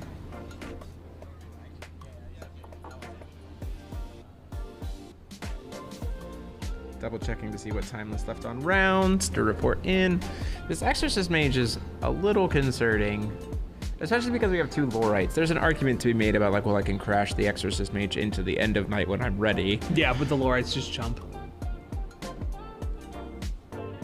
Yeah, you just never let the. Now the irony, it's like protect the Astema, right? Yeah. The opponent flips Astema, you should just keep their own Astema alive so that you could still win the game.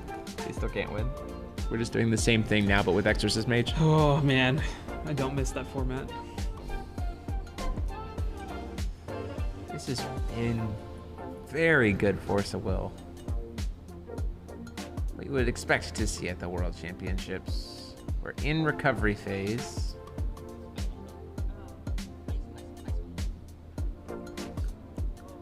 The ice counter. He's like, what is this counter on your ruler for? He has to put an ice counter on his Killua and then draw. It's hilarious.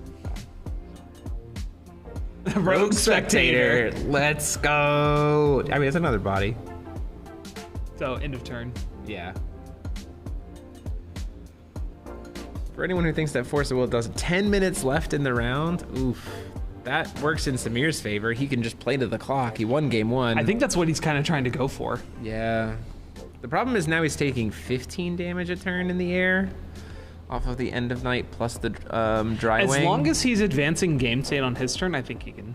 I think that's probably true. It's Yeah. the biggest problem for me is this Exorcist Mage for Samir. So much of Yes. Samir's deck is like get Resonators without casting them that it's like, well, now I have to exactly what I thought was going to happen. Swinging the Exorcist Mage into the Asuka just to get it off the board. You block with the Lorite immediately. Oh, yeah, that's a snap instant block. That's a snap instant block coming in. Square up. Yep. Square up against this Lorite, Like, this Astrologian. yeah. Rumsfeld's just going to go in face. Still also going to go turning. Oh, trying to turn off using the Rumsfeld to turn off the. So now then Ragnarok activation Could can activate. be able to be used. That's. I don't know if I agree with that. I think I would just block with the Lorite again. Probably. If I'm being honest, if his hand is low, I mean, if Samir only has like 1 or 2 cards in hand, I think you just block with the Lorite. I guess if it depends on where it's heading. It's heading at the Asuka. It's trying to kill itself on the Asuka. So for me, I would rather. I don't know. I would just. So, No, oh it no, went he face. just went face. Yeah.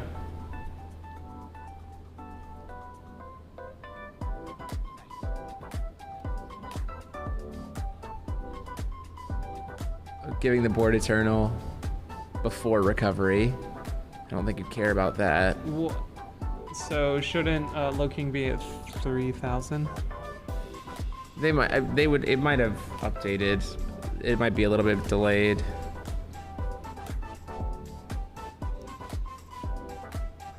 Oh, that's true. Rogue Spectator would not. Oh, yeah. It didn't attack, so.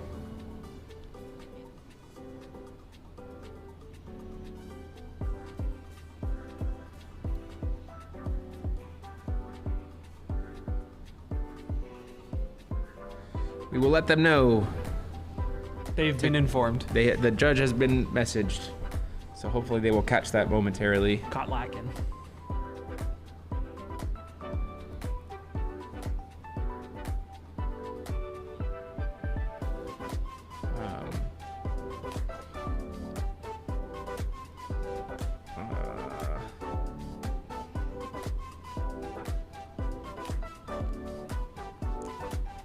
Let's see. There's a judge at the table. We've messaged them.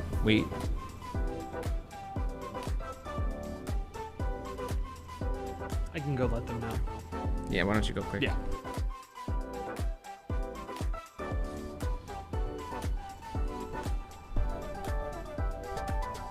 We're gonna go let them know to make sure when the Rogue Spectator, Exorcist Mage, Rumsfeld just going in face.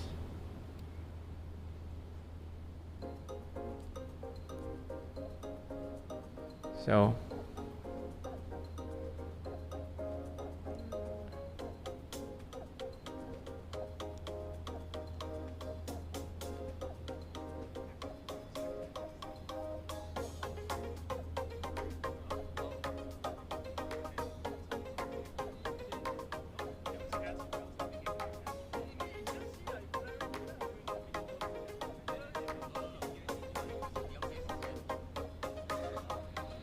Oh, they're both catching. Samir's catching it now, too.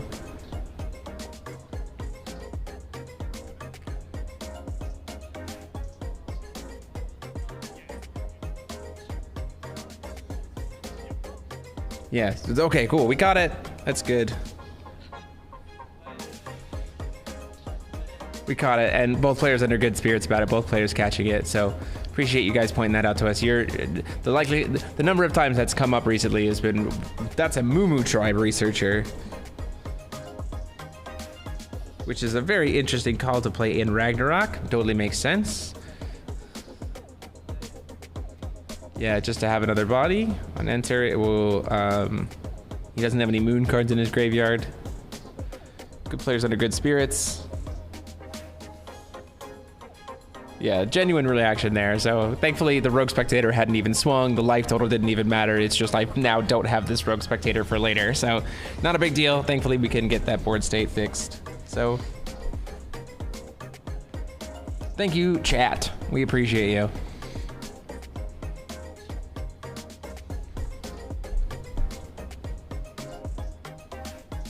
Let's see. Yeah, we swung face with the Rumsfeld. We got the Exorcist Mage blocked again. Dodgy. We're just playing good old-fashioned punch you. This is actually the lethal turn. Because of this, Dodgy is gonna mill a dragon to get, probably gonna mill a dry wing. Probably. Which means it's gonna deal 500 damage to his face, put him down to 12, and then the flyers can just swing to block, swing for lethal. I'd say this is going down for a draw. They got like 5 minutes left. Yeah, most likely. Yeah. Yeah, for sure. Definitely a possibility of a draw.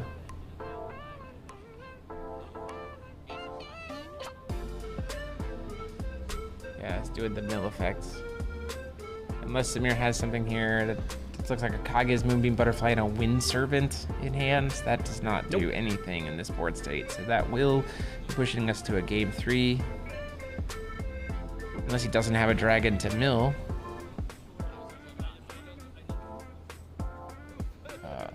Yep, moved the graveyard off screen so we can't really see it very well.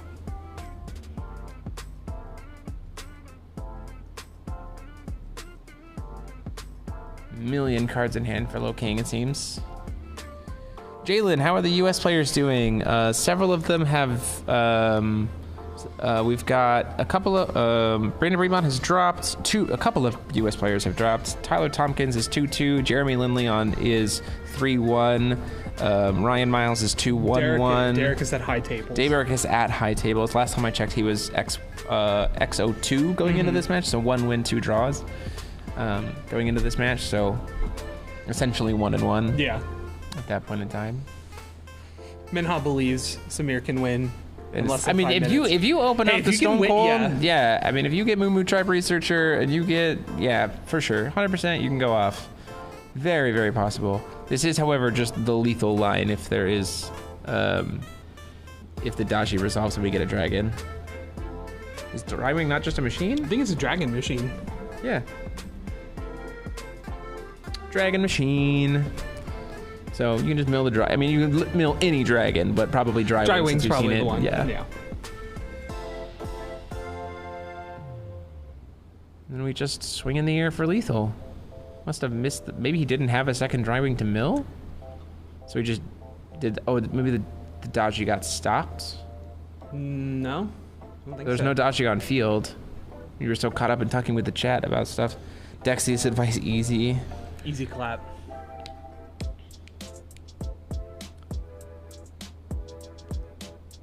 All you have to do is find 200 damage somewhere, Loking. Play a Brad. Give the +1/+1 counters to something. Win the game. Sitting at 8 stones. Both players. Again, who said Forcible always ends in 2 stones? Like, we have watched games and go into 8. I mean, sure, they were ramping, but still, like, it's gone late in the game.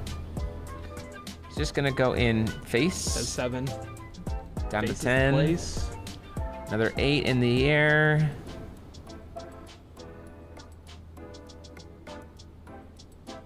Tries to go back into combat. 8 in the air with the Drywing. Takes him down to 2.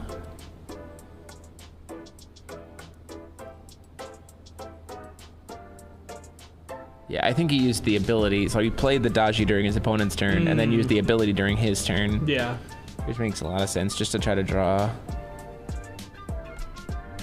Yeah, I think it is possible that we see the new end of round rules on stream. Yes, very much so.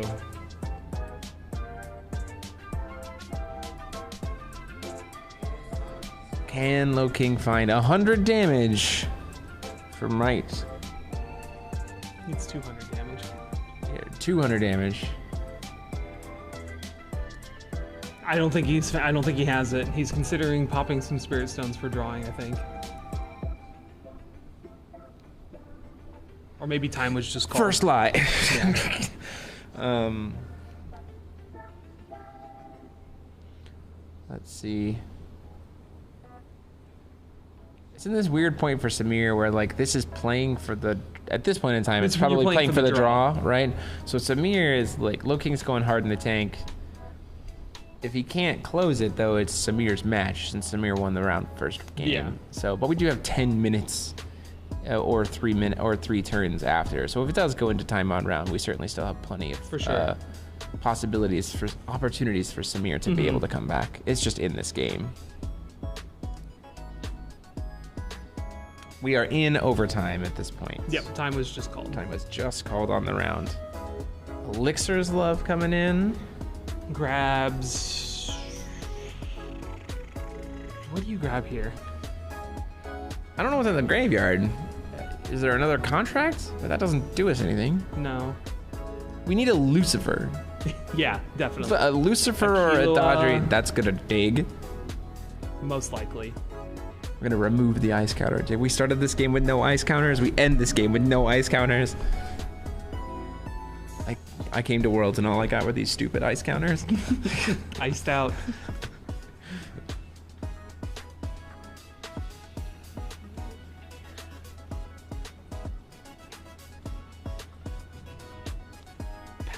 Pass the turn. Rumsfeld going in. Says okay. Now, Rumsfeld at face. Yeah, Rumsfeld at face. Researcher at face.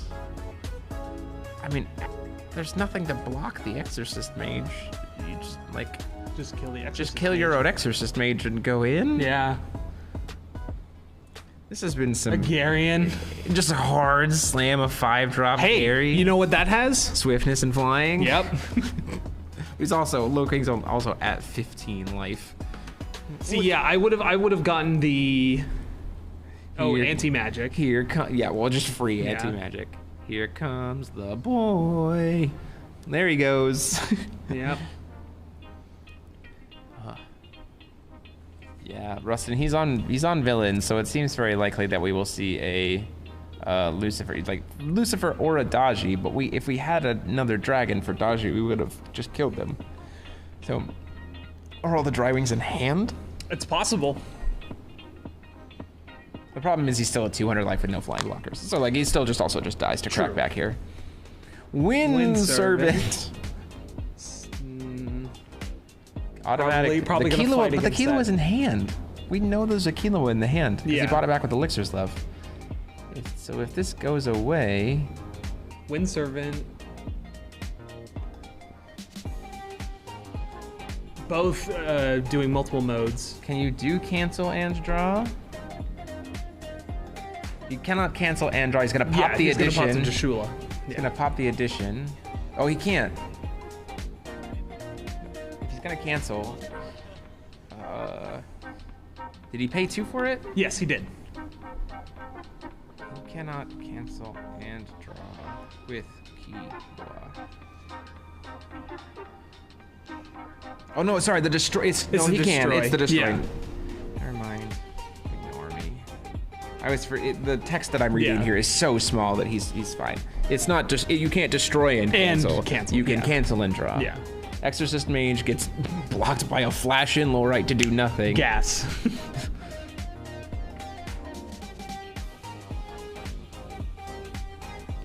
Draw for turn. Recovery's good. Swing in and we get our first draw of the day. So there we go. All right. That's the end of round 4. Well, they still technically have to play. No, they don't. It's not sudden death. They draw. They were They- in time when this game was in finished. time. Gotcha. Yeah, they were in time when this was called, Yeah. and it's not last round. So Gotcha. the match is a 1-0-1, or is a 1-1 draw for them. Good round. Yeah, that was good Ragnarok round. deck was very interesting. Ragnarok deck was very, very cool. Jeez Louise. And that Asuka deck was very different. This is what I'm talking about. Yeah, the man. villains Just list. like- The villain list is very different. Oh, this is what I'm talking about. There's so much fun stuff that you could do with so many different rulers and like still be in contention of top cut. The Killua list from Jeremy Lindley just lost its round 4, so it's 3-1. We've got a Falchion list that's well in So contention. Ainz, I think, is. I don't think we have any undefeateds now because we have draws. I believe Jeremy Lindley was 3-0 going into round 4, so he was probably playing, and Alejandro was also 3-0 going into round 4, so it's based on if like he got paired up. There might be Sure. some undefeateds at this point in time, but there are a crap ton of draws. Yeah, a lot of draws today. A lot of draws today. So we'll have to go find out exactly kind of what's sitting at top tables, what's doing well. I would really love to see a Falchion list at this point. I think Yeah. in time would be nice, or like Order Alice if it's doing pretty well. I wonder I'd if like there are to see any that. Eins at the top. I believe there is Ainz at the top. I also would like to see Ainz. So like those Yeah. are the ones that I'm kind of hunting for. It's like Falchion, Ainz, or the Order We are Alice. having 7 rounds today, so we are moving into round 5. So yes. 3 more total rounds. Long day today, but it's going to Yeah. be good. So we're going to take a quick break, find out what's going on at top tables, and see what we can bring you next time. Again, we're looking for, probably going to shoot for an Ainz, an Order Alice, or a Falchion is what we're going to try to find for next round. So see you all in a bit. Bye. Look at that, Rio.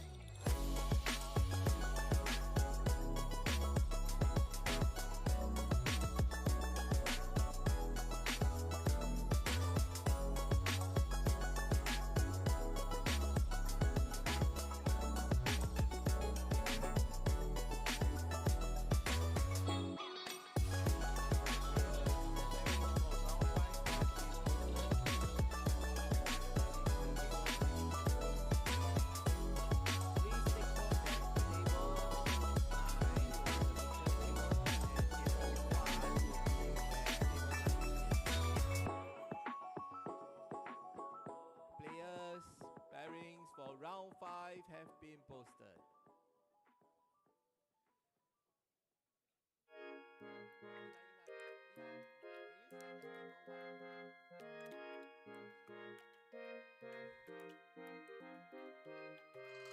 Table 1, please take over to the judge. And table 9 to distribute the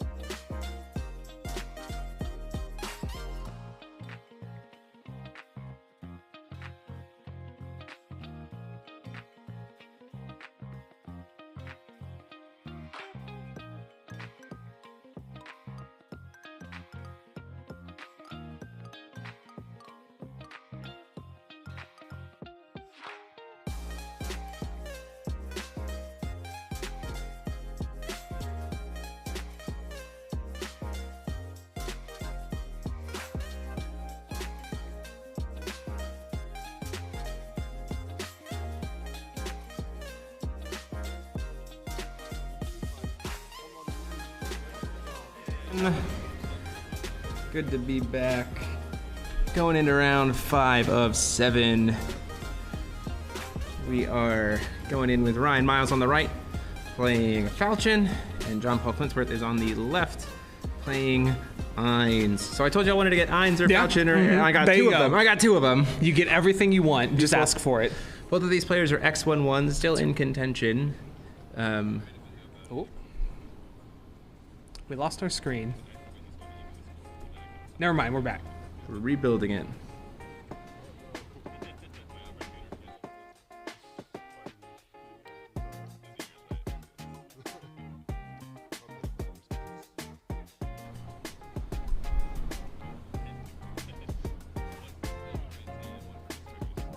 So we're seeing what we got here.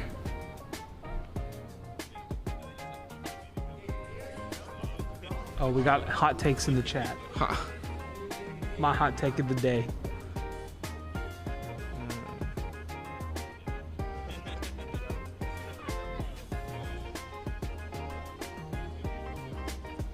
Telling the booth of there's the errors with the overlay here. We'll get into that in a little bit, but that doesn't stop us from still being able to see. Hey, you what's can going hear on us in and the you can see game. the game. Yeah, for sure. That's what matters. I don't think these decks are really going to be changing life totals that much. You'd be surprised, but also, Yeah. yeah, kind of. Hopefully we get the overlay back here in a little bit. And we're back. It'll be transitioning here shortly for you guys in just a second. So we should be good to go. Starting at the beginning of game triggers, we're getting gearification facility. Ainz is going to be going on the coin. So Ryan Miles getting started here. Rocking those Force of Library sleeves. The Pharesia in the hand. The green-black Pharesia, right? Spicy, yeah. JPK, I've seen him messing around with this list for a bit. Making Brad a +4 to something you own you and a haven't -4. seen Brad this entire event. Yeah. Welcome to 2 Brad decks. Yeah. Both of these players are sitting in contention for top cut. We're waiting on our overlay to kind of come back here. Bam! Look at that right there. Green-black Pharesia. Just make Brad come back every single turn once you are a library. One thing to note here is because I can't type. Great Dimension Library. Great Dimension Library is an attributed gears. Yep. And so Ainz can just become Be a library. So this was a phrase that was said a lot in our community is, I'd like my ruler to become a library. Yep. For those who aren't familiar, Ainz says that you at the beginning of your turn, before draws, you reveal a gears from outside of the game, so aka sideboard, and then he has the rules text of that card. Yeah, absolutely. So the activate abilities work, everything else. This is, Yep, there's library. So we have gearification facility is really helpful because we can call stone and then use gearification facility to recover the Ainz so that we then have Ainz accessible as a library. Didn't catch what he peaked at, I which it didn't looks like he's either. bottoming it, so. Gearsification facility here. Both players with library live, one having to play it and the other one just becoming it. Yep. Gonna go ahead and stand Eins and then shortcut to go ahead and become you be a library. Yep. So you become a library and then you just be a library. That's how that's the phrasing of this tournament. Pitching the Brad. End of turn trigger before the Brad returns. We're gonna go ahead and try to use Ryan Miles's Brad library here. He pitches his own Brad. And then says that's fine. Both players get their Brads back. Get used to hearing the word Brad. Brad is going to be a word. JPK not playing Falchion is wild. It's not, honestly. Eins is just the better Brad deck. Hot take. Yeah, I think if you want to play Brad, I think Eins is just being able to have a largely uninteractable library is a huge part paramount. of it. Yep, absolutely. And the other big thing is when you're playing Falchion, you have to do a lot of work to find, like you said, find the Yep. library. Whereas with Eins, you're just like, oh, I have a Brad. I have it. I will just be library Yeah. now. It is a little bit risky because you're playing you don't have access to the extra stones or the extra rulers and everything else, but you kind of also don't need it because of Yes. a great little combination that you can also do. We've talked about this a lot. The best interaction in the game right now is just activate abilities, and I'd like to introduce you to my good friend. Yeah, Once it loads, I'd like to introduce you to my good friend Recon Gears. I love Recon Gears. so What a funky little man. Instant speed, just reveal it from your hand, cheat it into play, it's going to get banished, that's fine, but you can then reveal a Gears from outside Yep. the game and put it into the deck, and then you banish it. So this can be Bat of Solari to recover the Eins, it could be Yep. Shark of Solari to draw a card, it could be Dragon of Solari to burn something. And the other nice thing is, did you notice that what's the cost of this card, Lance? That would be a 0. Yeah, or a 2 cost. It's a 2 cost, yeah. You know what other card's really good that has an activate ability? Tinkerbell. Tinkerbell. Do you know what Tinkerbell kills if you had a 2-drop come into play? Everything. Oh, just destroys everything. Yeah. Oops. So Tinkerbell is Tinkerbell plus Recon Gears is just something that Falchion cannot do. No, absolutely not. And again, the biggest things that Falchion is trying to concern itself with is canceling spells. Yep. And so Eins is like, well, I'm just not gonna I'm just gonna cast spells. I'm Yeah. just gonna cheat in stuff and everything else, and wipe the board and answers the opponent's libraries and doing everything else. So the Eins build is very, very. I think here it's favored. Ryan has the advantage of the fact that he was playtesting a lot against extensively Eins at the B&B. So he's played through the lines here, but both players in contention for top cut still. But this is almost kind of a win and stay relevant. Yes. The loser of this will probably be knocked out perish. of contention Yeah. out of top 8. So Hey, go America. go Force of Will. I mean, like, it's weird for me because I also was in the tank on the Eins deck before JPK started Yes. talking about it like publicly as well. So then to see like he and I had a conversation beforehand about like I really like Eins. He's Yeah, playing the Parisia stuff and I'm not. But I want Eins to be in the top because have to, but I also want America to win because I am American. yeah. So we're playing the Olympics. playing coin in response. So Parisia is going to try to get cast. Falling into the cracks of time is going to main boarded falling into the cracks of time. Does not seem like a bad move. To get punished this Feathsing play. We have extra will here, and we can certainly fight about it. This is also during the main step for JPK. So if we win this fight, You feel pretty comfortable. there's pretty big comfort here. I think you Filtering, definitely push here. Second Feathsing to cancel the falling into the cracks of time in response, so that we then can cancel both. That's a really Wow, big. that's huge. Yeah, that's a lot of value here. And we don't have coin anymore, so now Feasting is not, or the likelihood of like now we've established a big board, that there's a Tinkerbell suddenly coming out of nowhere Yep. is not as likely because you don't have that one extra will up. Absolutely. If Ryan can find a way to capitalize this turn and pop that Gearsification facility, it's going to, game's going to tilt quickly. Yeah, if we see a fossil girl here, that tilts everything in his favor. Yeah. A lot of good cards in hand there. Exorcist, is that an Exorcist Mage main boarded as well? Yes, that it looks like an is. Exorcist Mage. Wow, JPK. Thanks, JPK. Very good stream etiquette. Yeah, that's great. We appreciate you, 100%. There's a Tinkerbell and a Recon Gear Yep. in that hand, though. I saw both of them. Double Brad, Recon Gear, and Tinkerbell. We do just need to start going in at this point in time. The longer, especially in this matchup, the longer it goes, the better it is for JPK. No, I think disagree. I think you will gas out designs. That's a possibility. So Ring- here's how we deal with the addition. If he's playing this with the way that JPK is playing it with the Pharesia build, yes. The way Yeah. we were playing it with Gatekeeper of Elsevaria, I think we have a little bit more room. Who knows? You might also be playing Gatekeepers. Might also be playing them, Yeah. totally sure, because it just helps makes the hands feel less Yeah, awkward. a lot more selection. Yeah, like I said, if he could capitalize on that tapped out turn to pop the Gearsification facility, we get a Spirit Ring. Now we're on Fiola, which is which is pretty good. We have the extra will to be able to fight Yep. a little bit more. So things are quickly gonna go with Bird here. Oh, okay, Bird to just gate 1,000. Can I buy some time back? Gives things flying. Yeah. We found that a lot of flying is kind of relevant nowadays. Yeah, absolutely.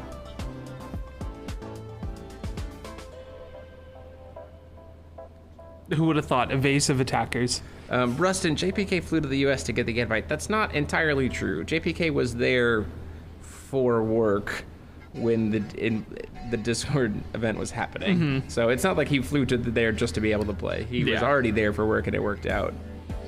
Also playing Raisin Revive, which is also a tech that Brandon put into the deck unbeknownst Yeah. to me at the very last minute again. I don't hate it because it deals with Ray. And it's also Tinkerbell. Yeah, Tinkerbell. It doesn't yeah, answer Ray. Yeah, because Ray has barrier. But it does let you cheat in. Like JPK does not get a graveyard this game Yes. because of it's 'Cause of constantly library, applying yeah. a library effect.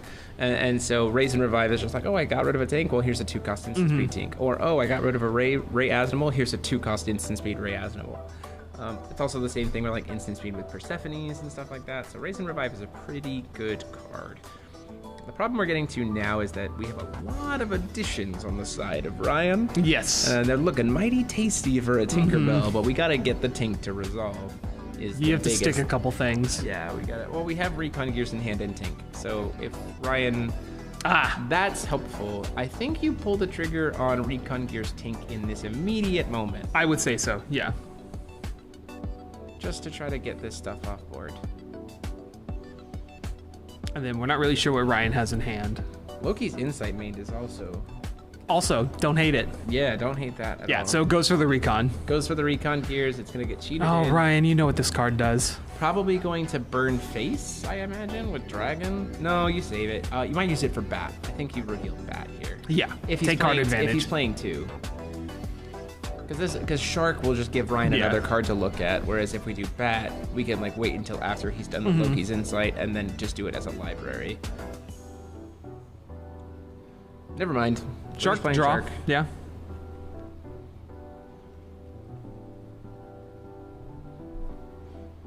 Hopefully we draw into a not quick cast card. Now still before this Loki's Insight resolves, we're definitely going to go into the tank. Do we have a 1-cost quick cast here to maybe flash in as well? Chrono Gear. No. Just to make the Tink. No, we're just going to go straight for the Tinkerbell. I mean, yeah. I mean, not drawing a card is not the worst, but Yeah, we are going to go down a few cards right now, but this is going to clear a lot of This things is gonna- off of Ryan's yeah. board state. And there's not much in the Falchion deck that can actually do anything to stop this outside of exactly Lorite. yeah. Although a Killua can cancel Or the Feasting. enter effect. But we've got the will to pay for it at that point. Oh, he has 3. No, he has 3 he does not. additions. He has 3 additions. The Loki's Insight is not Has from resolved game yet, yeah. So we're just like, hey, you can't banish the library and recast that. Ainz also dodges White Child very nicely because Yes, we just are there's a lot of so many activated activated abilities. abilities. Yep. It's fine. No. Draw first, then shuffle the dark shark in the deck. No, you would reveal. No, you would. It's all part of one resolution Yeah. of Recon Gears. It's reveal, shuffle, Yeah. shuffle, then So draw. then, after the resolve, you would draw. Lorite to stop the Tinkerbell enter effects. The scores of this table are 2-1-1. 2-1-1. Yeah. So, yep. This is table 9. So that shows you Yeah. how many draws are in this environment. Yeah. That X11 is at table 9, this high up. Hear me out. In response to this Lorite, do falling into the cracks of time.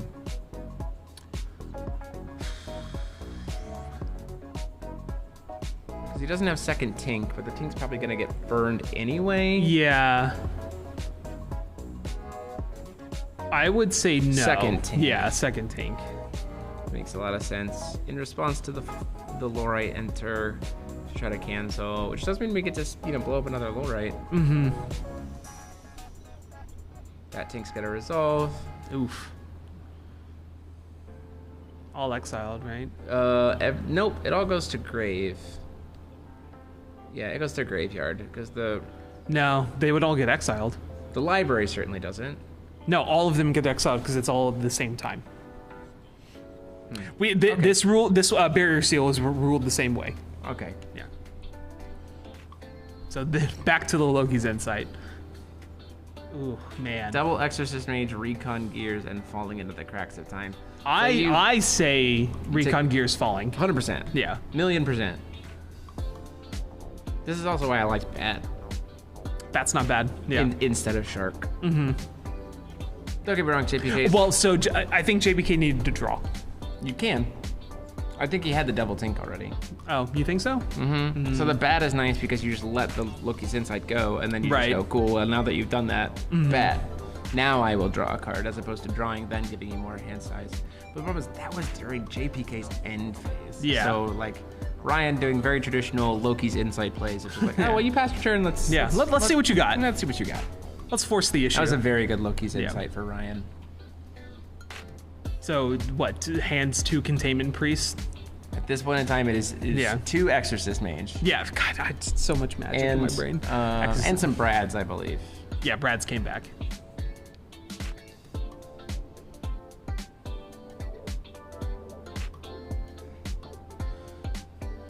With the Recon Gears gone, if Ryan can stick a Ray Asnable, it might be insane. Yeah.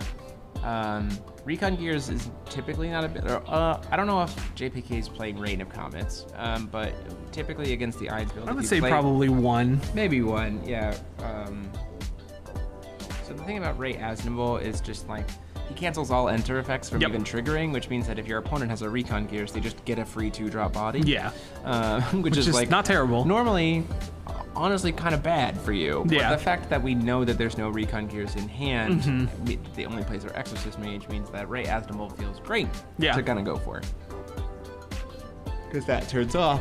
There would be like no Tinkerbell. response after. Yeah, Yep, there it is. Hard Yep. slam Ray Asnable. Yep, absolutely the play that I would go for there. And this becomes very awkward. If we get another Recon Gears, that Ray Asnable's dying immediately. We draw into Yeah. because we have Shark and Dragon and Bird revealed, so we have Yep. flying, precision, and swiftness. Well, Shark hasn't been revealed from Ainz yet, has it? Doesn't Ainz have all effects of revealed gears? Correct. So Shark has been revealed. Only that are still currently revealed. Oh, still currently. Okay. Yeah. Yeah. So So we need the precision. Yeah.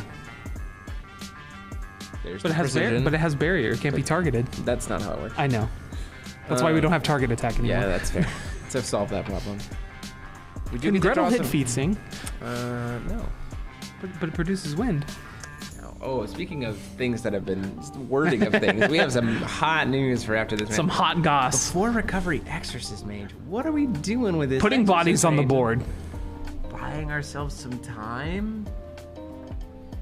I don't think he drew it anything good. You're probably not wrong. I just wonder what this Exorcist Mage is doing. It's a for- body. Other than that, because we don't have gearsification facility to at least make it in gears.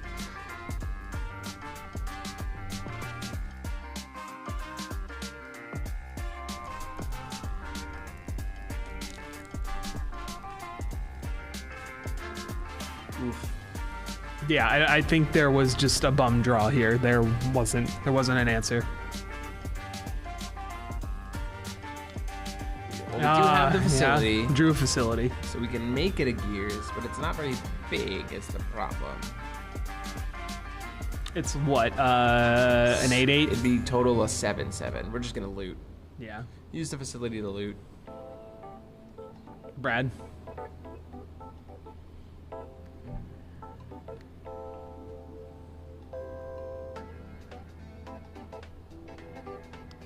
Play his own Ray Asnable.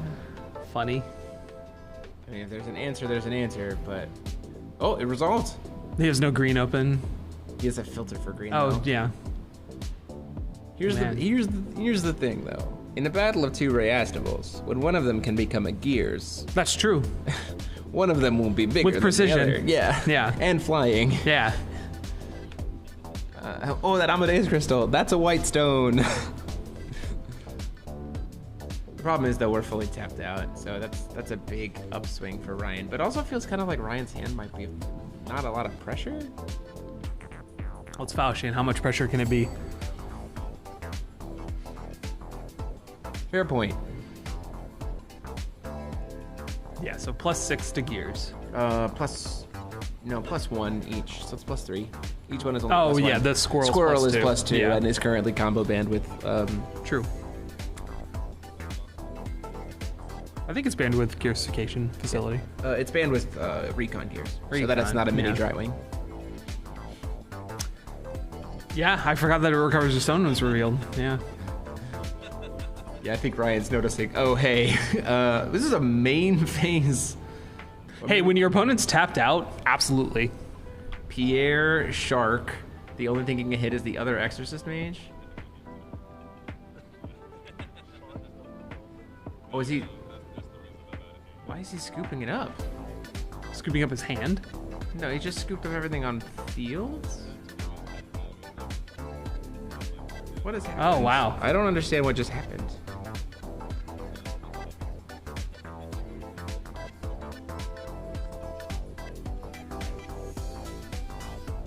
Why would you scoop it there?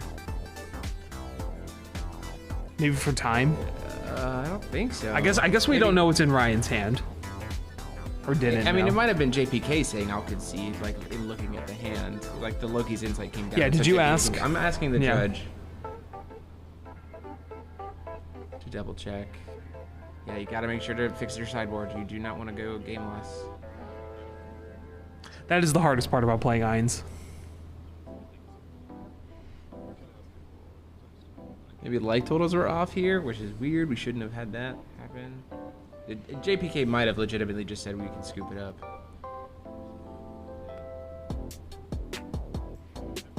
That's a lot of typing. Ryan conceded game Ryan one. conceded. Wow.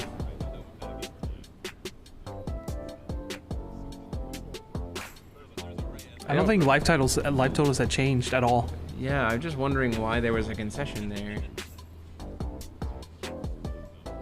Maybe felt gassed out and couldn't answer the Ray Asnable. Knew it was going to get Maybe. bigger and answered his, so we'd rather just go into the next game. Save time. I mean, I don't hate that call. Yeah.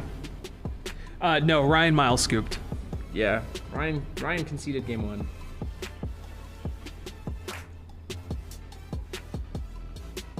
Trying to get an answer from the judge about Yeah, we're why. seeing what the chatter at the table was. Yeah.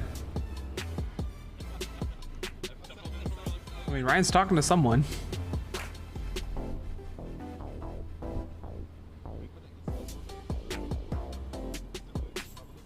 I think maybe thinking that JPK, again, having the bigger Ray Asdamo was just truly going to be able to outgrind him. He'd just rather... Yeah. The Shark would kill the board. Because I don't know what Falchion does. Oh, okay. The Shark would kill the board, and he has no possibility to kill the Ray. Yeah. So you could just play the Shark so that it Yeah. has swiftness and everything else. You make the Ray a swiftness Yep. flyer, and then you didn't have a way to answer it. So again, well timed Sure. from Ryan, just Yeah. knowing when to scoop.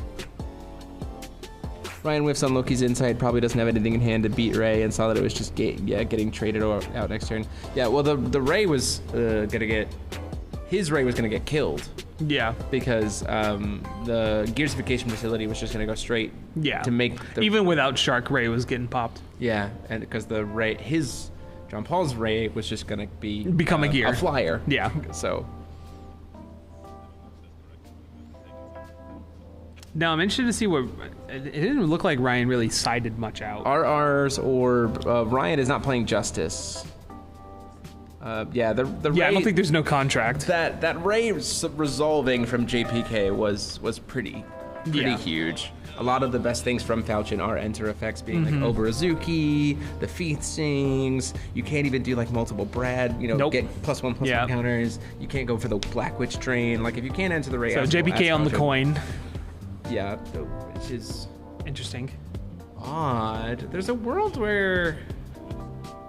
No, I mean, all of their enter effects resolved, so that's fair.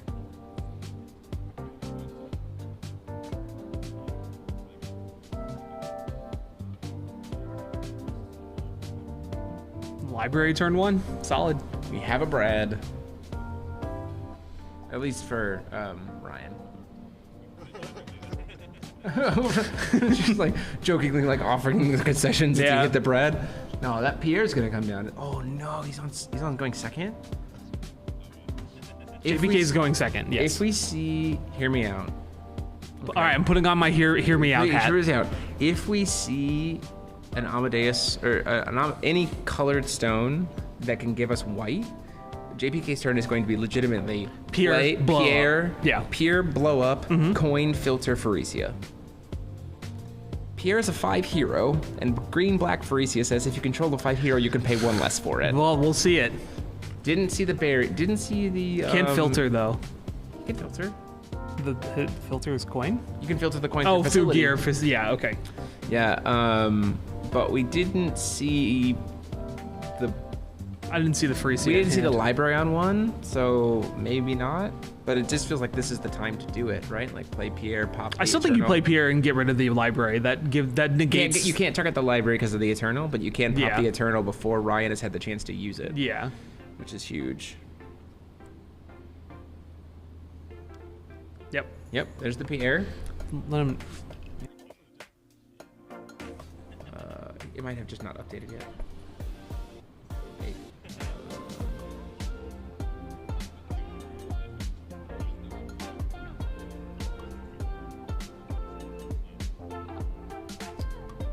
Or did he pay Moon into? He might have. I saw him like look away and write something down, so I assumed life total changed.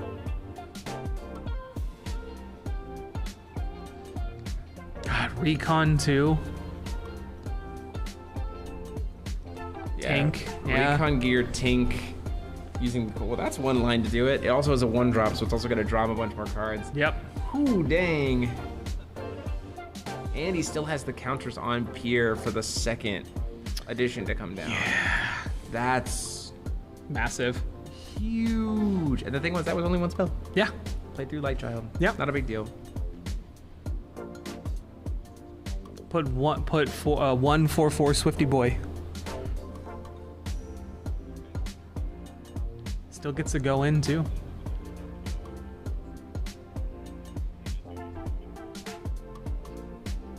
Double checking life totals. Yeah, there we go. Perfect. Thank All right. you. We updated because we had to pay the Moonshade so that we could filter into facility for light. So not the play that I imagined, but also the play that sets us up for next That's turn good, Pharesia. yeah. Like reveal library next turn, play Pharesia, go, for sure. and just kind of keep Ryan's board off of him for the rest of the game. Mm-hmm. Yeah, it's almost like free cards are really good. So the table has a little has a phone with an app on it that they can update the life totals, and it's reflected on stream. Yep, that is correct, Batsu. Very, very cool tech. Yes, huge thanks to Metal. Also using Metal's program to pull up cards on screen. How did the library die? From the Tinkerbell. The Tinkerbell, He saved yeah. the Pierre tokens. You see the Pierre bow counters for later. Minha. Daily research. Probably The library. first one of the entire tournament in round 5 of 7. I mean, this is the first Falchion we've seen. It doesn't have protection from Eternal. Tinkerbell, it does have barrier, it doesn't have Eternal. Yeah. Eternal gives barrier, not Eternal. There you go.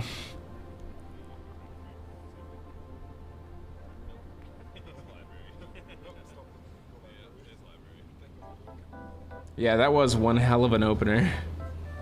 That was probably like the most high roll opener he could play Yeah. into Falchion, and with Ryan not having a single conflict plus Brad or anything.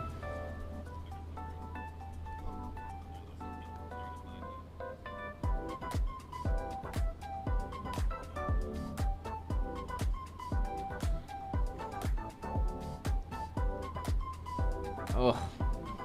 Just keeps having them. Yeah, the problem is as soon as he activates the library, though, it's just gonna get popped by the Pierre.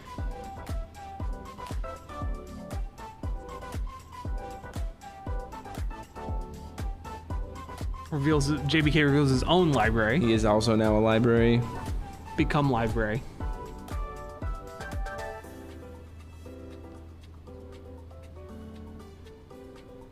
Yeah, the second that Ooh, that was the best tet.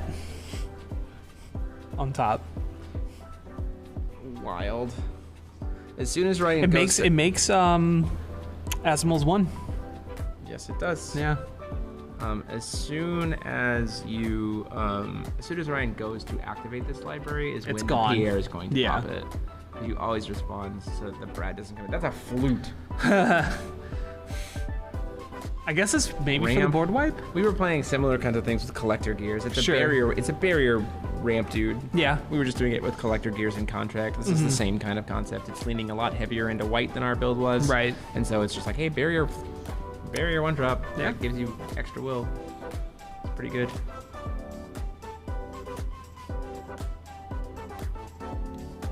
You definitely just get in for the damage, no problem. Yeah, there's nothing that. Because I mean, like if the pier goes off, if he has something to disrupt the pier, you just blow up the addition. It's like cool pier dice. Pierce done his job at that Yeah. point.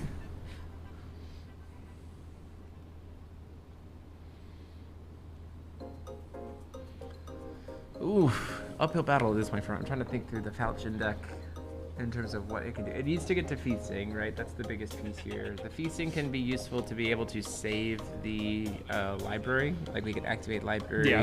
It can pop. But the problem is we only have one addition. That's the biggest problem. here. Yeah. And JPK is properly left up one will as he needs to be. In response to the library, this is exactly what I thought was going to happen.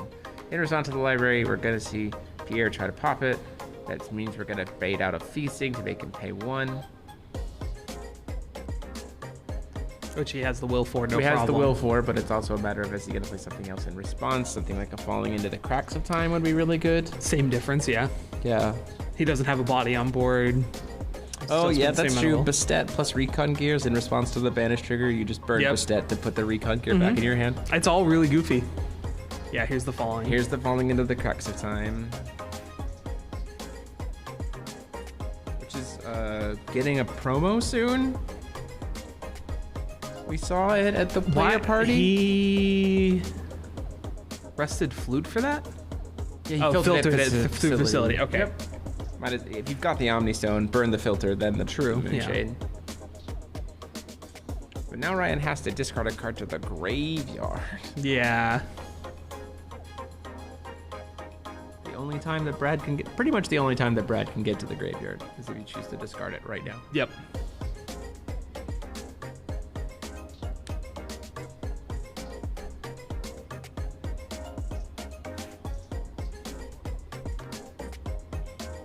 I'm trying to think here.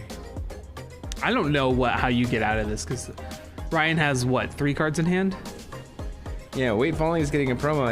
It was shown off at the player party. Secret.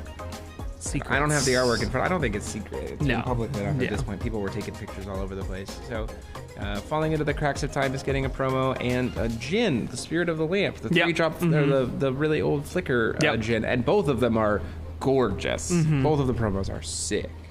Institute. Ooh, tapping out for Institute. Feels very, very risky. Is that a Raymond? Yeah. I like that a lot. We saw that. We were thinking about that as well in our Ainz builds. This leaning into the white Veil Divines is very, very is cool. It's interesting.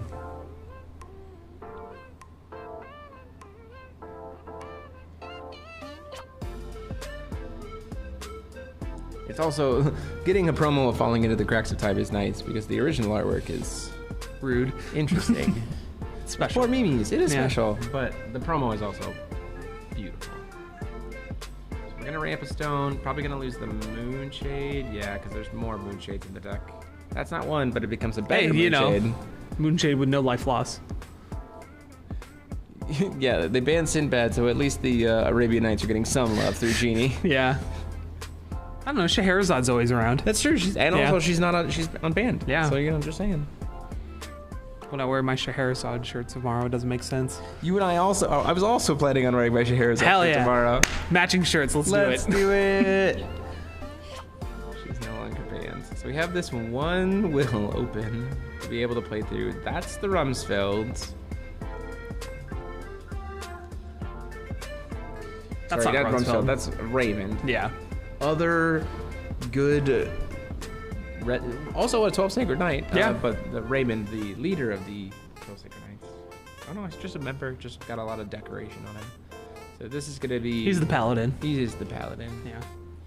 He's gonna make the board kind of insane, and you can just make him a gears before recovery as well, and then you just have this like huge beater.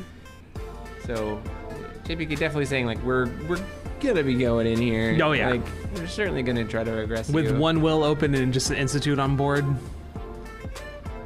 That's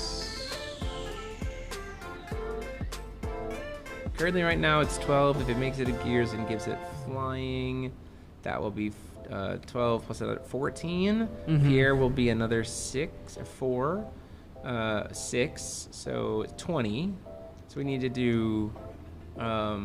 We revealed dragon at start Yeah. of turn, so 26. We have the swiftness now.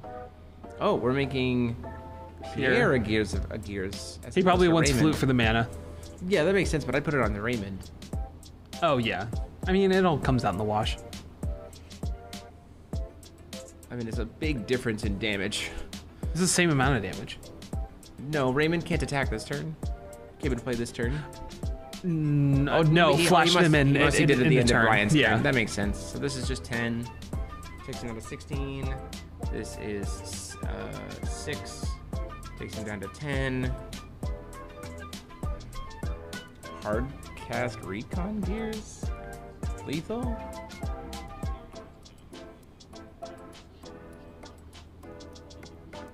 Very real possibility. Play the Frisia, make that. Play the Frisia for 1, make that a gears. It has barrier for lethal. Yeah. And then you can pump it up. That's probably the play, honestly, now that you have the Pierre. 1, filter, second flute. Flute into flute. I don't know about that one. Raise and revive. Using the filter.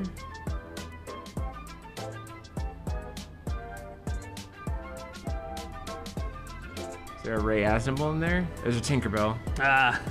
It's just gonna draw cards, but then you can make it a gears. And Yeah. then it can swing in, Mhm. and that'll be the lethal. This is Ryan's 1 point of interaction. Well, no, not entirely true. Is there a world where you light Moonchild in before we start fighting over this? Conflict. I don't of think it Memory matters. Soul? Because this is all a quick cast anyway. Yeah, I mean, I think so, but it's also in JPK's main phase. I don't think he needs it.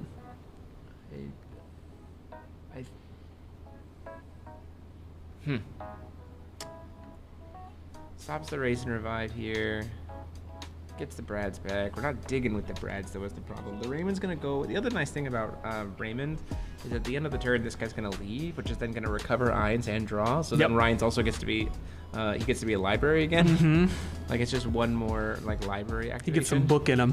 Gets the book. Takes Ryan down to 10, and then just kind of see what his hand is.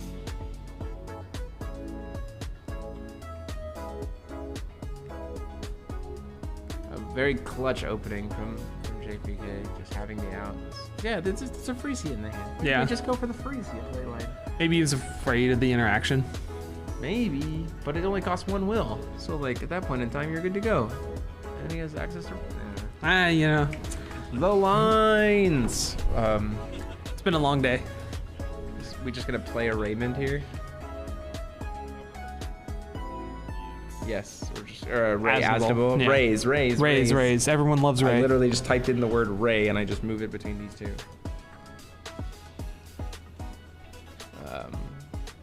Raymond. I think this is not the line that I would go for here because if I don't think it JPK matters, has yeah. well, if JPK has a recon gears, you die. Raise and revive, filtering to once again try to get the Tinkerbell again. Just as a body, and it's flying. So then it's just. You just make it lethal a in the gear and air. that's it. You Yeah. don't even. Yeah. Well, if you do it at the end of Ryan's turn, it doesn't matter.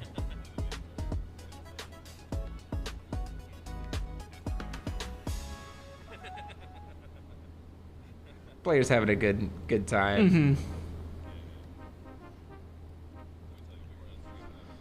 But yeah, this is one of the reasons why, I mean, as you see here, the Falchion deck is pretty heavily reliant on Brad. Like, Yes. it's the core of the deck and the core of the deck's interaction. The Ainz version of the Brad is just kind of like, I'm just playing a good deck, incidentally and then I playing just Brad. have a draw engine that is Brad. Yeah. Like, it just helps you find the combo pieces or the like element pieces. I'd argue that the Ainz deck is more of a mid-range deck, right?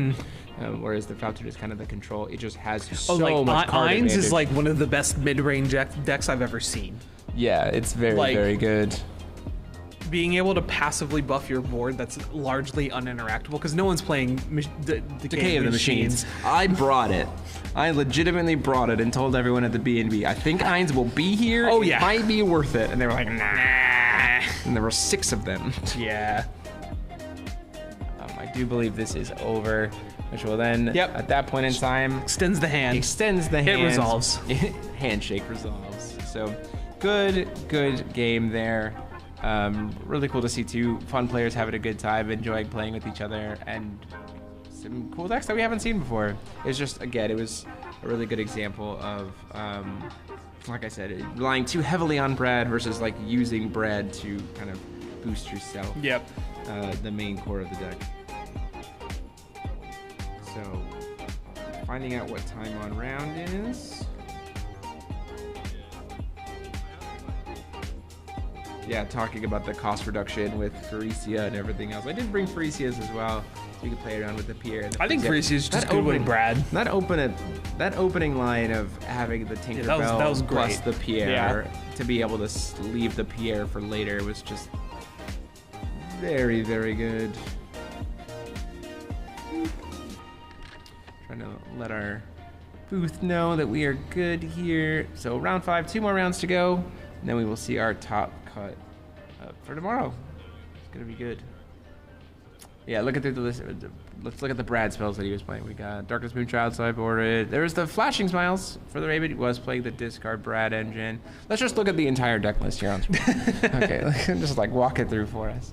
Hey, just fan it out. Yeah, just message Ryan. Like, would you mind just fanning out your entire list on stream for us right now? Yeah, Tinkerbell is.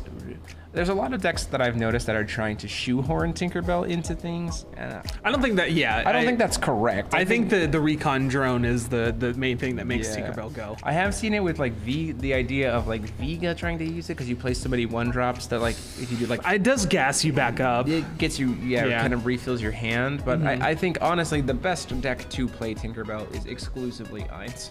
Yeah. This card is just Tinkerbell and I suppose Red Aristella, but there's not a single Aristella 2 at this event. Poor Aristella too. Poor Red Eyes. Red Eyes did not make it to this event today. Impromptu deck profile. Yep. Let's get that deck tech. Yeah, you want to go? Oh, let's see. I have my Ainz build that was played by Brandon Breebot this morning. We were playing, instead of the Pierre package, we were playing Gatekeeper of Velsavaria. The whole idea I is love that. If my entire deck is going to my RFG anyway, eventually these things become absolute beaters. And so the idea was your hand has a lot of multiples, and so it gets a little clunky sometimes, and so Gatekeeper also then helps you cycle your Brads in a way. Yeah, so, you know, obviously some of that stuff was being main boarded by JPK in terms of like Exorcist Mage, falling into the cracks of time, seeing the main boarded. We were considering Just being able to get your more tech choices more reliably. more consistently. Yeah, we were talking about that too. Like because you just see those pieces so often because you draw so many cards. Yep. It's easier to play those things main boarded, and then if it's not good, you just get rid of them. Yep.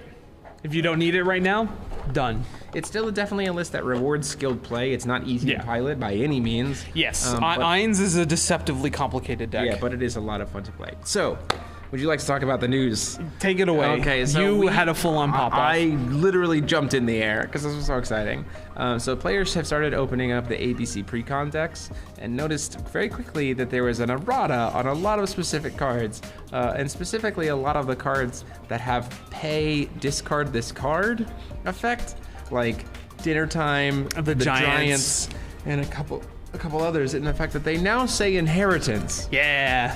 So they are now being errata to be inheritance abilities, which opens up so much considering how glorious, if we're correct in the fact that the next set is Probably. Alice, Lapis, and Alice Origins, glorious is suddenly going to have tag. Do you think they're gonna do all 3 in the next set? So here's my reasoning as to why. We know there's 3 rule extension rulers, right? Yes. And we know that it's about Ataraktia. The set Yes, 5 is the whole about thing. Ataraktia. And so that makes me think if every extension ruler is to provide tag for those same clusters, what are the 3 clusters that have been related to Alice Ataraktia, yeah. which is Alice, Lapis, and Alice Origins. So I do think it's going to be those 3, which means we get Glorious tag, and the fact that all of these cards are suddenly going to have inheritance attached to them, and Glorious will be able to tag is like, oh, that's going to be very exciting. Faria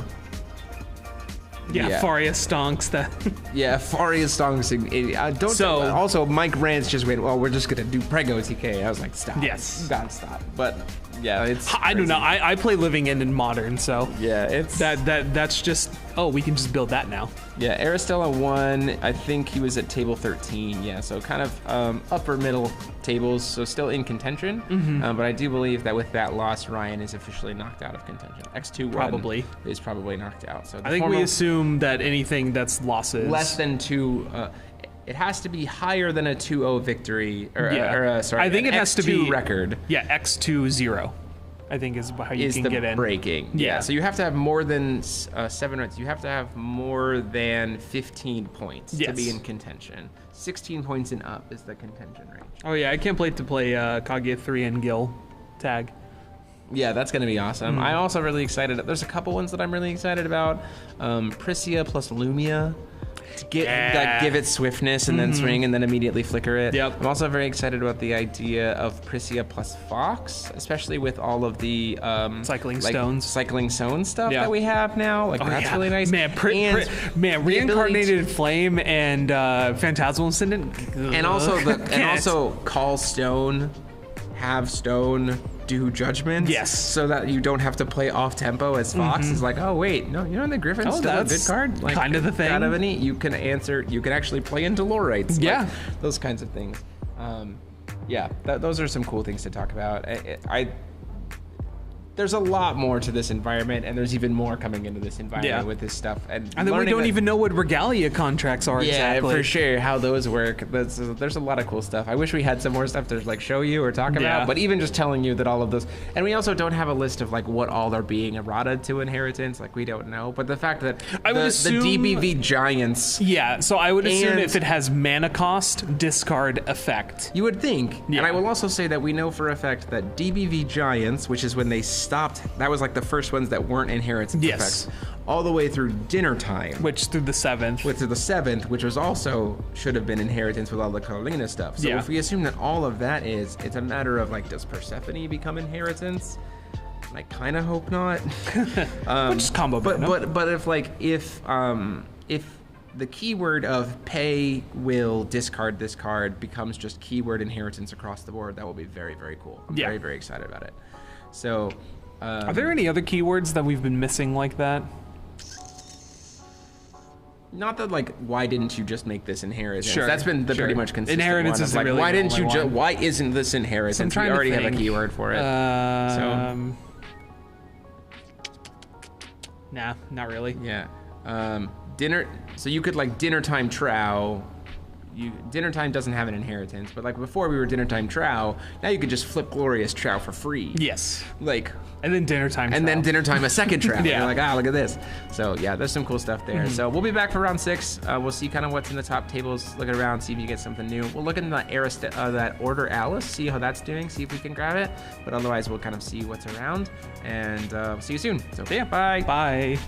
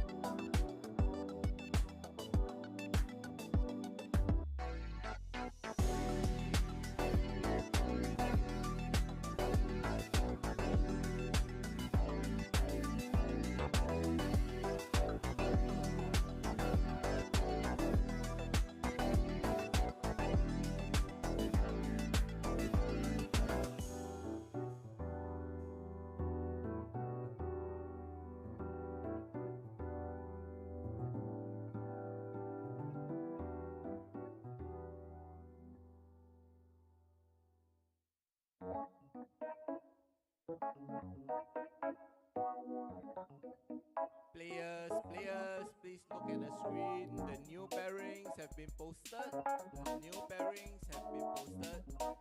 Take note, table 10 is on the trip table. Table 1 will be where table 9 used to be. Please move to your table now.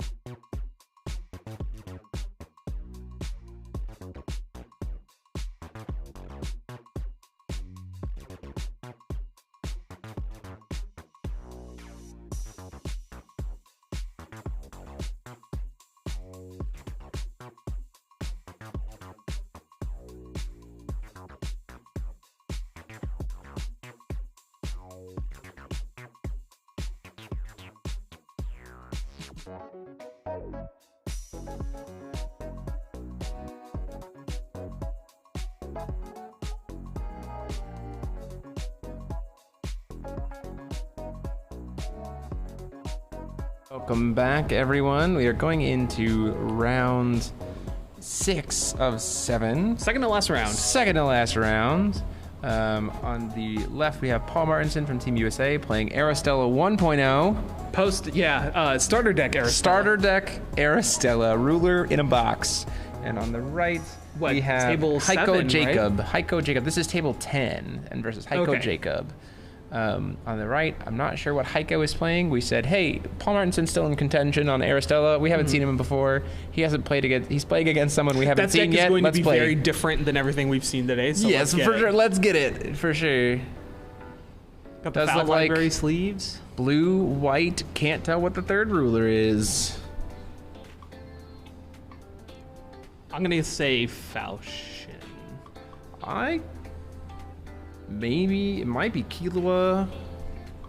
Blue Child and Killua is a We choice. saw it with Jeremy Lindley. Yeah. He played it in the round Mhm. 1. If I could see more of the main deck cards, I would be able to tell you very easily what he was playing. I'd be able to tell very quickly what he's playing, but I can't see what his ruler is. So we'll see. Falchion here. on Heiko, apparently. Heiko's on Falchion. Blue. Yeah. Oh, so blue in Falchion is interesting. Yeah. Oh, no, maybe not. Black. Black, blue to start as Heiko? Bold.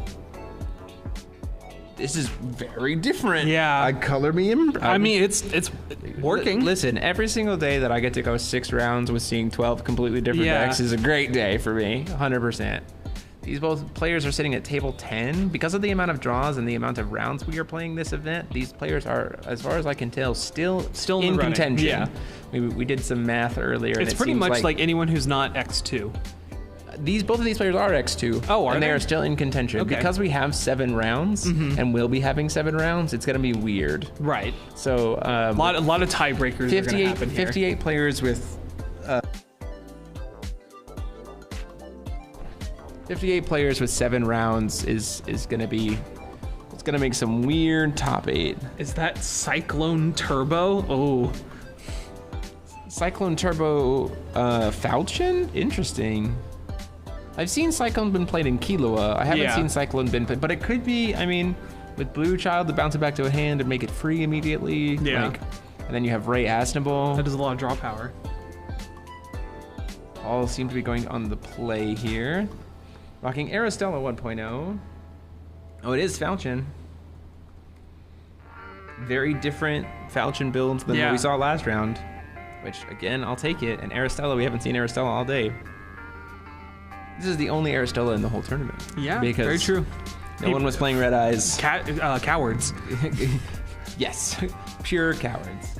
Paul and I had actually talked about this a lot. I've been playing Aristella as well, and I had mentioned I've the also idea been of playing going it, yeah. with Wind Moonchild to start, so that your first stone is, you can filter into blue, but your Ataractes Memorias become green, blue, white, which is like Yes. the main colors of the deck. Which is And then banned, you're like, you know. great. Yeah. Wait, as it were. Yeah, there's also the idea of using Darkness Moonchild so that your stones are green, blue, Yes. black, or white, blue, black, and can filter into green once per turn, like as an argument, but you don't usually, when you don't know what you're going into, typically the first is, wow, we are just gonna go ahead and say you don't Lorite. get a homeland at all. I with don't the hate it. Lorite. It's a pretty aggressive start. Does certainly stop Echo from being able to have, or it does stop Paul from being able to have Eternal. I mean, with Paul going second, you know, suddenly going into his turn, if he did have Eternal, you'd be having 3 will. Yeah. And with the Magic Stone of Rain, suddenly we're looking at a Dexy's advice on 1. Yeah. Which So that's definitely the play. Yeah, I could see that line for sure, especially since you're going into playing against Blue Child. You probably even awaken it because you have Blue Child plus Darkness Moonchild staring you down, so you could just like turn 1 or turn 2 awakened Dexia's advice and not have to worry about any of it being stopped. Yeah. So that's pretty good. Yeah, you're not seeing a Light Child here, so you kind of have free reign to do whatever you want. Yeah, absolutely. That might come back. I mean, that definitely might work in Paul's favor. Clearly, Light Child's in the side. Yo, yeah, we know Yeah. that much.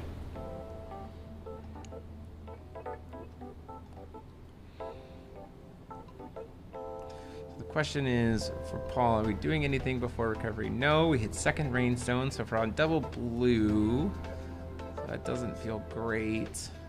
Or blue-green tops. Aspiring Diva could be at least a follow-up play here, if he's You can playing get it. something off of it, yeah. The Eternal for Heiko is going to recover next turn. Oh yeah, that's also a good point. Rustin makes that Feasting is kind of a dead card now. I don't think that Paul was on Feasting in any version of the build. The double Rainstone, I think, is the more problem part here.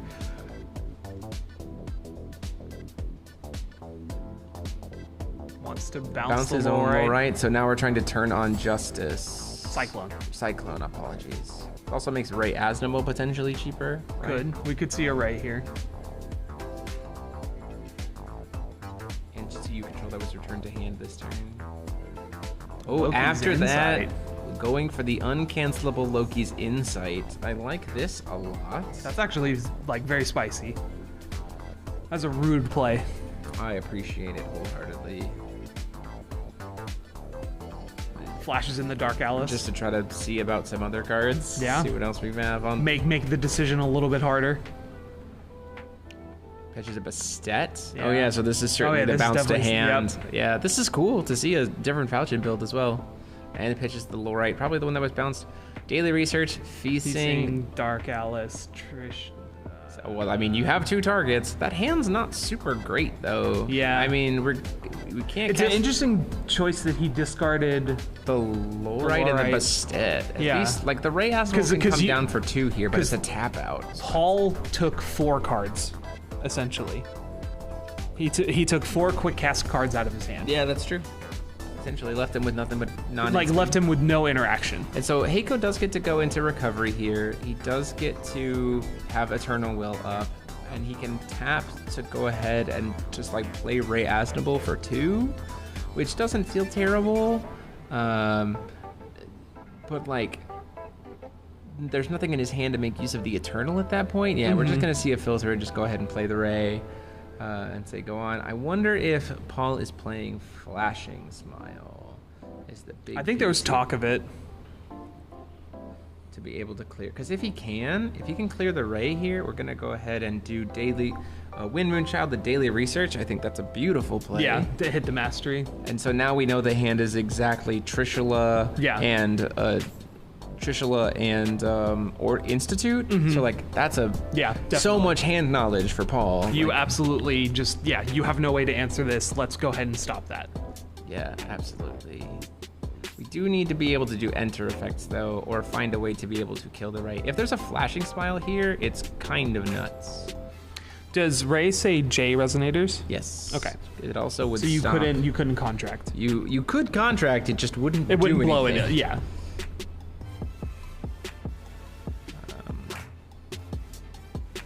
We're just going for the 4 Dexia's mana. advice.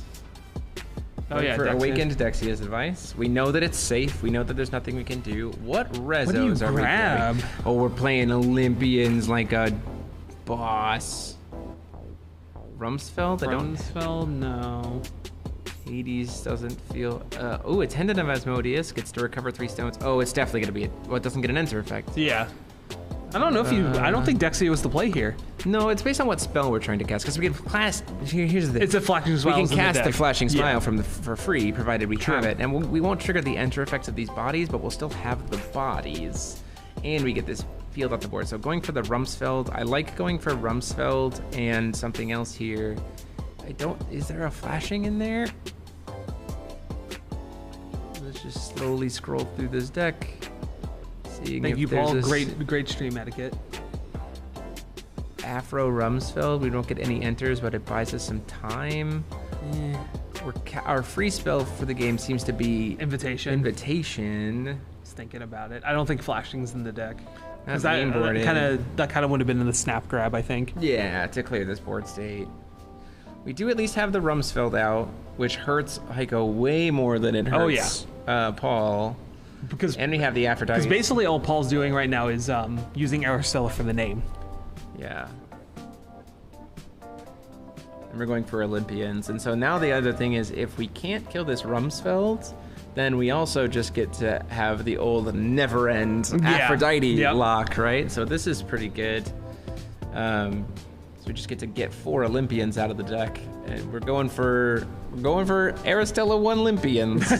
I love it. I absolutely love Olympians it. is such a goofy package to me.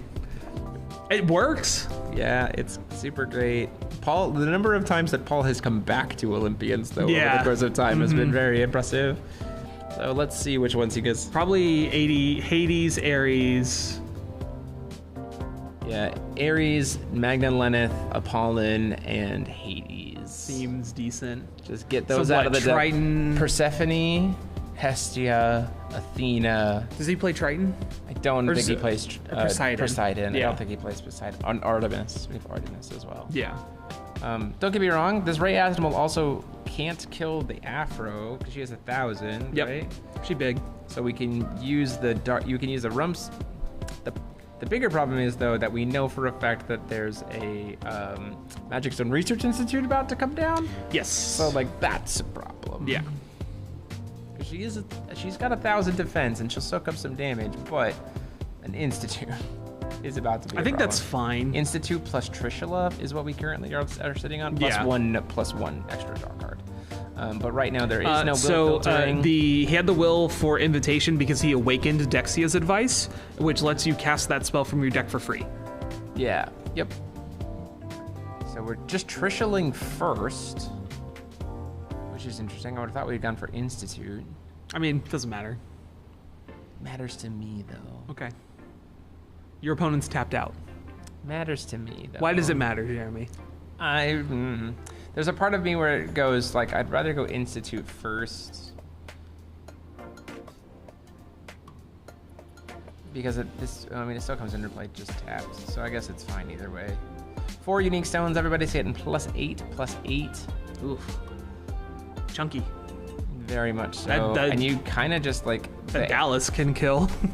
yeah, playing one more. We are Cyclone. to draw.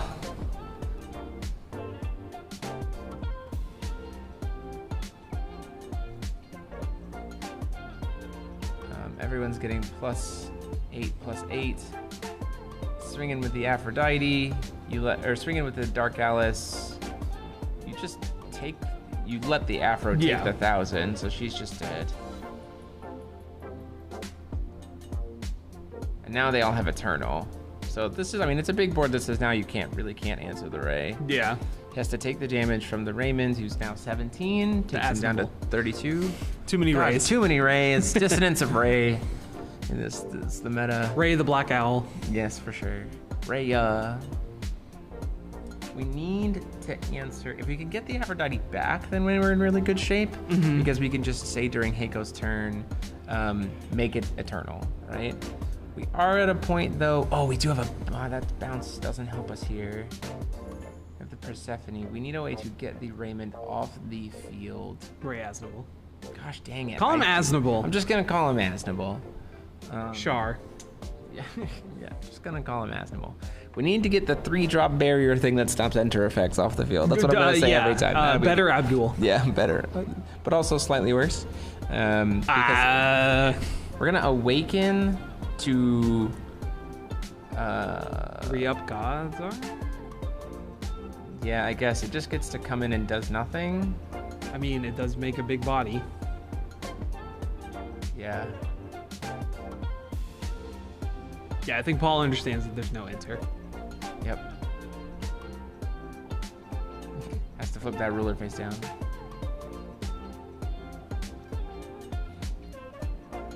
Institute is a problem? I think Institute's a problem for everyone. I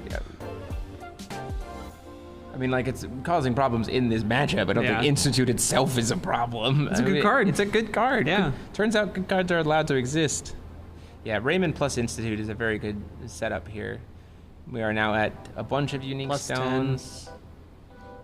If he swings in with the Raymond, though, the mech can just block him. So that's kind of what we're threatening here, too, right? So this setup is actually pretty good because you can tank the first hit that swings in. Yeah. It'll redirect the damage. When it goes at second Raymond. Oh, man. It can take the first hit. When he goes into swing in with the second thing, you block in with the Raymond, with the Rumsfeld, and then you can have the third thing get blocked by the so robot. like we block. Is it a May? Oh, He gave it Eternal. he gave it Eternal because he did that during the recovery. Yeah. Oh, so he's like, yeah, cool, I take the damage, but it doesn't die. So now we're at a really good spot for Paul, because now we can just like buy ourselves a lot of time. Trish is active, but all the damage goes to Chrono Gear. Yeah. So it doesn't and matter. we can also just give Chrono Gear Eternal every single turn. So Paul played into this very, very well. Yeah. And I think this has worked out very much in his favor. And now we just get to sit here and do a lot of things and just kind of build the board back up. You can force some of these additions to get banished using these. I think it's correct to play because we're up on cards and we can give it Eternal. I think it's correct to play your own Raymond here. So why aren't his Resonators untapping? They are not untapping because Heiko played Fountain of the Oh, Flower. yeah. Jeez, that's a card. Yes, this is round 6. This is round 6. So Illusionary Baron's Flower. did go up. Illusionary Flower of Sorrow. You played the Asdable here. That was just. Yes, Asdable is correct. This is correct because it's 100% correct here because now Heiko is out of cards. Yes. And so now he can't his cards become then dead, but he doesn't have an out to Raymond plus the mech, and so it's just like this long drawn out process of like, sure, I'm not killing you, but you're also not killing me, and we can't use Illusionary Flower of now we can Sorrow. start attacking with the mech. Yes. Well, it's gonna keep getting tapped down forever is the problem. The flower. So I don't think I think there's a world where he tries to tap down the ray. Dexia's advice. I don't think we care about this. No, we have one more round for today after this. Yes. Doing 7 rounds today.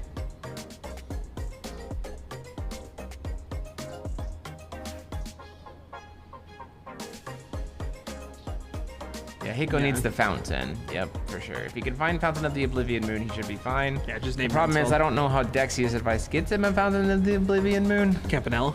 It doesn't have an enter effect. True. So much like Heiko needs Paul needs an out to the Raymond, Heiko needs an out to the Rumsfeld. And they're both just kind of gonna stare at each other a little bit. But but I think Paul wins that attrition war because he has the cards in hand. And eventually we will just hit Union 7, play And an then Athena. things go wild. We will play an Athena, and then we will kill you. Well, even Hestia starts dealing Neither with of things these, too. see, none of these are gonna, he's just putting bodies on board at this point, Bodies, right? bodies, bodies. Yeah, none of those will get enter effects. So this Dexia's advice got him 3 1-drops that don't do anything. Never in does stuff. Gives a bonus Eternal. Yeah. Sure, you already have Institute plus Trishula. You're good. You're good. But I mean, I think Hiko even says like I'm top decking and not really sure what I can do. Neverend does something. Now that something is good right now. That's a fair point. That's a fair point. I apologize. Yeah, that Dexia's was. There put a lot of power on the board. The problem is we have to get to Union 7. Also, let his stuff on tap. He tapped them down before Paul's turn. Yeah. The last turn, so Paul did get to recover here. It just gets to get tapped down again as soon as he tries to go into it. And he can't afford to swing with the Asnable here. It has to stay recovered. So it's just this massive like blocker wall that can't ever be cleared. But if we ever get rid of the Trishula, like we're in good shape. We can't target the Trishula though. We also don't have enter effects. I think though in the end, Paul wins this attrition war because eventually Paul gets to go to Athena. Yes. And Athena will just get to swing, burn him for the face, have Eternal so you can't kill it, go to my turn, swing, burn you to the face. This becomes a 4-turn clock. Yeah. It's like Gary on here doesn't seem bad that Paul has in hand. we just play it? Yeah. We're gonna 4C a lot. Yeah. Hiko only drawing 1 card per turn. Just like can't do anything here. We're gonna start seeing some stuff come down during the incept. We can't leave up too much will. There's Birth of the Twins. Birth of the Twin. Just a 4C. Yeah, scry 2, draw 2. Look at these. Scry 2, draw 1. Yeah, and then draw for turn. Preordain, as it were. If there's ever a man who can go into the tank, it's Paul. Yeah. It's 100% Paul. I just drowned in the tank. Don't do that. We like you. We need you to be around. Oof, those moon shades though are not feeling great because we have no filter for that. That is the unfortunate part here. Although we do have the Ataractia's Memoria, right? So that's at least our 1 white. Inspiring Diva's body doesn't do anything. It becomes will. We at least have the Ataractia's Memoria to be able to give Eternal. Does Moonshade say pay 200? It does. Okay. You cannot pay what you don't have. Oh yeah, I know. I wasn't asking for that. I didn't know if it was deal 200 damage. Oh no, it is not. It is pay 200 life. Giving Eternal here before draw on his turn. We're gonna try to tap down the mech. I don't think you care. I think you just let that happen. Yeah, like it's not something to fight over. Like Heiko's board is incredibly impressive. It can't do anything. Yeah. Like can't Godsart to kill the Gronagir either. Like it's like the Rumsfeld. He's gonna tap down the Rumsfeld as well, but again, can't do anything to it. The continuous text on those is what matters. Yeah, and the nice thing is now that Paul has access to the Persephone and the Gary, we might just see a Garian get slammed. Yeah. Garian makes things pretty awkward. This is like it would be even worse for Heiko, just like this further and further like building block of I can't do anything, I can't do anything. Build a great wall. Yeah, wall got banned. We built it ourselves. Wall got banned, so we built it ourselves. We'll build it better. The problem is Paul is burning his own life, which is rough. Another Birth of the Twin Princess comes down here just to 4C through the cards. We're still at only Union 7. Academy card's awful. Lorite is going down to the bottom. Both of those cards getting shipped. We do get to replace the that, and then we just draw for turn. If Heiko plays Linosfaria. If that Mad Lad main decks game 1 Linosfaria, he can. It seems doubtful. There we go. We have a second white.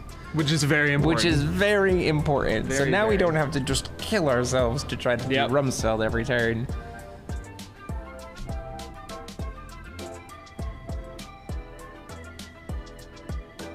Yeah, we're definitely seeing 10 stones. Yeah, 100%. This is probably a game 1 game. Yeah, I think this is a 1-0 game. But I do think, though, that in the end of this whole sequence, eventually Paul does win it out. Because there comes a point where you you just get overwhelmed with things that are flying. Yes. You have the Neverent, but you also get overwhelmed by the Athena. Yep. Is the biggest problem. Like, the Athena will just swing. Heiko needs Hellfire now. Is he maining it?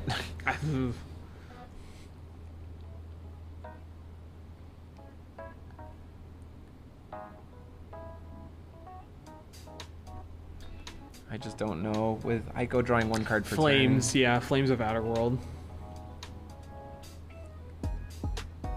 Yeah, it seems very doubtful that the Falchion deck would be main decking Hellfire or Flames That's of two the Outer very World. red cards. Yeah, seems...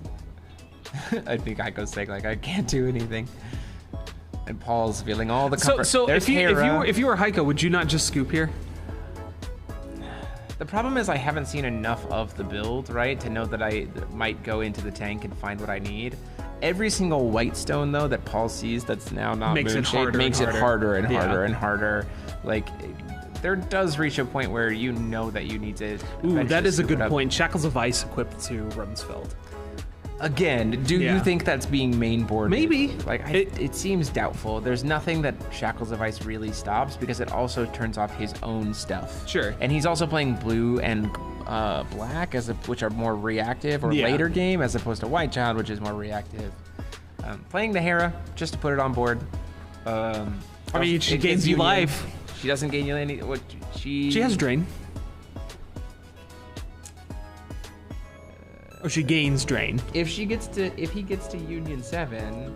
How many are he we can at? just- oh, that's interesting. If we get to Union 7 with this Hera, then we only get 1 card per turn for Heiko, and we can just tap Hera to ping him for 2 every turn. Yep. So then we have damage. Yep. So then there's the lethal line. Yeah, wow. Yeah, so if you equip Shackles to something, Shackles turns on Rulers again. And Correct. it turns off the Resonator. Correct. So that's why... But I also don't think you can target the Rumsfeld to Yeah. bestow it. I think bestowing still targets. Oh, yes. And Rumsfeld would probably just gain barrier in Yeah, response. and Bestows only sorcery speed. Correct. Yeah. Yeah, so like they would just go, okay. Yep. We need a card that lets us bestow it quick guess. No. Yes, we do. Yeah, I want to play. would I want to agree. play I would agree. equipments. I would agree. I want to But play Tron. This Hera is like our back. Hera plus Athena, I think, is how Paul wins this game. Yep. Indirect damage. Indirect damage. If you have a clock, eventually you will just run out the clock. And they will die. And the time, Dexia's too. advice. We're just going to play Dexia's advice. Just go grab Athena now. Yeah, go grab more Olympians. Yeah. Yeah, I'd probably grab Artemis and Hestia just to get to Union 7. Mm-hmm. Because we're at Union 5 right now. Yep.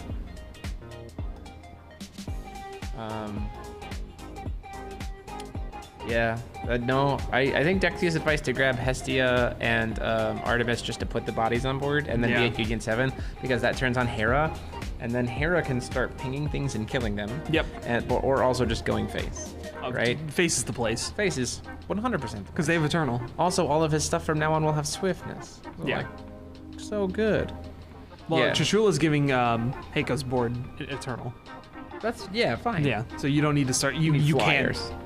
Yeah, He you only need has flyers. he only but- has 1 flyer. Yeah, Which is, or something to get. Yeah, it needs Wall of Terror or something to give him barrier. yeah, which again, go into the tank. Find out how much time is on left on round here. It's a lot.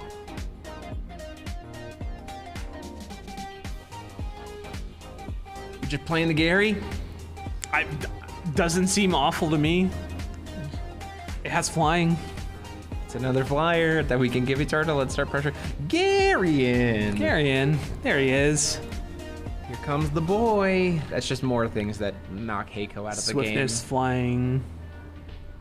This is just more things that knock Heiko out of the game is the problem. Yeah. Like this is the biggest piece. Like, it doesn't matter how big Heiko's board are. He does not have a way to get through the Great Wall. It is a giant mech. Yep.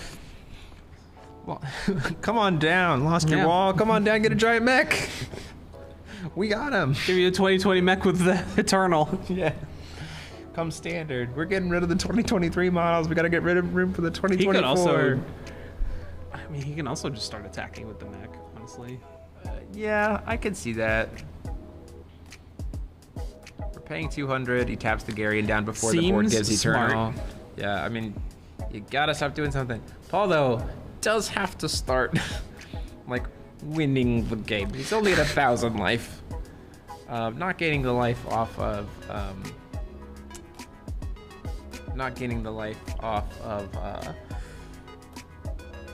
the Aphrodite.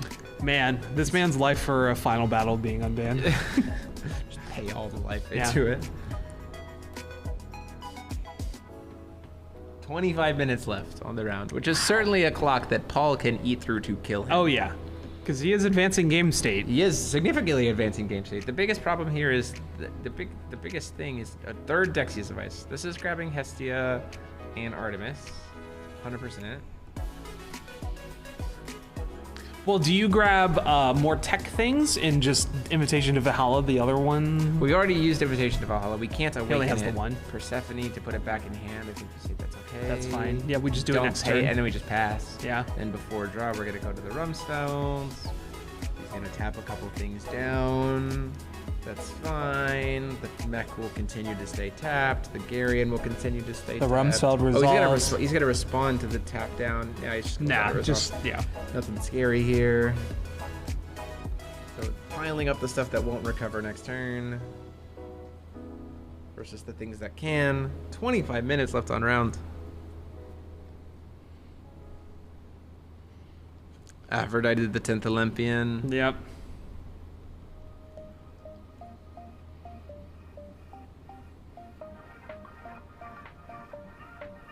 Before recovery, we're going to try to give Barrier. Eternal and Barrier. Does Heiko have any cards in hand at this point? Yeah, he has some. He's just not letting things resolve. We're going to try to tap down the Hera in response. So we have the Eternal Barrier for the turn. I mean, Heiko might just be going for the draw. The problem is X2, we're just going to try to recast the Dexius advice. Seeing if that resolves. It is going to resolve. We are certainly grabbing... Yeah, I mean, Hera, It has obviously. to, yeah. Well, we've already got, it has to be Hestia Artemis just to get Yeah. us to Union 7. Which means there has to be an Aphrodite in hand, right? Which is kind of clutch. It died? Sorry, not Aphrodite Aphrodite, died. sorry, Athena in hand. There has to be an Probably, Athena in hand. yeah. Because now it has pseudo quick cast, Yes. which means that we also, Heiko can only play one card per turn. Which means what we can do here is on Heiko's turn, we do the Rumsfeld line. And then we go, cool, your end step, here's an Athena. Yep. It already has that. Have fun. Go into my turn, when you try to tap it down, give it Eternal and Barrier with Rumsfeld. Yep. And then I can start swinging in. Yep. Then we're off to the races. And then we're off to the races and we start eating the clock. I don't know. Maybe Paul's had it for a while, but I feel like Paul's trying to chew the clock. I feel like that's true. I feel like as soon as the Athena comes down, if I'm Heiko, I can see. Yeah, snap scoop. Are we playing the Athena this turn? Well, Athena would have swiftness. I just don't know, and it would be able to go in this turn. Goes down to 8. Down to 8. Ugh. Athena. This is another thing that just says he can't take damage. So like the wall is even further built. Yeah. While Athena is Multiple on board, he replacement effects. cannot take damage at all. Heiko secretly has 3 roamers in hand, just biding his time. I mean, clutch, if true. If that's the case, you got it. He is playing Blackstones. You get to swing in for 1,900 damage to Heiko's face and the board. Because it's at Union Yes. 7. Mm-hmm. This is all the clock that Paul needs. That's 3 turns. Yeah, more than enough time. Takes him down I mean, to you just block with 21. anything. He doesn't even, yeah, he had, this is, so it's, there's 1,000 or more damage whenever we attack. Do you scoop it up? Yes. Yeah, okay, Scooped it cool. up. Yep. Heiko scooped it up at that point. No, he's gonna top deck a Dexius advice that doesn't go any further. Wow, Paul really said they got rid of my wall, so I built my another own.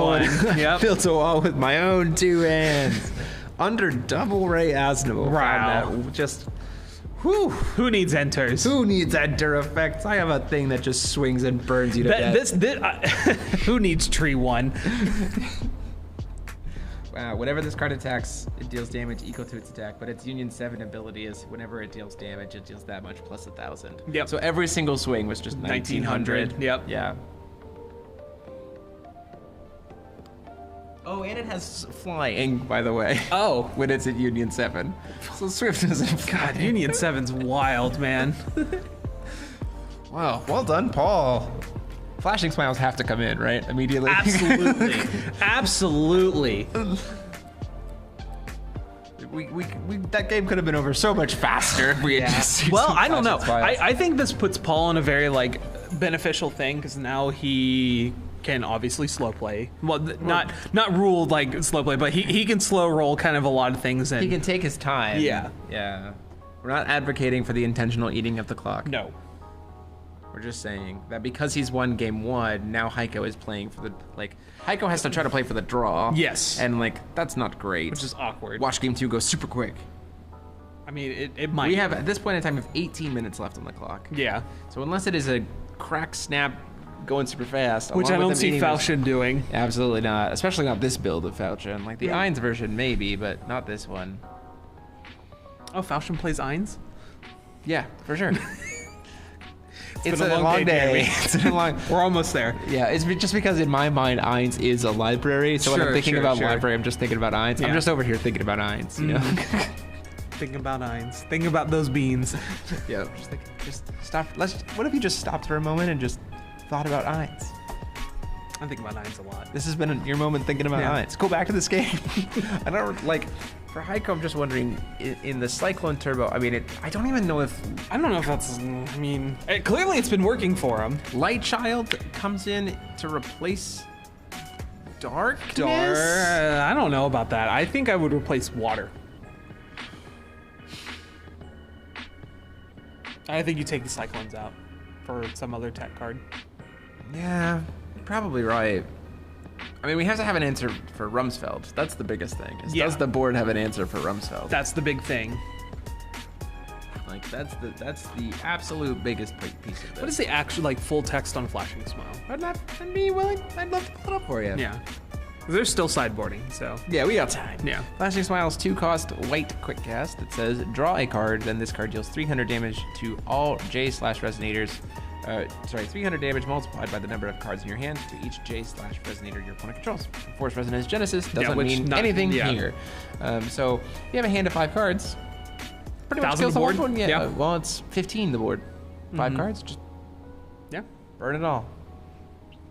It's like the easiest white answer for Raymond. Is Yeah. Flashing Smile.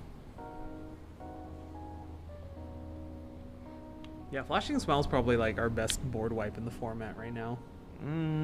Yeah, our best non-targeted removal Yeah. for sure. That and Tinkerbell plus Recon, but Recon plus Tinkerbell loses to Raymond. Yes. Ray. simple. It also loses to Raymond because of the God Art, so I Yeah. was technically correct. Yeah. Um, In a roundabout way. In a roundabout You way. know what? You can hold that W. You earned it. I'll take it. Well, this go on today for a bit longer. Yeah, so we have one more 50-minute round round after after this. Yep, absolutely. Paul can play defense. Yeah, for sure. Close your eyes, go to your happy place. You find Ainz there. Yeah, I joked about calling the Ainz deck Schmitty Werben Jaegerman Jensen because you're playing. He was Brad number plus line. one. So it was his deck, Mr. Krabs. He was number 1. That's my laugh. Especially because, like, just because Brad was in it too. Like Brad and Ainz is just like, you gotta meme it up a little bit. Ooh, Darkness Moonchild coming in here. We feasting the enter. Did effect. not put a Light Moon Child in. Interesting choice. So I Dexy is disagree also. with that. I agree. So I agree with your disagreement because Yeah. Dexia's advice now just gets to do its thing. Gets to go forever. Again, canceling the cocoon trigger. Yeah, pretty aggressive. But I mean, I don't hate it. yeah. Kind of seems like his go-to. That does not recover. That Eternal does. That Eternal should not be recovered. This is in turn 1. Hold on. I might have to put on my running shoes again.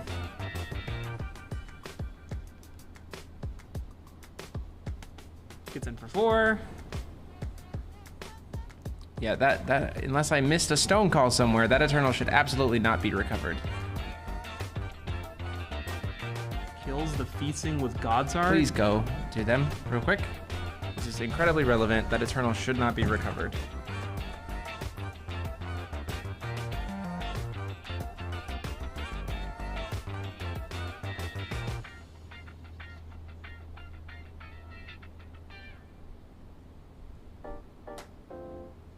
Okay, thank you.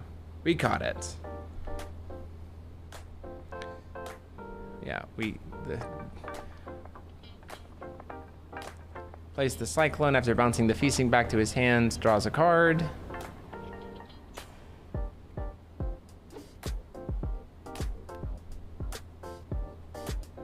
We have a Birth of the Twin.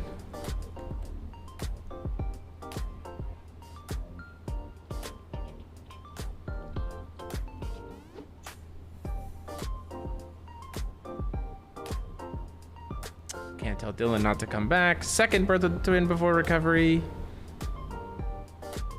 The Loki's Insight there was pretty good last time. It served a lot of purposes. Gonna go ahead and keep both on top and draw. It looks like the Loki's Insight off the top, then try to move, draw for turn. Just wanted both of those cards.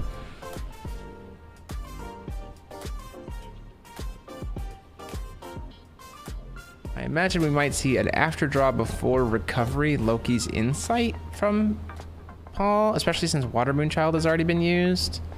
Yeah, Loki's Insight's 100% coming down here after draw before recovery.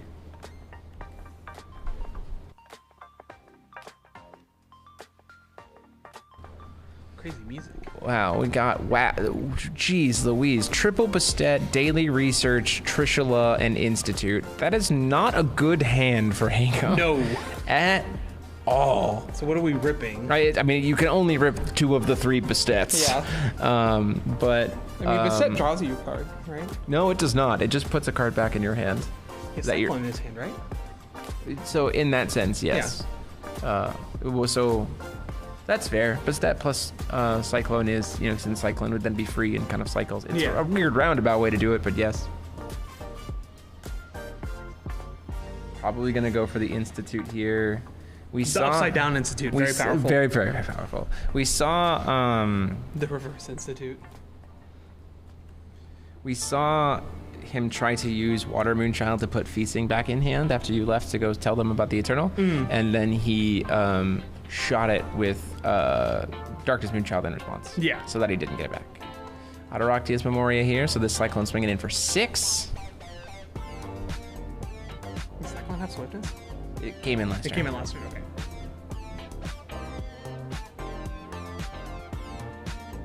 Does the Bastet come down here to draw more cards? Tap out to draw more. You do get the... he doesn't have interaction, so... That's fair. Paul out here suddenly sideboarding into a Brad deck, and you're like, wait, what? Whoa, whoa, whoa, whoa, whoa, whoa, whoa. So it was 25 minutes left on the clock 15 minutes ago, so these guys have about 10 minutes left on the clock. So that's why we're going for the Institute line. We just really need to start getting in. But if Paul can set up a... I mean, it's tapped out for Dexy's Device. Are we going to see this? And we have access to enter effects now. Yeah. So now we might see Aphrodite plus Rumsfeld again. Or just... But there is the Darkness Moonchild, so like we don't have a way to let the Rumsfeld...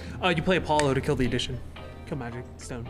Research Institute. Yes. Yeah. So probably Rumsfeld plus... Oh no, sorry, the Black Moonchild couldn't hit the Rumsfeld because the Black Moonchild is a ruler and it would be blanked. Yep. So it's just there Afro... would be no... So the line here is Afro... Dexy's Advice into Afro plus Rumsfeld equals gain 2,000 life, have a redirect, let the Aphrodite take the hit. I would almost want to just go ahead and get rid of the Institute. Well, he just daily researched for a second Institute is the problem. Oh, did he? So then things are gonna get real big. Yeah. Yeah, start building a wall. Yeah. What's the spell we cast off of it? Invitation, maybe? Is it probably just Invitation again? Yeah. There is a world where because it's only +4/+4, and we know what the board is, that it is just Flashing Smile. Could be. to just clear it. So like, oh, Yeah. cute Oh, yeah, institute, yeah, here's your cute institute. institute. It's everything's gone Blah. anyway. We're just gonna play the Apollon though. Get rid of the institute.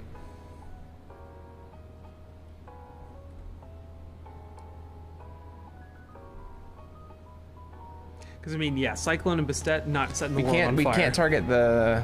We can't target the institute though. It has to target the Eternal. Yeah. Eternal gives all of his other additions barrier. This was my problem. This is why I would have preferred to Yeah, go for. that's true. I totally forgot about the Eternal. I'll blame the mic arm. That's fair. John's. Floating some will because it's gonna go before. The problem is this is gonna be so much damage. The Midnight Hunt Forest comes in. Respect it. Those forests are very clean. Does he have anything for that wind will at end of turn? No, it doesn't. With only 2 swings, double institute isn't lethal. But that's playing on thin ice. But it is very concerning because it'll be double institute plus 12 to everything. Ooh, so Paul has sided in Hellfire. Which, very I don't funny. hate that, especially since you just went for the Trish. Yeah. Oh my goodness. Was that the ultimate bait? Just like Lorite, Lord, the filtering to Trishula. green to Sure. stop the Trishula. This gives us again a turn to breathe. Yep. Paul Martinson playing the outs. This is really good because we can't do the institute line, and even tapping to fight over this means we still can't do the institute line even when we get a new stone. So then you just take the hits, or you throw, obviously you throw the Lorite under Lorite, one of fine. them. Probably throw the Apollon under it as well, just to buy yourself some time so you can use Moonshade as needed. Apollon's a 6/7. Yeah, I mean, the Bastet is bigger than it. So He doesn't have any keywords, right? Correct. Yeah, so yeah, He just I gives- would probably. Well, he just- does give the rest of his stuff. He has Eternal Barrier and gives all of your own stuff plus 1,000 plus 1,000. Which. He does just take the damage. That's a never end, which is great for us. Yeah. The problem is we have to answer the institute. Yes. Because right now they're not big enough though. Right now they're not big enough to have. Well, they are big enough. They will be big enough if Never End activates to have Trishula active.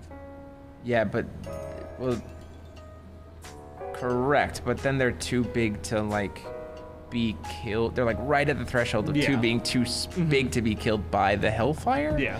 So the line here Can is. we pull up Hellfire? Yeah, absolutely. I can pull up Hellfire. Because we're positing a lot of stuff on this. It'd be nice to Yeah, have for it on sure. screen.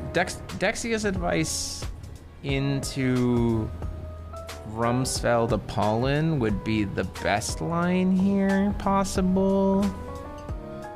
Rumsfeld Aphrodite would be the best line here possible. Probably. Just Paul has to see it. Yeah. I think he's getting muddled with the Hellfire in hand. There might be a little bit of hyperfixation. Yeah.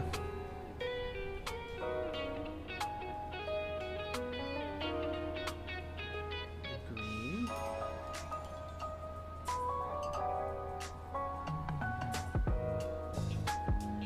Filter to black.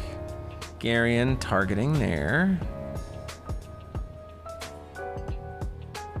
Targeting the Never End. Huh? Targeting the Never End to try to kill it.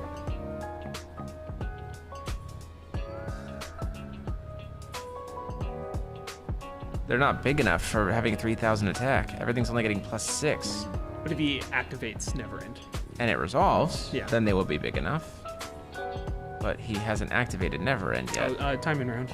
We have about 5 minutes left. So there's the activation. So you can wait. Oh no, this is so clutch. You can wait for the activate. This is insane by Paul. In this Hellfire. is you let the activation resolve, then you Hellfire everything, then you let the Garion go through. No, Paul! Oh no. Well, technically Garion would be removed already. So Hellfire. Is that the did we see that? No, we did not. no, the Never End's still alive. That was the way to. Unfortunate. That was the way to answer the Yeah. Never End with the same sequence. Sequencing very important, people. Man, that would have been clutch. Heiko can also sack Stones to get barrier. That's a fair point. So getting rid of letting the, well, again, Hellfire doesn't target, so. Hellfire doesn't target. That's why I'm saying, like, you let the. Yeah, let him sack stones. You let him get the thing. You let him successfully activate Neverend. Then before the Garion resolves, you Hellfire. Scoops it up?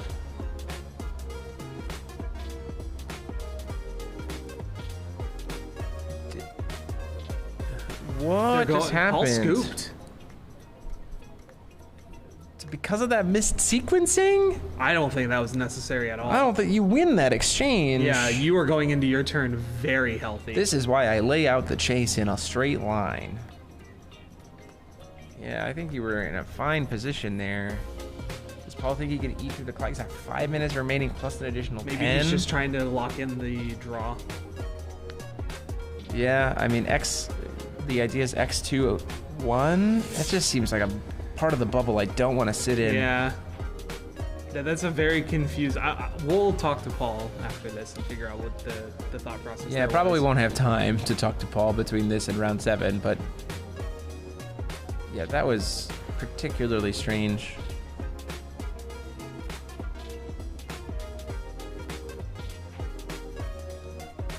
Yeah, so the Garion should always kill the Neverend there, right? If you just do, well, after you've given the activation, Hellfire to remove it, burn it, kills the Bastet and everything else off the board. Well, the Hellfire just kills it before the Enter resolves. No, you have to let the Neverend successfully gain Eternal and Barrier. Oh, and then return to the Garion. Yeah. And then before the Gary resolves. Yeah. Then you Hellfire, then it loses the Eternal and Barrier. Right. And then it gets shot by Garion, and then it's dead. Paul might be a bit tired. Paul had advice, a Dexy's advice in hand. Yeah, I'm just really curious what was going on there. I think we did see a hyperfixation problem. He like tunnel visioned on the Hellfire. Dark Art of Justice. Listen, you've seen it on one of my games when I threw against Olivia. Yeah, sometimes you just hyperfixate. I had an Atomic Bahamut coming into play, and he flashes in a Pointy Hat Witch. Yeah. Or Atomic Bahamut had already resolved, and then he flashes in a Tiny Witch or a Pointy Hat, and I was just like, oh yeah, that just prevents the damage, and just forgot that Atomic Bahamut blanks enters. Yeah. Yep. Oops. That is a problem. Let the addition resolve this time. Also, he didn't have a feat. I know. Paul gets his addition first anyway. So, wow. I think Paul's at advantage here. Plays the Institute, filters into green. We Lorite, then we can go into hardcast Dexius of Persephone. That works too, even better. Perfect. Like Paul's gonna go in. We're gonna see a next turn Dexius advice. Like we're gonna be sitting at Dexius advice plus interaction will. Yep. So Paul is 100% just gonna start going in here. And there is nothing that Heiko can do about it. All this card advantage. Paul has to be winning for the win, or else try to play that out and settle for a draw. Yeah, I mean, maybe he just thought he could high roll this last round. He does still have like 2 minutes left on this, and then turns. So we're probably going into a snap cast Dexius advice. Can you just, if you have, and Persephone was just used, we're going for Union 7 lethal this turn. Yeah, that gets you there. Because we get 4. If there's a Hestia in hand. Yeah. Hestia's in hand. You get access. We don't have red though is the problem. We don't, never mind, we just passed. Yeah, that's why he passed. No. Hate for this to be a draw.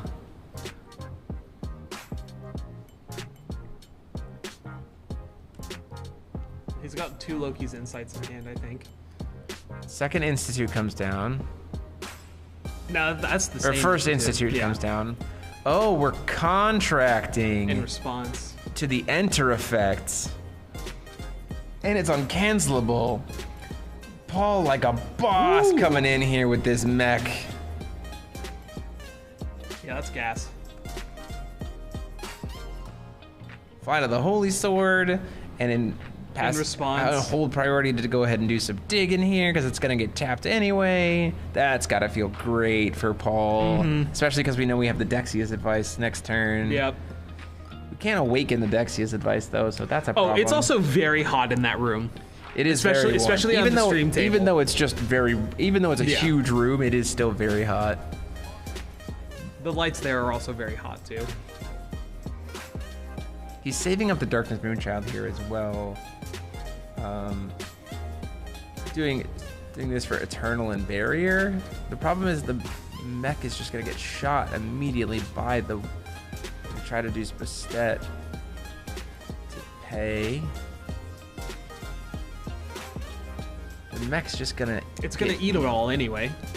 Yeah, but the mech's gonna eat the Darkness Moonchild. But maybe that's what he's hoping for, like a forced bait out of it, so then he can go into the Dexia's advice kill you line. That's fine. I think that's fine for Paul. Yeah.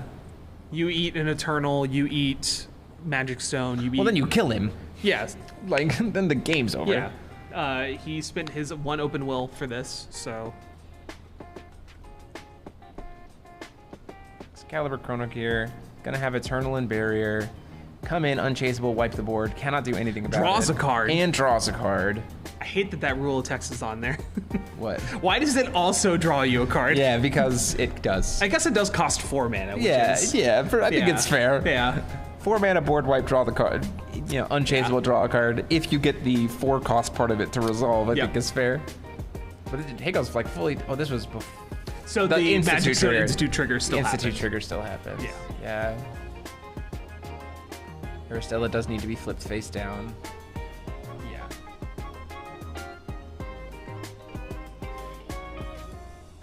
Yeah. This is game 3 of round 6. Yeah. Whew. Tight. Dexia's advice. Or no, wait, sorry. We have a search. Daily research. Is yep. it? It's gotta be Probably Institute. Yeah. another institute just to try to reestablish. But committing 2 mana into that's rough right now. Well, he doesn't even have it to commit to. Right. I honestly probably would go for, if I'm being quite fair, I'd go for Flower. Yeah. Start locking. Play the things Flower down. and start Yep. locking things down.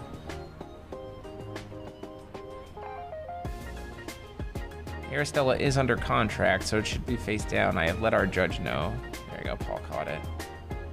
I think he legitimately is trying to hope that He could get the win. He shot. Well, I think he shoots with Darkness Moonchild, so that he gets his Aristella back. Yeah. There Yep, it is. There it is. Walking So into. so we get the Dexia's advice for Union 7. Yeah, and just go in for lethal. Huge. Just needs a redstone. Well, he doesn't have the extra Willow. Is the problem? Oh, there's the red. Yeah, he doesn't.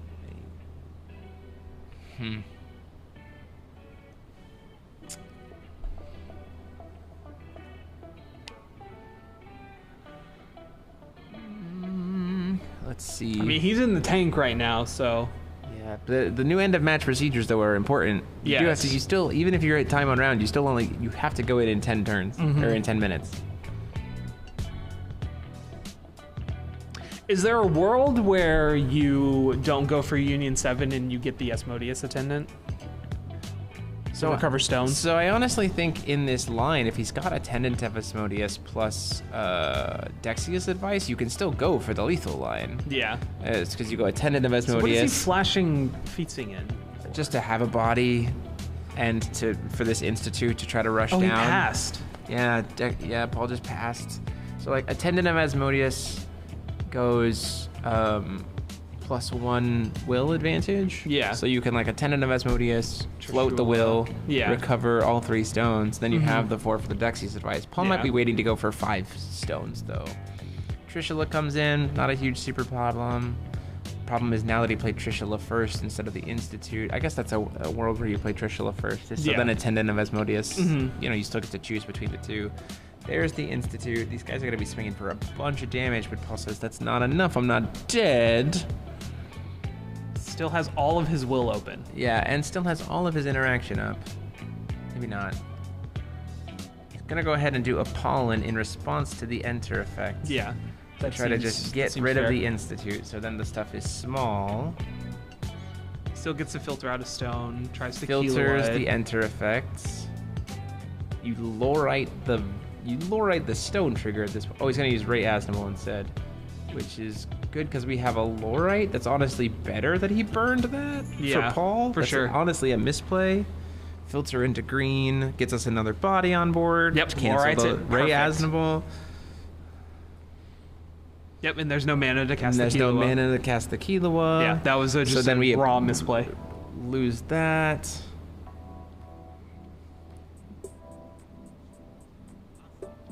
I think. Still gets to sack a stone to the Institute trigger, Yep. but they're no longer pumped anymore, so that's not a big deal. Paul will 100% take the clock. Double checking what time on round is, I think, or how they're doing on the end of match procedures. So Paul just goes Union 7, kill you here, right? Because now that we have Maybe. a Pollen on field, we're safe. Yeah. We just need to get to Union 7. Mm-hmm. And there's one Omni Will, but nothing to do anything with it. We get to call another stone. Union 7, Apollon will make them all plus 1,000, plus 1,000. Yeah. Hestia will give them all swiftness, and then he's dead. And Apollon also gives them all flying, right? No, just plus. One of them gives them flying. Oh no, he does give Apollon Yeah. does give them all flying. Plus 1,000. No, they just gain. He gains flying. He gains flying, and everything else gains plus 1,000, Yeah. plus 1,000. But you're fine. That's okay. So Paul is going to go. He has to close out the game still within 10 minutes. So yeah, use the Eternal. We're not trying to go any deeper than that, bud. Make it uncancelable. Then what other will do we want? We're just doing Invitation to Valhalla. He must have them in his hand. Yeah, I imagine. So we get to send for. It's not unchaseable though. There's Hestia's.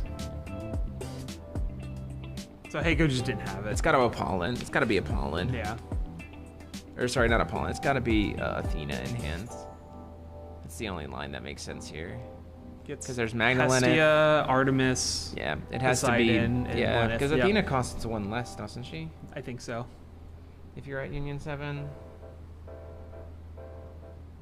No, you just may play this card with one for one less. As though it had quick cast.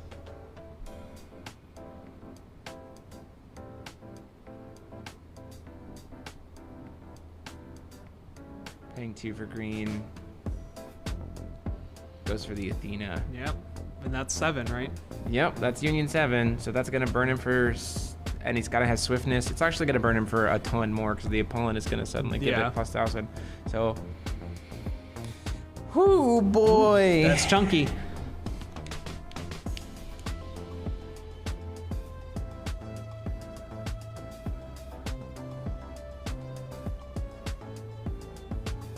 So she's hitting for 29. Yeah. Yeah. Her burn damage will be 29. Yeah. And Feasting and Cyclone do not have flying. Correct. And even if they did, you just have Darkness Moonchild to shoot it. Yeah. Yeah, whatever. Blocker. He's going to burn him for 16. Paul will gain 6 because of the enter effect. Yep. And Paul cannot take damage for this entire turn. Oh, that's just it. You just attack. It doesn't matter. He has the Killua to be able to stop the trigger. We know that there is the Killua, but it's still going to hit him for 19 and then an additional 9 or an additional 1,000 because it's whenever she deals damage. So it's just. Yep. Yeah. Yeah, that's the game. Wow. Paul Martinson takes it in that game 3 in the time on round. Impressive. Woo! Went in the tank, came out still live. Can you imagine if in this world, after getting Wall banned, we have Aristella 1.0 in top 8? Like, only Paul Wall Martinson. getting banned, and then also good Aristella getting banned. Yeah, both of those. And still, Aristella 1.0 is like, Wow, hey. it's almost like Dexia's advice, kind of good. I mean, it's fine. Going almost like the Olympian package is I kind of think good. a big thing that might need to happen is Stone of Rain and Dexia's advice. I think it's okay. I think like no other deck is trying to do that except for Aristella 1, and it's like in the X2 bracket. Like, so like you know what I mean? yeah. Like it's still okay. It's just it goes to show that was a phenomenal match. That goes to show that player skill is still so prevalent. Like Paul played that exactly right. I think that his opponent also did wonderful. Heiko did wonderful in that. I think that they were just... Paul played to the outs. He could have won that game too, for sure. I think if that sequencing had been a little bit better, and that's why on our ruler school mat we like have a chase zone so I can like build it. It helps a lot. It helps a lot because I think if we had done that in that situation, then Paul would have still at least been playing the game too. But Paul might have also thought, you know what, I think I could take it in game 3, so we're just gonna go for it. And he was right. And certainly high risk, high reward. Certainly for sure. Era's support was just untouched. Minus wall, but yes. Wall and the entire ruler was well, his support. He got nerfed. But yeah, Paul playing an excellent game there. Crazy. Olympians still holding it down. Olympians still holding it down. So that's it for us. We'll be back for round 7 in a little bit. Probably just going to be something sitting at top tables. We'll see. But until then, bye. Maybe oh no, we'll keep talking. So let's see. So now that we've seen the day go by, what is your top 8? Well, it's really gonna come down to the fact that we have this like weird 7 rounds, because like numbers wise, typically 58 players would be 6 rounds. So we have this like weird 7th, unless they decide to say like that's the end. No, I don't. I think if they announce 7 rounds, we're gonna do 7. So I think Paul got it. Killua, Ainz, Falcon. There's going to be some elements of those 3. I think Killua, Ainz, and Falcon, and Asuka. Like at least those 4 will have a presence within the top 8. I think then you see like the stuff that's on the bubble is like other copies of those decks. You also have Aristotle 1 is still in contention. Ainz is still very much in contention. I haven't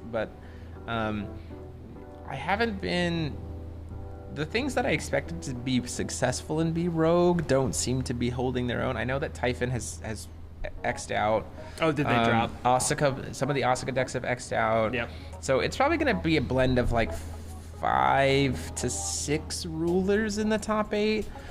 Which I'm okay with. And for me, at a Worlds, if it's 4 to 6 different rulers in the top 8, especially if there's a diversity with, as we've seen today, within the like different versions of the same ruler. There will be several Killuas, I think, but I think each one is going to be very different. Yeah, I would feel comfortable saying 2 to 3 Killuas will be in the top cut. Yeah. But they will be wildly different from each other. And this is cool. I like it. I have no real problems with that. Rio is talking to me right now and saying round 7, when not needed, might create some oddities. Yeah, he's back. So we're gonna go to a quick break and figure out what we're gonna do for round 7. So see you in a bit. Bye. Bye for real.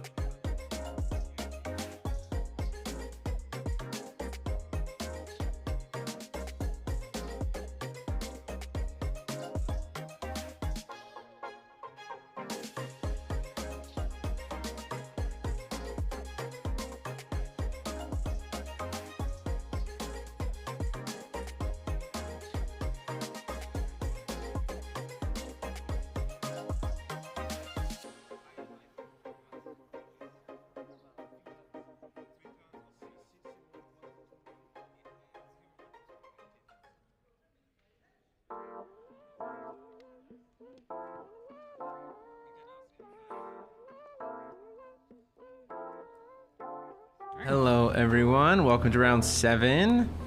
We are here on the left. We have Ivan Kolev, and on the right we have Ho Kalok. So, looking forward to seeing what is played here in the last round. This is table 4. Table 4, X11 record at table 4. So, like we said about it, a lot of draws. Very much top cut contention for both of these players. There's a Falchion on the left. And I do not know what Ho is playing. Let's see what that ruler. It's a singleton ruler. Is that a Eins? Eins isn't singleton. I mean, no, there's a green redstone there, so we don't really know what that might be. If it is Kilo again, then it's just Kilo. Then we have to accept that. But we've seen other rulers use green red as well.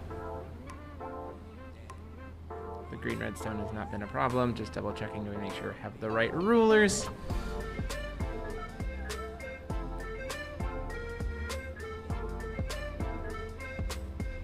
And we are good.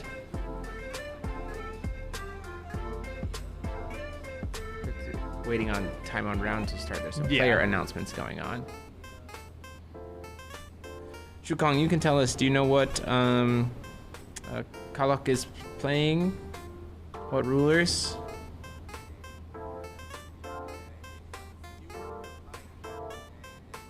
And then after this, we have bingo. Are we gonna stream the bingo? We are not gonna stream. I was about to say. I actually will say that once this game is over, regardless of where we are, we're not gonna come back and post things. We're not gonna come back and like keep the stream open until all the round is over. When this game is over, the stream's gonna be closed. Okay. But what we will do is Rio is gonna make a post on the YouTube channel, so you'll be able to see the top 8 standings in a post. Okay. We do have Kilo. We're back to Kilo at the end of the day. It'll probably be a pretty different build. It'll probably be a pretty different build. So let's see how this goes. Worst case scenario, you can look up a rule school video, and there will be a link to the Discord description. Yeah. Probably.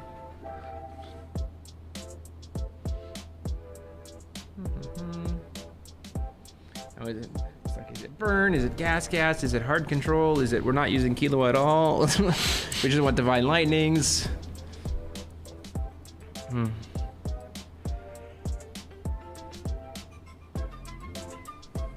let's see how this goes. White Moonchild and something on the right. White Moonchild and Wind Moonchild on the left.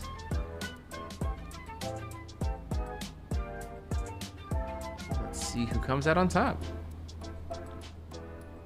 Interestingly, we talked about Kilo taking like 2 to 3 slots. Yeah. And it's just like, well, this could be determining one of them, right?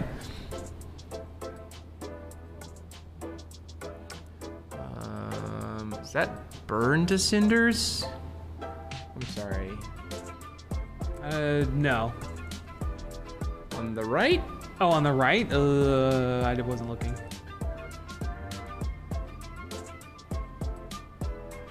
That's a burn to cinders. That sure did look like a burn to cinders. It's one of the full art ones. What are we doing? I mean, it doesn't get rid of Eternal. What imperishable are you worried about? Yeah, I don't know what's maybe removing. Yeah, I don't know. Because if it does pop something, it removes it from the game. Yeah, you wanted to just. Yeah, maybe that's a fair point. Not a card I ever expected to see.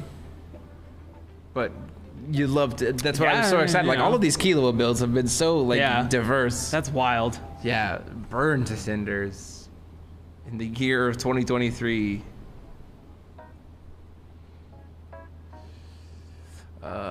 Let's see. God, I remember when Burn to Cinders was like the most important card. Yeah, because we needed to be able to stop J rulers. Yeah. With imperishable.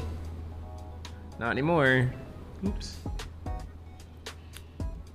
Such creative deck building. Everyone's different approach to the environment. Waiting at the end of Ivan's turn, it looks like.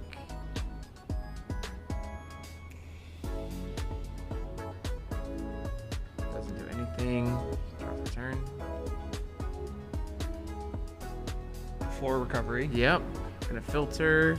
Grand Leon to go ahead and burn him for 6. Seems good. Definitely feels like we're playing a Kilo burn deck. But also, I mean, I've seen a lot more of Grand Leon on these Killua builds when I was across the board for the Killua I think builds it's than just I was good anticipating. It is in just, general. It's It's an out. Yeah. Also cycles. And it's a good blend of like, you know, good decks right now are keeping a good blend of like casts and activates. And so, you know, Grand Leon fills that similar kind of void. Just deciding on the scry right here. Yeah, for sure.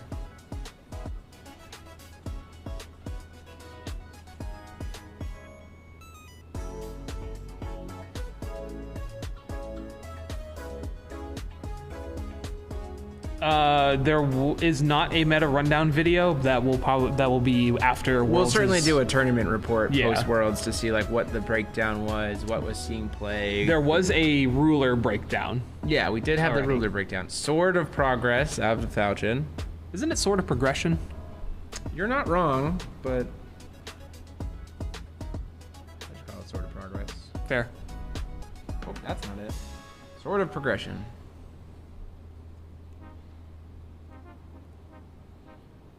Just incidental card value. You only have to cast 2 for sword to be a counter, right? Mhm. Yeah. Okay. Beginning of a fairy tale. Huh. There's so many cards with beginning. Because rule text. Because rule text. But beginning of a fairy tale, awaken, make 2 counters, draw a card, and cycle. Whoa. What did I say about Killua? Look, it's so different. This is crazy. Is this going to be like token Killua? I wouldn't hate it. Like, The fact that it with like cycles- Flighter? Yeah. So, in response to the Sword of Progression cast, Make we're- tokens. Make tokens, might as well. Moonlight on the left. Ballsy. Wild. Yeah. Like I do not feel confident in my stone flops to play that.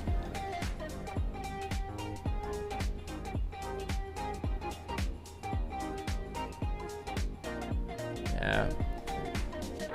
Spirit Ring. Spirit Ring not doing a whole lot here with no additions to pop, but does get us into Fiolas, so I imagine we probably see spirits. Yeah. So this might be like spirit style Falchion, which isn't bad, especially if he's playing Minfia. It could be really helpful. Let me pull up Minfia. real quick. So Gary into cancel. Or Gary to cancel this Yeah. ring. Oof. I don't know about that. What is the name of the fire spirit? Melfina. Melfina. That's the one. Nope. Spirit of Vengeance, I think, is the subtitle. Gotta go way back. Just type in Spirit. You're not wrong. Just to pull up the one that we're talking about here. Elfina. Elfina. Not Melfina. What are we doing? We know cards. Library comes down to get the Brad, but we're fully tapped out at this point. Yep. So Killua Feels bad. can just sometimes push in. So you definitely Light Child at the beginning of his next turn, right? And try to do stuff on the end of his turn. I think Maybe. just Call Stone Pass and then on his draw step. I don't think you Light Moonchild yet. I think you wait. No, until- yeah. I think on Ivan's turn. I think you wait until Ivan takes literally his like first 2 game actions, and then you say, "Cool, You're done. now that's as far Yeah. as you're gonna go." Now that Slow you your roll spend some, there. yeah, slow Yeah. slow it up. We're gonna get you swinging with these tokens, and these tokens are 2/2s, but like, I mean, it's damage. Yeah. Right. Hey, we get there.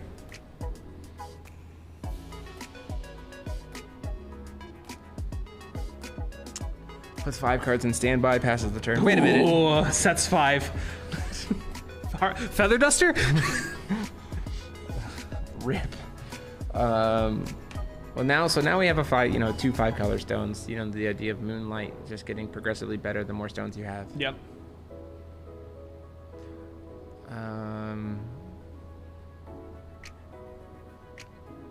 Cycling with some Brad stuff. This is cycling with Brad during main phase. No, we're on YouTube only.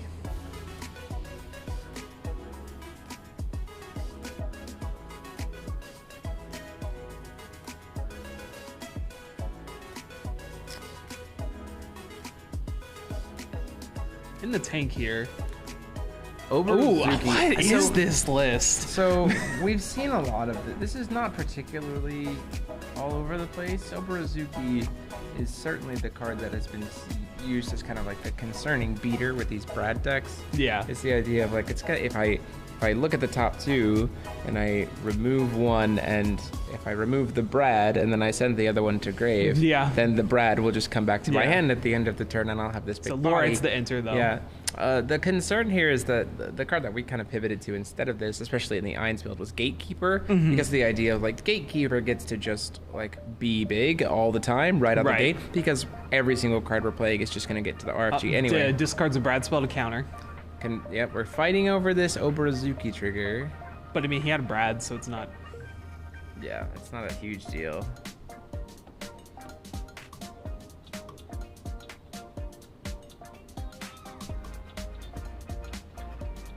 So shouldn't the Lorite be dead? Shouldn't the Lorite be gone? I think he's thinking about responding.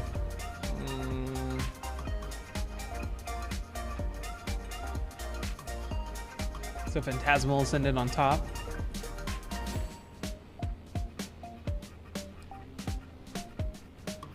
Just double checking here. I think this is in response to the counter.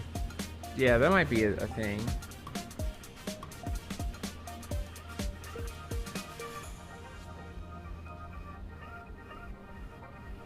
And they're really fighting. Garion to cancel. Target the Lorite. Or the Phantasmal. Well, that's fair. It might be the Phantasmal. Goes in again Second to Lorite the Lorite. Garion.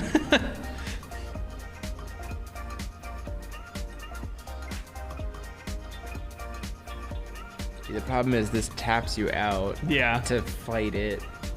You're going to be at 1 stone, which feels bad. Oh, Okay, wins Garion the resolves. sequence, so then Then resolve the stone. Scries.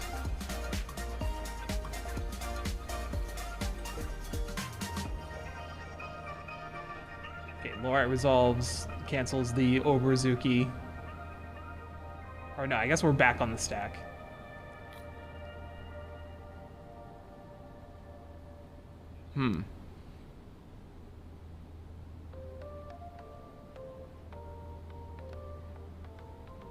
Gonna remove nice counter to draw. Did he burn his own Brad cards to cancel the conflicts? Coloque? Yeah. No. I just don't understand how this Lorite succeeded. This bottommost Lorite succeeded in stopping the Obaruzuki. Oh, you know what? I don't think he did the conflict. I think he might have just looted with Brad. Oh.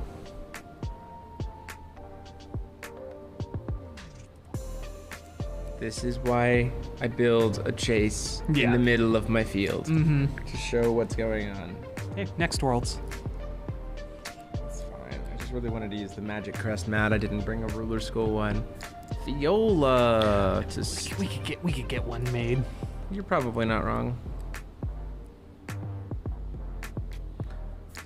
Ooh, so many little 1-drops. One or less. I wonder if there's a gas in our future, like some sort of gas to overrun the board. Maybe. Thought about it. The Viola coming down. Gone into the tank, and I believe there is some gas left in the tank. One might say there's gas in the tank. Gonna step on it tonight. Gotta step on it.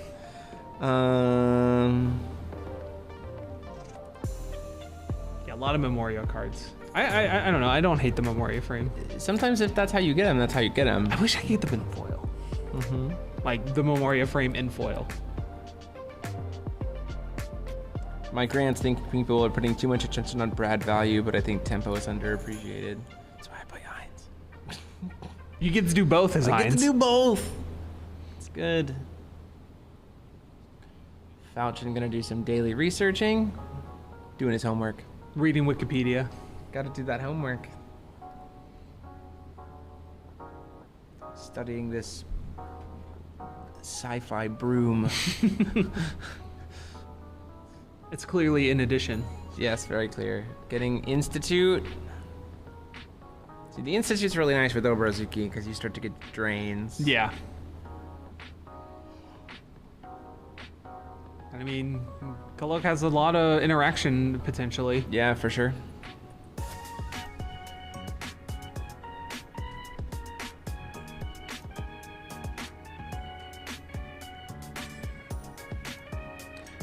So we think memory wasn't countered, it was drawn. Looted. Yeah, you discard to draw. We're not sure. Yeah. This is why I mean, we wish we had player audio. Everyone at the table seemed okay with it, so. Yeah. Memory was exiled with library, Yeah. rather than being cast. Maybe didn't have enough green cards or didn't have the Brad. He discarded, like, there was a Brad with it. Yeah, I don't know. Yeah. Goes into attack, just says fine. We do have access. Oh, we're gonna gain some life there too. We do have access to the conflict now that we have Flash is in the Rogue Spectator. another 1-drop. We do have access to. We're taking a lot of damage though because of this Institute. Yeah. That Obo's swinging for 10. But no life gain. No life gain is a big part. We have access to the conflict again. We can banish the library to get a conflict at that point. Does Viola have keywords other than quick cast? Nope.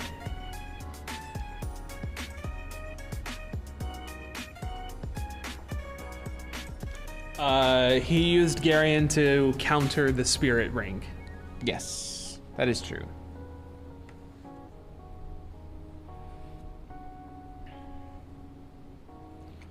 The whole sequence was a little muddy. Wish we had player audio for us to be able to confirm.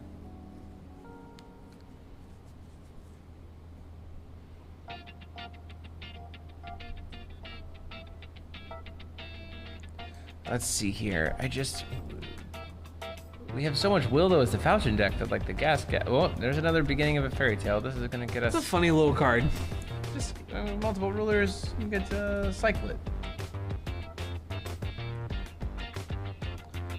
The beginning of a fairy tale.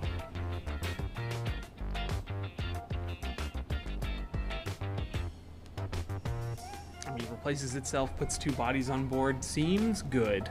Yeah. Which I've mentioned it a few times today, but flying has been shockingly relevant. Yes, agreed. Removal. Or evasion, turns out.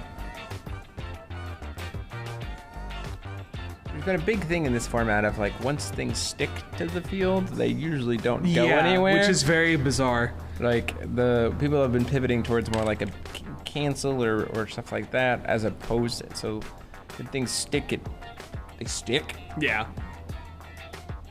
We're seeing Light Moon Child in response to the feasting. We have only 1 addition, and we can pay for this feasting.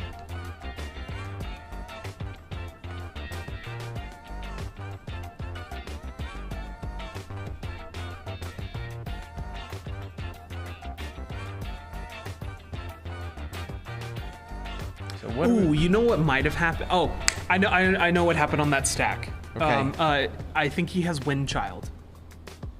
Oh, So he yes, so you're he right. Godsarded the memory. That makes Yeah. 100% sense. Yes, I do believe. That's we why the saw it. Lorite came down. Yeah. Yep. We've cracked the code. Yep. Lance, you've done it again. Yeah.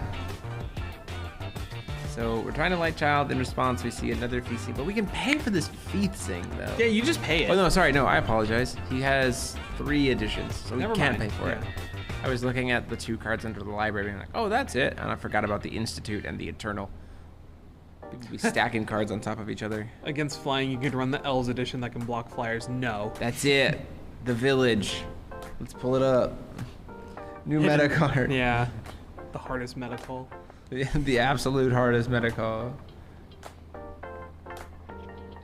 Can't even find it. It's so old. It's Elf Village or like. Just type Elf. There's so many There's so many elves. Wind? No. On the hill? Isn't it on the hill? It was from CFC. Yeah, we're not gonna find it. Nope. Right? It's even the database is telling us that that's not the meta call because it refuses to show it to us. Yeah, the Wind Child stopped the conflict. Yeah. Which is why people have been playing Wind Child all day, and it's been barely used in any of the feature matches that we've shown. Maybe it's been more on the tables. Hard to say. Yeah, for sure.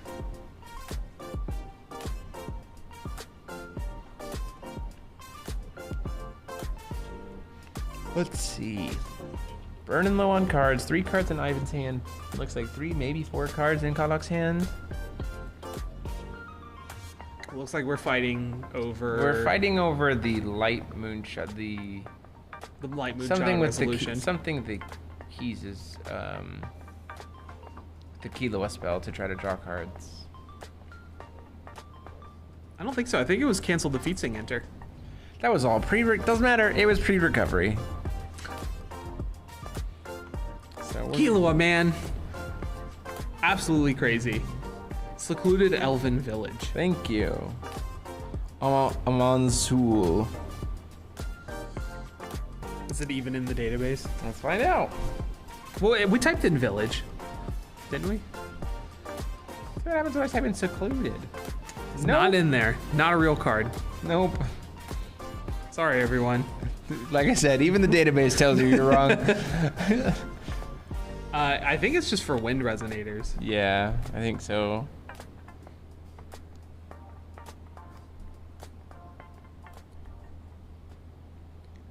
See. We're in recovery phase. Does Kalok think he can go in the tank and do lethal here?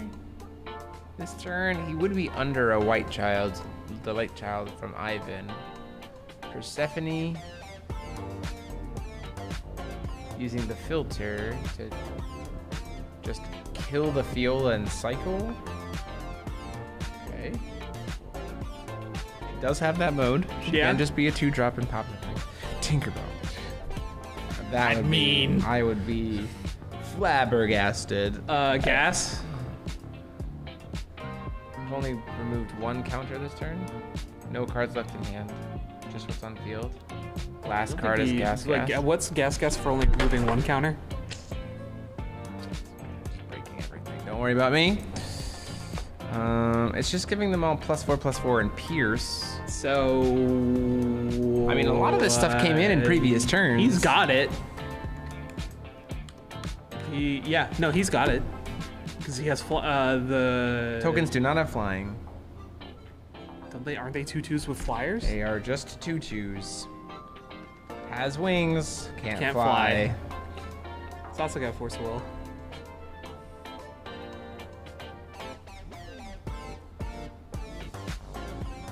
They are just 2/2 light spirit fairy tale tokens.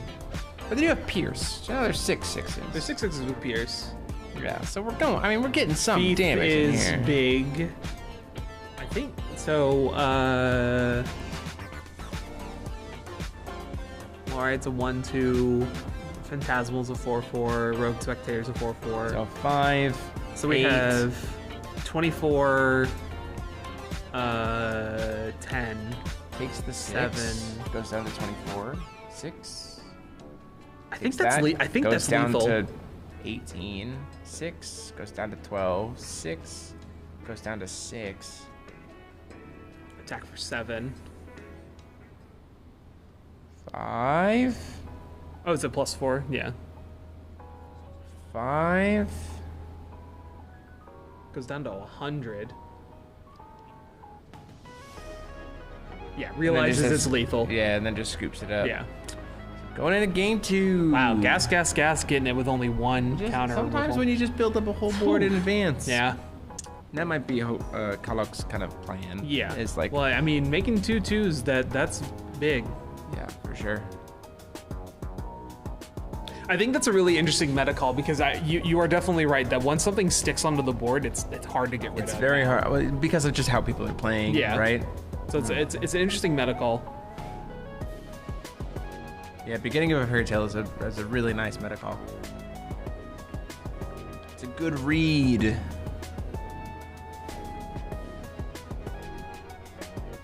There was no open mana. That guy even had 1. Oh, no will. No, though. yeah. That's the biggest problem.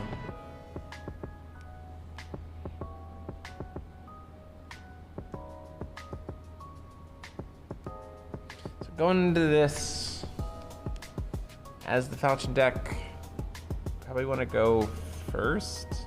If you're going for Eternal, feels weird to say that, but you also want your Eternal live. You want your Eternal test. lighter fat. Yeah, definitely. Getting that to untap quicker is big. Because unless Kalok opens up the stone cold nuts, which we have seen it. there's no way that Killua is gonna kill you on the absolute first turn of their turns. No, right? I don't think Killua has. So going first so potential. that you can get into you, and that would be like the most stone cold I've ever seen, right? What would even that sequence be? It would be like Phantasmal into, it would be Coin, Phantasmal into Memoria of Reincarnation, Phantasmal second Memoria of Reincarnation, filter to Dark Alice, draw, And I don't draw think we've four. seen a Dark Alice in Yeah, this move list, to so- Recovery, Call Stone, third Phantasmal, fourth Phantasmal. Like, it would be gross and practically impossible. Yeah, Justice Contract. No, it would have, Echo. I don't think anyone's really playing Justice. Echo is. There were a few people in our Discord event that was. No, I playing mean it. here. Today. No, Yeah. no. I mean, like, I play Justice casually, but you know. Yeah. But I'm also a huge Common Rider mark, so.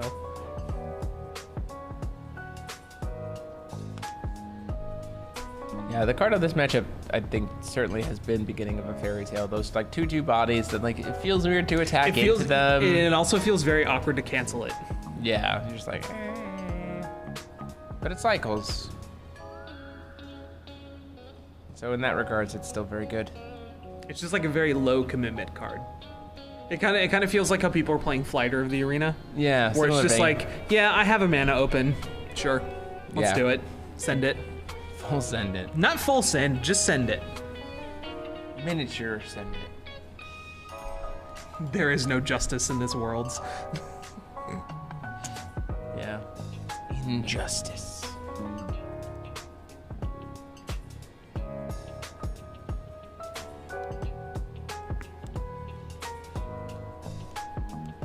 I'm interested to see what sideboards they have here. I assume Falchion probably sides in Falling through the cracks of time. I would imagine, yeah. It's Yeah. really good against the token generation as well. I don't know. I feel like if I was playing a Falchion list, I would be main warding a number of those and then have the rest of them in the side. Time on round. We'll find out in just a moment. Yeah, for sure. That was a fairly quick game. That wasn't too long.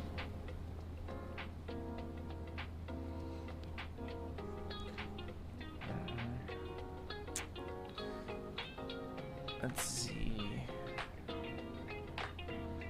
Still gotta get these life totals re-updated.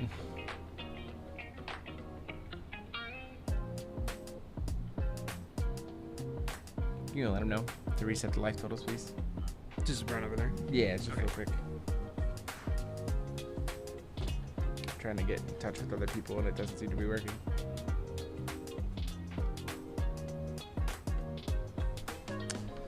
So, gonna go get life totals. Oh, never mind, you got it.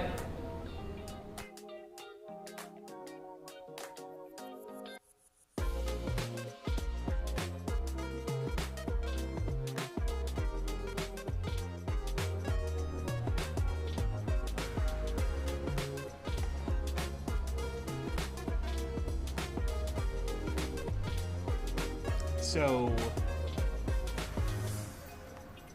Ivan's on the coin. So it would seem, Yep. which we think is, like we said, is correct, so that you get to use Eternal before your opponent gets their second turn. You got gunk in your phone?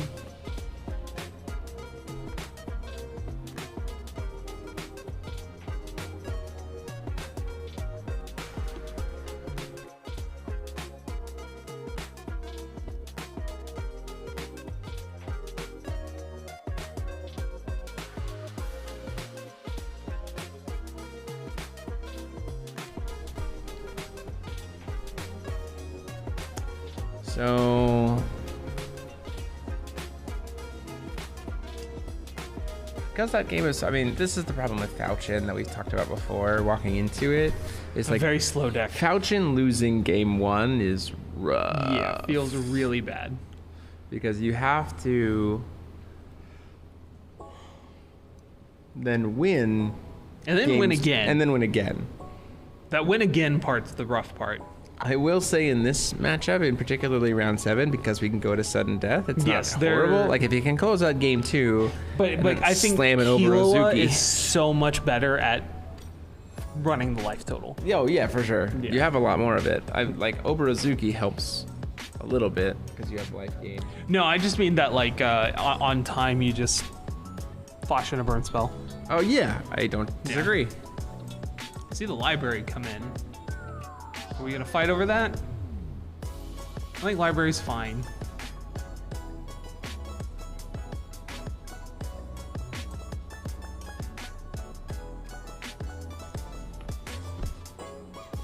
Let's see here. Swinging in for the Rogue Spectator. I mean, if you have the mana for it, he kind of just needs to get bodies out. Yeah, absolutely. I think he's realized that there's not. So like, I see where Ivan's coming from on this one because he's like, cool. If you want to use your burn stuff to kill this, I have no problem with that. Yeah, it's like essentially heal, right? Mm-hmm. Yeah. Because it's like, I would rather you spend your burn to kill this Rogue Spectator than use it on me. And also, yeah, Killua is not really playing any life gain, so the timing of that does not really matter at all. Phantasmal Ascendant comes down here. Flashing it in response to the attack. Is it? I think so. Feasting forces him to pay 2. Stop it. Oh no, he took the damage. Yeah, This is end of turn. This is end of turn. To carry into Okalik's turn.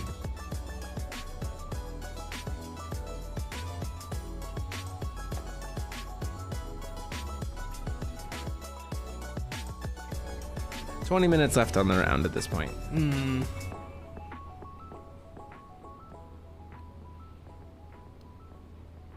Lorites the feasting. Said, nope, I'm getting the stone. I don't want to hear anything about it. So we must have burned coin for the Phantasmal. Yeah. And we can filter into green.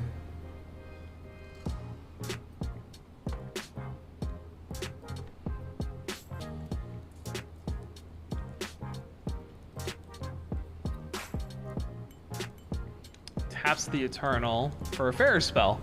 Classic. It seems like a lot of fighting just over a Phantasmal Ascendant. Is there 3 cards left in hand? Double checking here. Conflict? Oh no, he's just gonna let the whole sequence resolve. That seems fine to me. Yeah, I agreed. That seems like it's a good spot to be in. Gets the Brad back, goes to his turn. He did save the, he didn't burn Light Child at all for any of that. So that's pretty good for Ivan here, but Ivan still has to close it out. 20 minutes, though, is enough time to be able to close this game out, especially if we see an Institute come down next turn, right? Yeah, if we see an Institute and Ivan can then, like, start putting more pressure on him, there is a world where we go to sudden death. Yeah, sudden death rules. But that's all contending on a lot of things. Yes, agreed. Things already being on board, though, certainly helps for sure. Ivan, right? I think that's why we saw the Rogue Spectator come in so early. To start swinging things down. Yeah. If we hit 3, if we Institute next turn, and we hit, sack off a stone and hit a 3rd unique, right? Then we're swinging in for 1,000 with each of these, which is, I mean, that which we have hit a third stone. We need to get a 3rd unique off of the Institute. We can't hit a duplicate if we go for Institute here. So I guess, did we see any? I don't think he is. I don't think he's playing any. I think we are playing. I think we are playing Zoo Stones. So yeah, gonna go ahead and just swing in for the 1,000. 800. Takes him down to 28.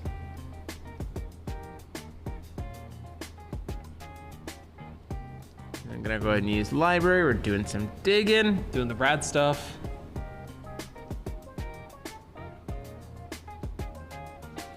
Down comes the ring. spirit ring. Thank you very much. No, sorry. It's different though. SOUL. You're yeah. Spirit soul. Whatever. Seems like you're putting on a stretch. We did see. Put me on a gurney. Call me the ambulance. Not for me. Feasting. What did the feasting come down here? Oh man. Winning the sequence and still having Light Child. We get the Spirit Ring to resolve. We're in a good spot. We Light Child during Kalok's turn, I think. I think so. I think you just Light Child now. Yeah, I agree. It's like when you move to recovery, which didn't happen. There is something to be said about you wait for it because Kalok has to start applying pressure at this point. Yeah. So Killua to draw. Oh, now he Lights Childs. Yeah, that makes a lot of sense. No, we're fueling. Oh yeah, those Light Child in response. Now that we've cast our first spell. Yeah. Viola, bottom deck it. Yeah, no, Ivan's pushing in. Yeah. He's saying we're gonna see a game 3 here.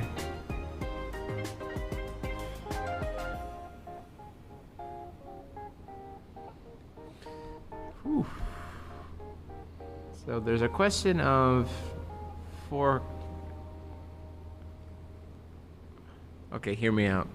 Okay, I got my hear me out. Hear me out, hands on.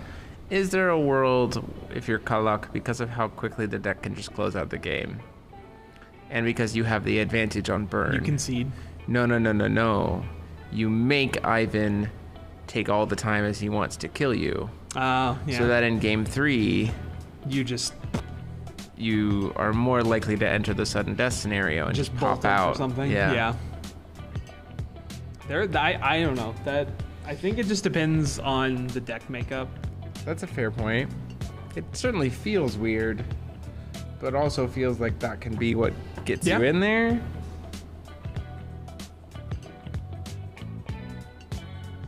And I say that specifically because we have this 10 minutes of extra time. Yeah. Right? The idea of like that I can just... Well, so I feel like if the 10 minutes weren't there... That I wouldn't put through that No. line. I think it's only possible because of the current end of match procedures. See, like, I think Killua can absolutely win in turns. Oh, I don't very disagree. easily. I agree wholeheartedly. But it takes a while. You mean Falchion? No. I think Killua can win in turns. Yeah. Because you got to put a lot of things on the stack. You do. Well, top 8 standings be streamed on streams, so there's going to be a video coming out. Not a video. There's post. there's going to be just a text post later this evening for us. That will be the top 8 lists or the top 8 standings after today. Yep. And then we will stream the top 8 cut tomorrow. Yep. So. What time is that supposed to start at? Later than we started today, but Is it also 10? maybe at the same time we started today because we started today late. True. Let me check. Raymond comes in. I've got it pulled up. It starts a little bit earlier. 9:30 is when they're going to try to start quarterfinals. Okay. 9:30 a.m. Japanese time. Yes. So Eastern Standard, 14 hours behind. Raymond coming in here. That's so Raymond. So random.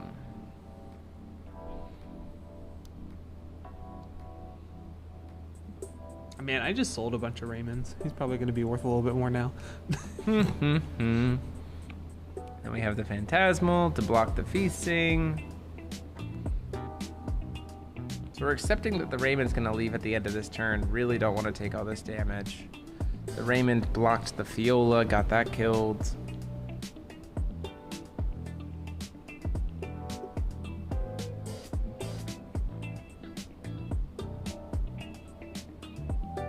Let's see here.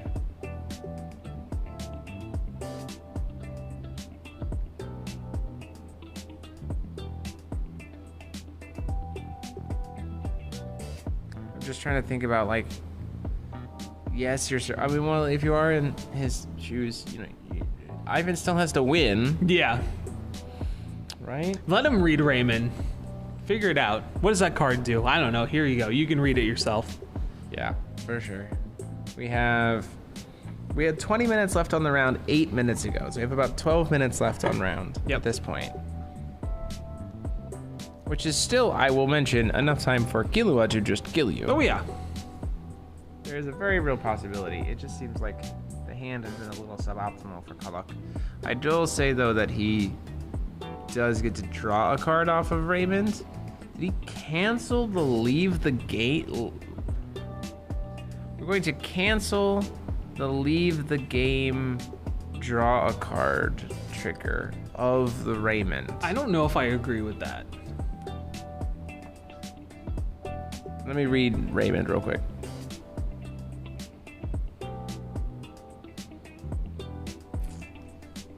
Yeah, I think that's the only thing I would the thing that I would cancel instead is that trigger to recover a rule or draw a card. Yeah. Like, I'd want the Raymond to go back into the deck.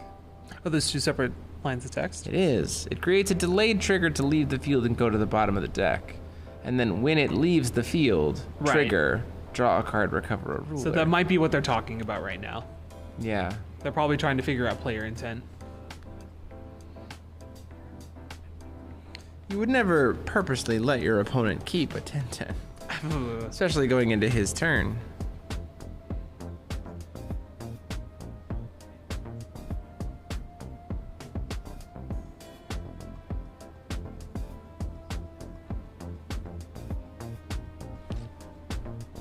We're going into the tank here. on the Going into the judge. tank with the judge. All right, judge check. Can he read? Yeah, they seem to be arguing over Killua, which is interesting. Yeah. You would certainly never let him keep the Raymond. You're like, I'm gonna let you keep that card going into your turn. I guess maybe it's because Ivan played it too, like put it onto the mat too early. Yeah, maybe. So because he specifically said like Raymond trigger, and then that's when Ivan did it. Right. Kalok is trying to say like, well, No, you're letting me keep it. yeah. Which, I mean, that's a misplay on Ivan's part, and I Yeah. would honestly kind of, His world. I kind of would rule in Kalok's favor Yeah. because it's two separate triggers. Like Raymond would have to leave the field, then we trigger to recover Yeah, and draw. You don't exactly. shortcut. So I think we just get to keep a Raymond. That's unfortunate.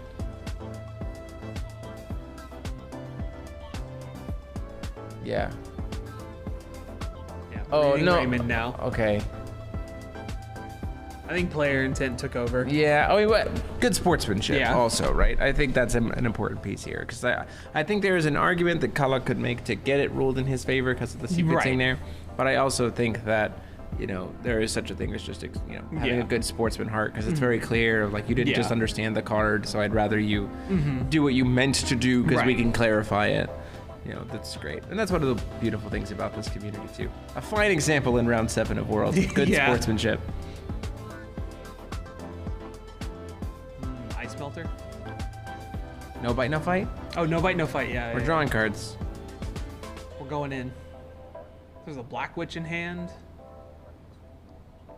Conflict, just hard cast to cancel it. Don't necessarily hate it. I mean, if there's still Assuming it Wind doesn't- Moonchild. If there's still Wind Moonchild on the side of Kalak, that makes sense. Especially if this was main phase. Yeah, this is main. Yeah, main timing. No bite.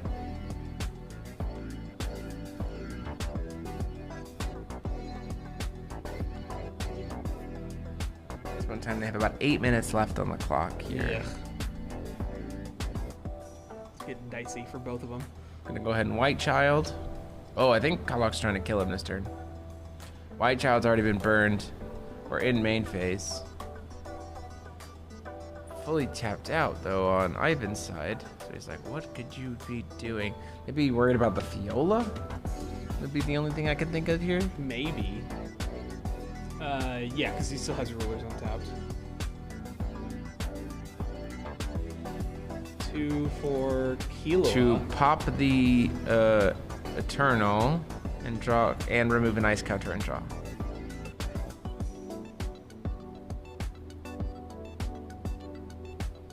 So many things getting tucked under library.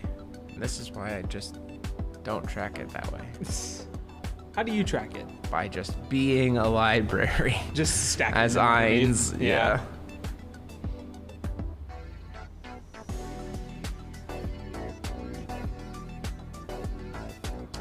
The question is, what did we draw?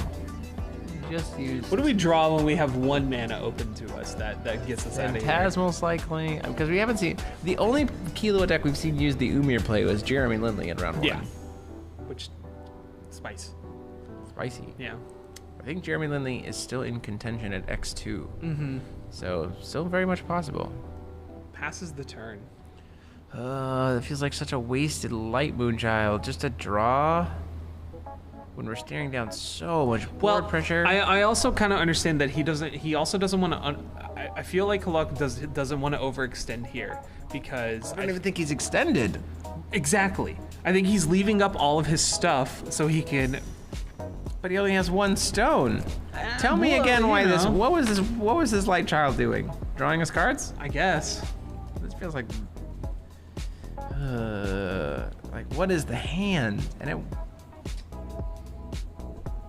We need 5 players minutes to show us the hand more. 5 minutes left on the round. And that's before time. The Institute has finally come in. Gonna start getting beat to death.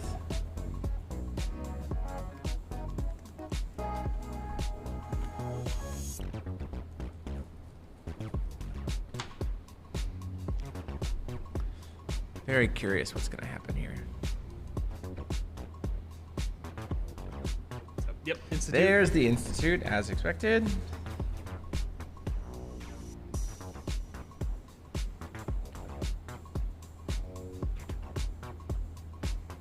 And then Says, yep, no problem, happens. oh my gosh, these creatures are so big. We do have 2. No, it's a Darkness Moon and a Water. That's 5 uniques. Yeah, so they're plus 10, plus They're 10. plus 10, plus 10. Intimidate.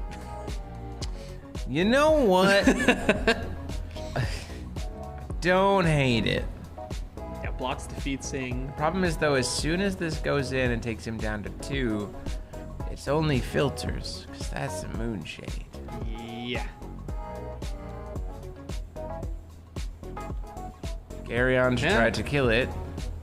So wow, has it. No answer. Doesn't matter, we go for Pumpkin Witch. And that's the scoop it up. No, he's like, do it. I want to see him. Show me your Pumpkin Witch. Which is, hey, Yeah. respect that Yeah. wholeheartedly. How many is there now? Colin gets to go on the draw? No, he probably gets to. He probably goes on the play. Probably puts Ivan on the play, yeah, I imagine. Felt that White Moonchild could have been utilized better, for example, playing the Keyless spell first, chasing to Library's Band check to the White Moon. Yeah, probably. There probably was a better chance to play that White Moon, but it happens. Sometimes you just need to draw cards. Drawing cards is very important. Turns out. You still have about 4 minutes left on the round, which is So about 15 minutes, give it a little bit under 15. potentially until we're all done, yeah. And then sideboarding, I don't think either of them really change much. I don't think there's much you need to change.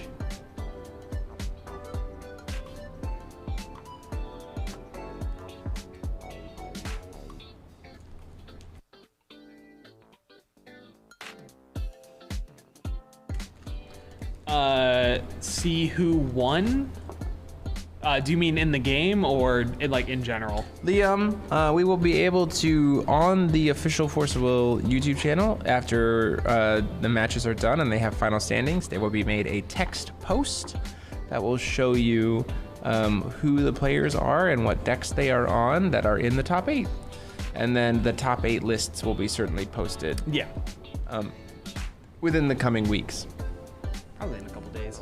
Yeah, probably. And we'll stream top 8 tomorrow, so you'll Yep. also be able to see that. Which will deck list be made public? I don't think so for Worlds. It's dependent on Seems like a lot of players were under the assumption that we were going to have them. I guess we can figure that out. they'll fight. Yeah. The players in the TO will figure that out. Yeah.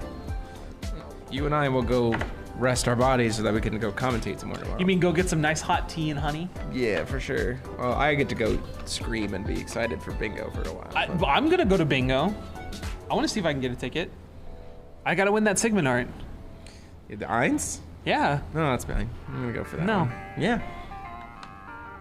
I want to Listen, be. I already have I want these- to be a library. You already have one Sigmund art of. I need another. of a cool person with a mecha suit mask. I need another. Let me have the No. Eins. So There's actually two. There's a Death Scythe rebooted and an Eins. that's fair. I would not Eins. I want the Where's the Eins Death one. Scythe rebooted? That's fair. We will. Yeah. Gentlemen's agreement. There we go. We got there together. I just want Sigmund art. I understand.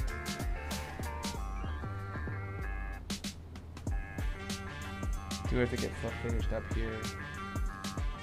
Yeah, they're taking a while to do cuts, which This is the problem here is you do have to present within 3 minutes. Yes. So I would hope the judge has probably given him maybe a heads up that he's about to hit time on that.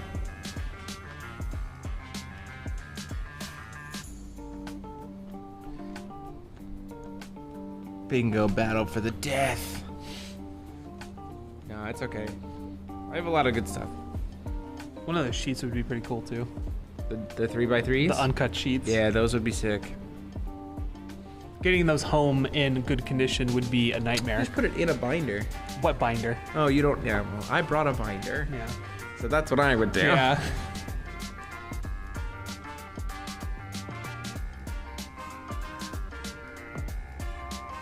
Yeah, this is. So what? They're at like what? 10 minutes at this point, Yeah. including after round. Well. Yeah, I'm not the judge. Wow. Yeah, I don't know about that.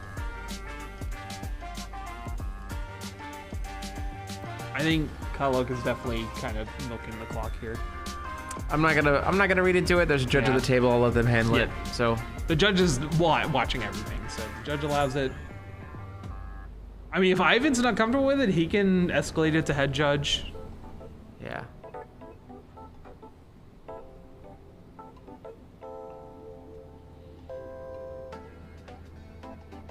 And if they're at time on rounds, then they each would get 2 turns. Or it's in game 3. No, it's 2 turns each. So 0, 1, 0, 2, 1, 2, 3. 3. Yeah. Oh wait, no. If time on round was called between games, then they go 0, 1, 2, 3, 4, 5. But also 10 minutes. Yeah, but also the 10 minutes is still there. I don't think turns are happening. I think 10 minutes is happening. Yeah, for sure.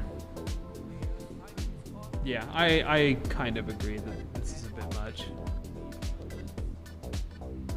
Oh, 2 minutes left. Dude, we still have 10 minutes of overtime though. Yeah, 12 so they're minutes. probably like just about to start overtime based on how things are on the clock. Yeah, and Ivan has to play on defense because Kalok can certainly burn him to death. Imagine we might see Light Moonchild be used even for barrier potentially. Yeah, for sure. Yeah, if you see a Grand Leon, probably just Light Moonchild in response. Maybe. It's so. That's the terrifying part about it, right?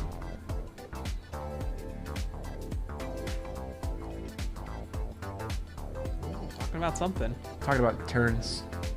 End of match procedures.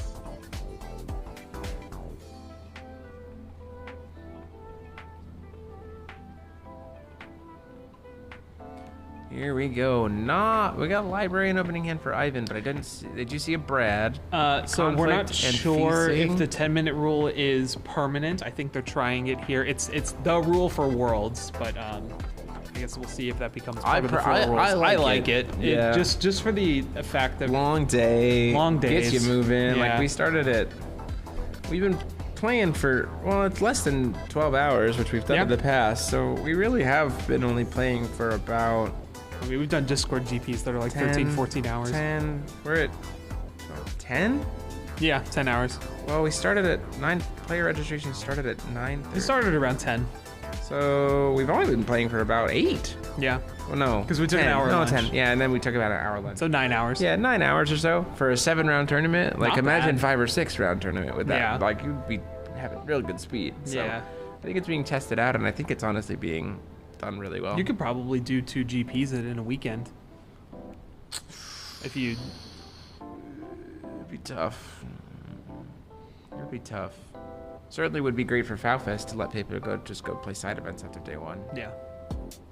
We will probably be incorporating it for FowFest. I've really liked the execution. Yeah. Filtering to red, go for the Rogue Spectator. Seems fine. We're trying to put bodies on the board.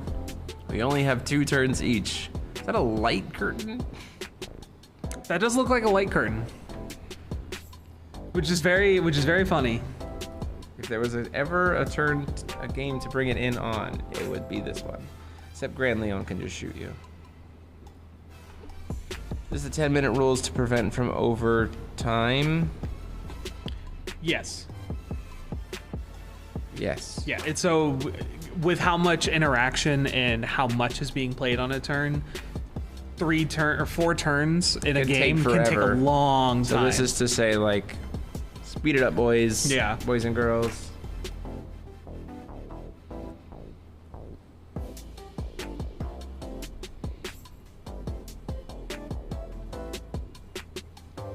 So we'll see. So the Garion did stop the Rogue Spectator.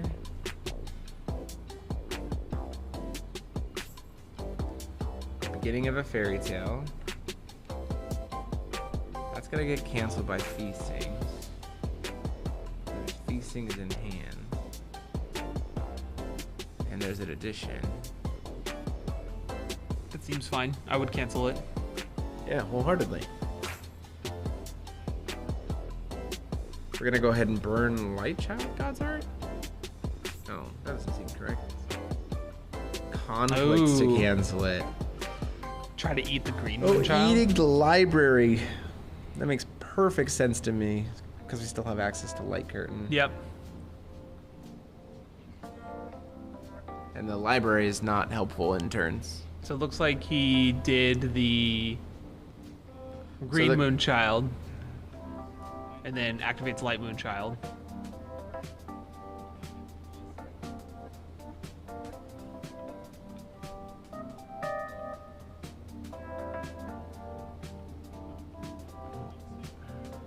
Cast the feasting. Feasting to stop the Light Moon Child. Seems fine. Let's see.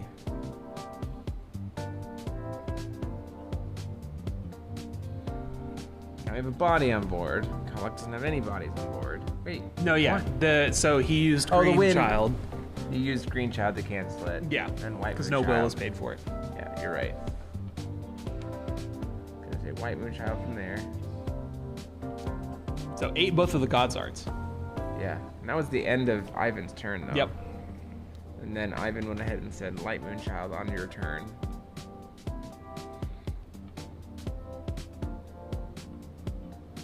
This is the last turn. I think that's it. Light Curtain.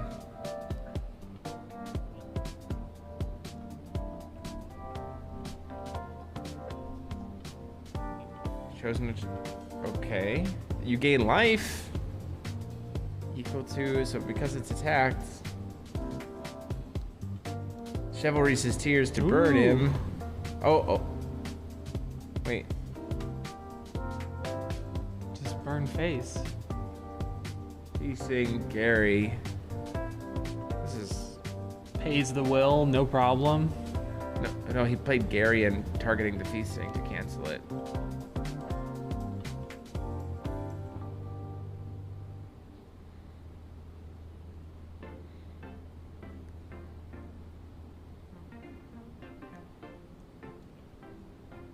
And that seems like... What, but how did he kill him there? Maybe just burn face. Oh, he probably just burned face because of the Yeah. time. So... And that was the last turn. Yeah, that was last turn. So the burn closes out there for Hawk Halak. Close game, Yeah. for sure. Been a lot of close games both ways. There have been no real one-sided matches today, which has been very diverse and lots of cool deck builds and lots of cool techs. So can't really much argue with that. for Another Worlds. Killua being very different. Another Killua being very different, which has been very cool. So again, we will see the top 8 lists, or the top 8 players get posted as a text post. We're gonna go ahead and turn off the stream for right now for day 1. We'll see you back here tomorrow for day 2, and it'll be finding out who the champion of the 2023 Worlds, the first Worlds in 3 years. We're excited to see what comes out on top. So this has been myself, DMO73, and I've been joined by Lance Maverick. Lance Maverick in the flesh. And we'll see you guys next time. So see you tomorrow. Bye. Bye.